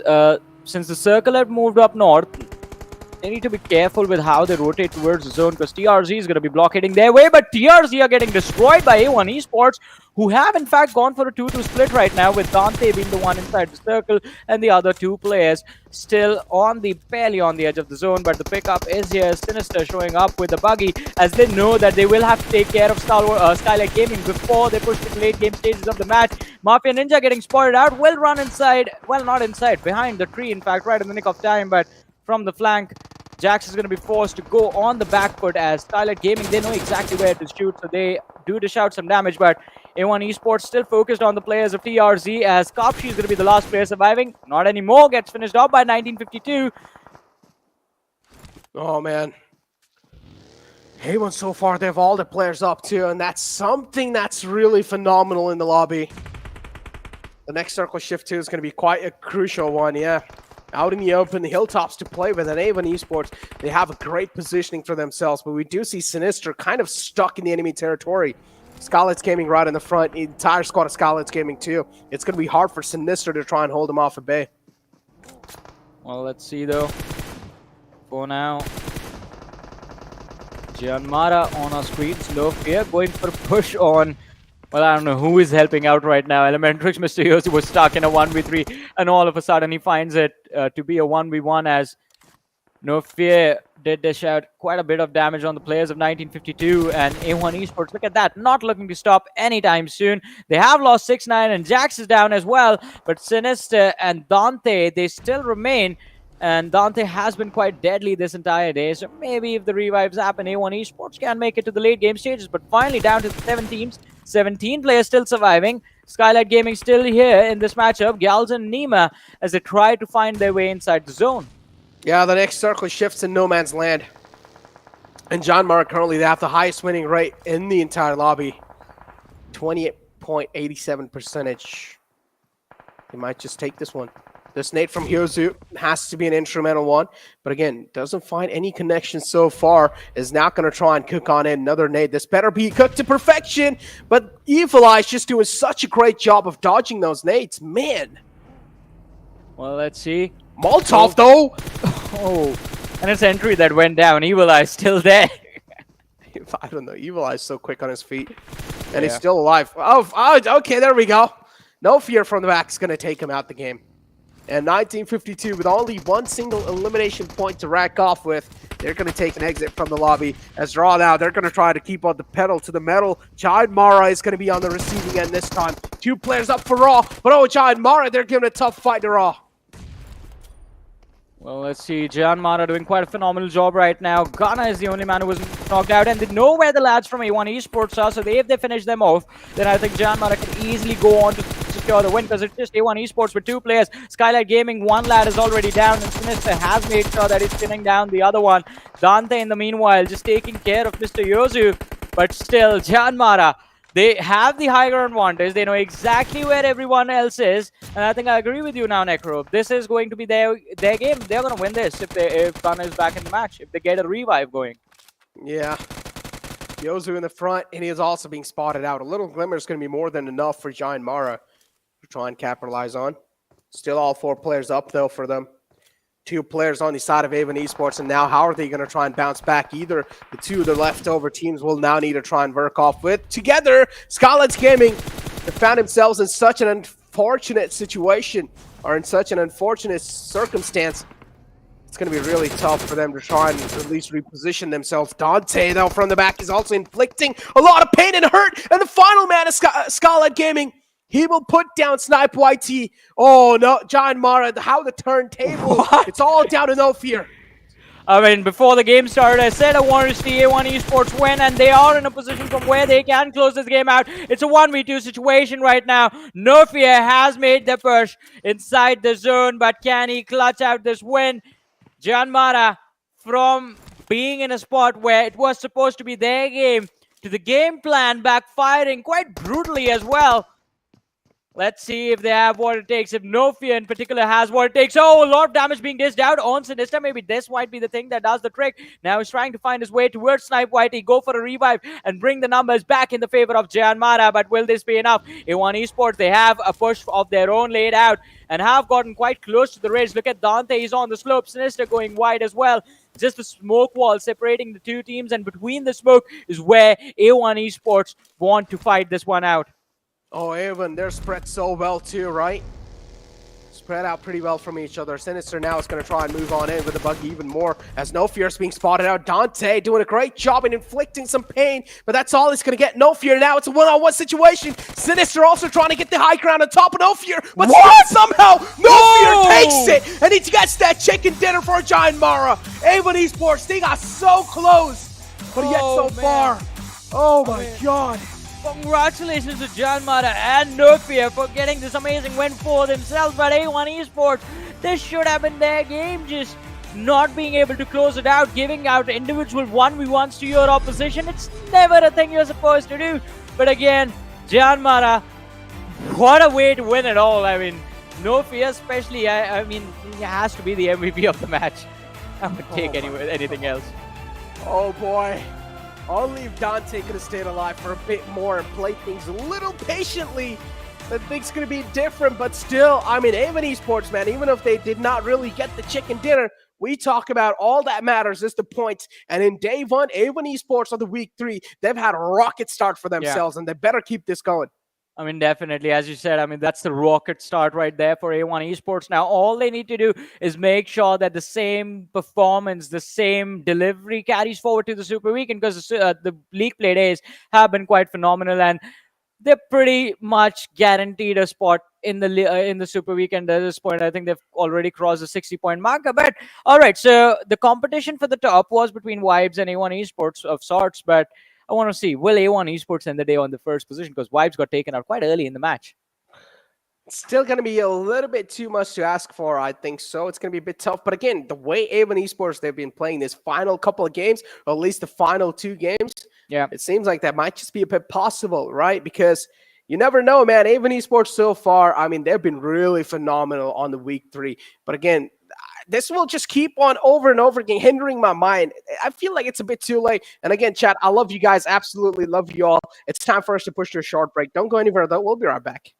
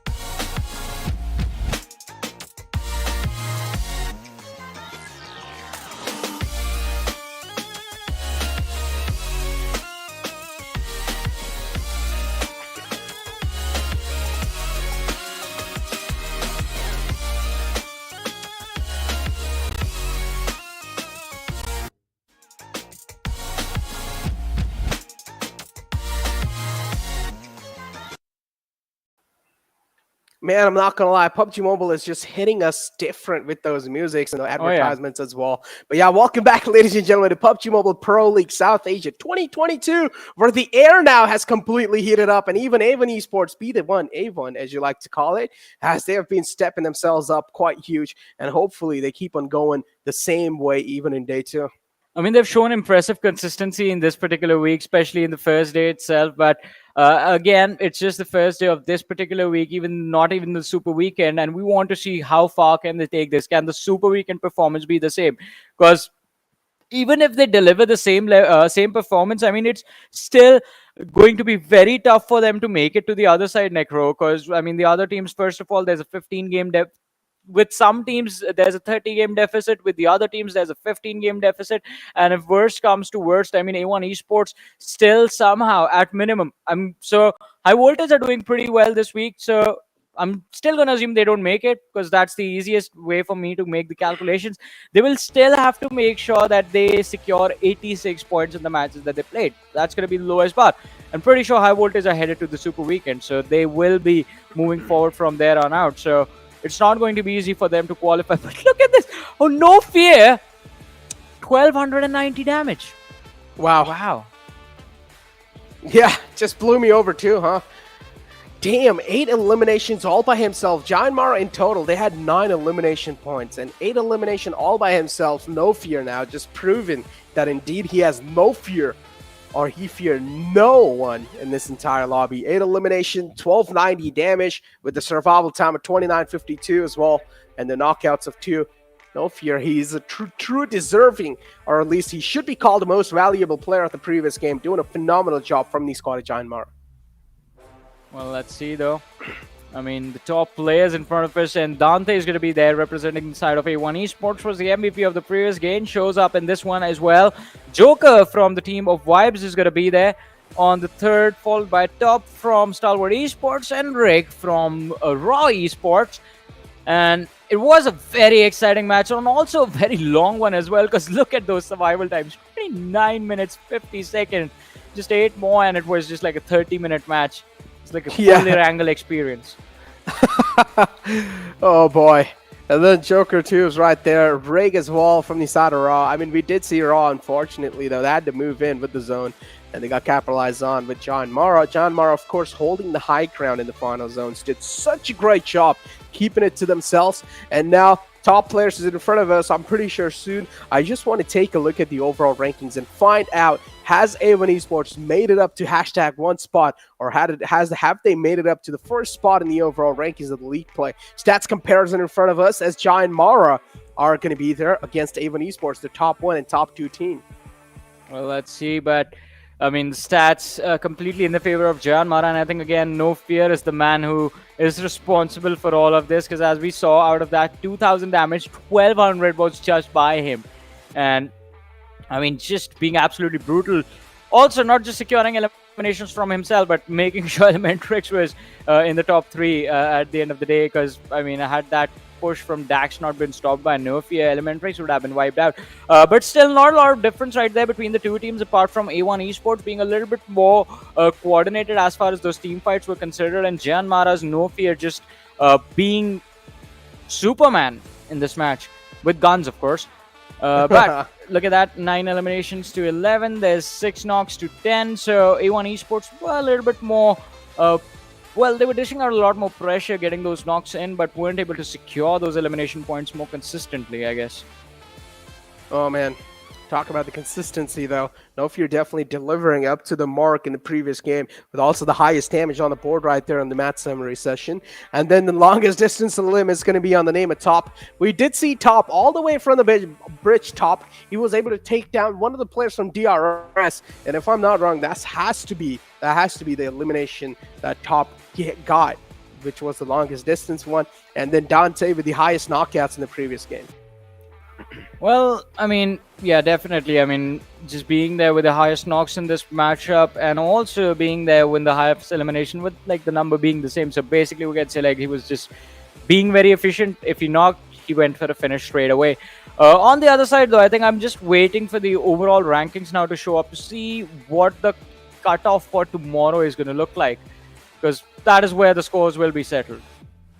And A1 Esports fan, make sure to stick around the entire stream, because you guys still need to look at the overall rankings and find out, has A1 Esports got the first position in the overall rankings of the league play of the week 3 for themselves or not? Because that's something that's still creating a huge mystery. For now, there is a match ranking in front of us, as A1 Esports, they found themselves in the 2nd spot. JyanMaara, of course, on the #1, and then Vibes on 3rd. Vibes is just one of the most consistent teams out there. Well, let's see. As you said, Vibes is definitely one of the most consistent teams out there, but I think their consistency is put under pressure by what A1 Esports is doing today. Although, surprise, surprise, Savage Esports, no points from this matchup. So they're not used to seeing the team perform like this in a few matches. But one thing, some things never change, Electro. Look at Stalwart Esports' point split. 7 elimination points, just 1 placement points. Dude, they're just going for a complete kill-heavy game right there. And fortunately, wasn't really able to do that well with that one. But yeah, here we go. Faces are back, and now, as I mentioned, something that we're really going to be looking out for has to be the overall rankings. But before that, I'm pretty sure we'll have to pass through the Oppo F21 Pro moments, because those moments right there from the side of Avon Esports, from the side of JyanMaara too, and from the side of Stalwart Esports, I personally want to take my eyes back on them again, because we did see that stalemate on the right side of the bridge, or at least on the right bridge. There was a huge stalemate between DRS, if I'm not wrong. TDK2 was right there, and then Vibes as well just came on in, and Savage 2 was right over there. And Stalwart Esports, they knew all they needed to do was just be a bit more patient, and they were up for a treat. I mean, definitely from the top of the Nova Repnoi Bridge was able to secure a lot of points for his team. But now let's move forward. I think have a look at the JyanMaara's team path to zone, and in fact, just try and figure out how they won the game. We did see them quite earlier on in the match going for a water rotation, so I think that is one thing that was very exciting to watch. They went from the east all the way wide, landing towards the military island, and found the easiest way, a very early rotation from their side. And I think they could have gotten in trouble had Stalwart Esports decided to stick towards Nova Repnoi containers, but I think the stars were aligned for JyanMaara to get this win, because as we were discussing it a few seconds earlier, Necro, Stalwart Esports abandoned Nova Repnoi early this game and moved towards the Nova Repnoi bridge. As you can see right here to your right, at least they had a nice, great rotation for themselves. We were talking about JyanMaara at that time. We called them the Pirates of the Caribbean too, especially with the rotation they were making from the waterways, and then they got a great hilltop. Luckily, the hilltop wasn't really uncontested, but they still had to fight their way through a bit while they were trying to make it up top the hill. And then in the end, the circle just kept on shifting in their favor, and all JyanMaara needed to do was just take out a couple of enemies in the front and keep on moving on in. And so far, they did a great job. And you see, the next circle was quite out in the open. This is where, if I'm not wrong, JyanMaara were in a fight with Raw, and they took a couple of casualties on their side. I mean, they did take a couple of hits, but at the end, I mean, it was just No Fear left surviving, and in a position from where we thought he couldn't win. So this is where No Fear was left all alone, and this is where the game came to an end almost, because A1 Esports, the lads decided to go for a push, but I think the communication was a little bit off, because even though the formation was quite nice from them, they should have just committed at the same time, which they failed to do. Dante was spotted out a little bit earlier, and the other lad from the team was just on the other side of the ridge. He started running towards No Fear a little bit sooner, and then A1 Esports could have closed this game out. But hey, no regrets, right? They still played a wonderful matchup, both these teams, JyanMaara and A1 Esports. And at the end of the day, it's about the total points tally. That's all that matters, unless you're in the Super Weekend where $1,000 for a chicken dinner. Ooh, let's take a look at the Oppo F21 Pro moments, because I just want to hear those gunshots ring in my ears till all the way up to my skull. Here we go. Oppo F21 Pro moments, and let's find out how things really kicked off. Some of the teams that I'm going to be eyeing out for is A1 Esports, because this is how hell started breaking loose, with A1 Esports just wiping out the existence of 7C. Yeah, and they did it in a matter of seconds as well. Did not waste any time in just destroying completely 7C Esports. And this is what you were talking about, the whole DRS situation. We did talk about Skylightz Gaming as well, just picking off the lads from ElementriX earlier on in the game. And then in the latest days, ElementriX were the one who, well, outlasted Skylightz Gaming of sorts. But DRS, Vibes, High Voltage, there was there anyone else? Is missing anyone from the Nova Repnoi situation? Stalwart Esports were there. Yeah, 4 teams on just one bridge, and it got very chaotic. Indeed, pretty chaotic. And then Raw 2 right here. This is exactly hilltop fight that I was talking about when they tried to rotate in. This is where they got rid of Hyozu 2. But this knockout right here made things go a little bit too close for comfort. And then A1 Esports, they had their chance. They had the chicken dinner too. Potentially, the chicken dinner was up for grabs right here. No Fear took a bit of damage, or took a bit of chip damage from the zone. But this spray right there from the UMP, just expecting that peak from the player of A1 Esports, and was able to take him down perfectly. Great headshot representation right there. Taking a look at the damage graph, of course, JyanMaara, they're going to be leading the charts. Well, they are in fact leading the charts and doing quite a phenomenal job as well. But let's see. I mean, the rest of the pack is not too shabby, and Stalwart Esports again, early game aggression paying off, but 7C Esports. So apparently in that entire fight, only 72 damage was dished out. Quite sus, huh? Yeah. That was completely one-sided fight. I don't know how A1 Esports. I mean, not like A1 Esports, but how did 7C Esports miss out on the flanks and just like overcommitted out in the open like that? I think that was something that should have been avoided, but doesn't matter. And looking at the overall rankings, oh no, just 3 points. Well, 4 if you want to be on top, but yeah. And then here you go. Almost, ladies and gentlemen, almost on the hashtag 2 spot right there. But for now, Vibes, they're going to be on the first one. But look at that. It's quite close. A1 Esports with the magical number 69 and 72. And they're quite close, man. What's up? This one game got JyanMaara in the top 16. They jumped 11 positions in one match. Damn. Wow. Wow. Never seen that happen. Wow. I mean, this in itself just shows how close the overall rankings are. One single game slip by, and that's pretty much going to be compromising your spot. A1 Esports with 3 points away on the hashtag 1 spot. You guys will be able to find out tomorrow if A1 Esports are going to be the king of the hill or not in the overall rankings. Before now, taking a look at the latter half of the board, 7C Esports, which got absolutely decimated by A1 Esports right there in the previous game. They're going to be finding themselves in the 11th spot. On 16th, though, it's going to be Raw. Savage, they're barely making it in the 14th. You talk about ElementriX, you talk about Venom Esports. I feel like on day 2, it's going to be a complete new breath of fresh air for them.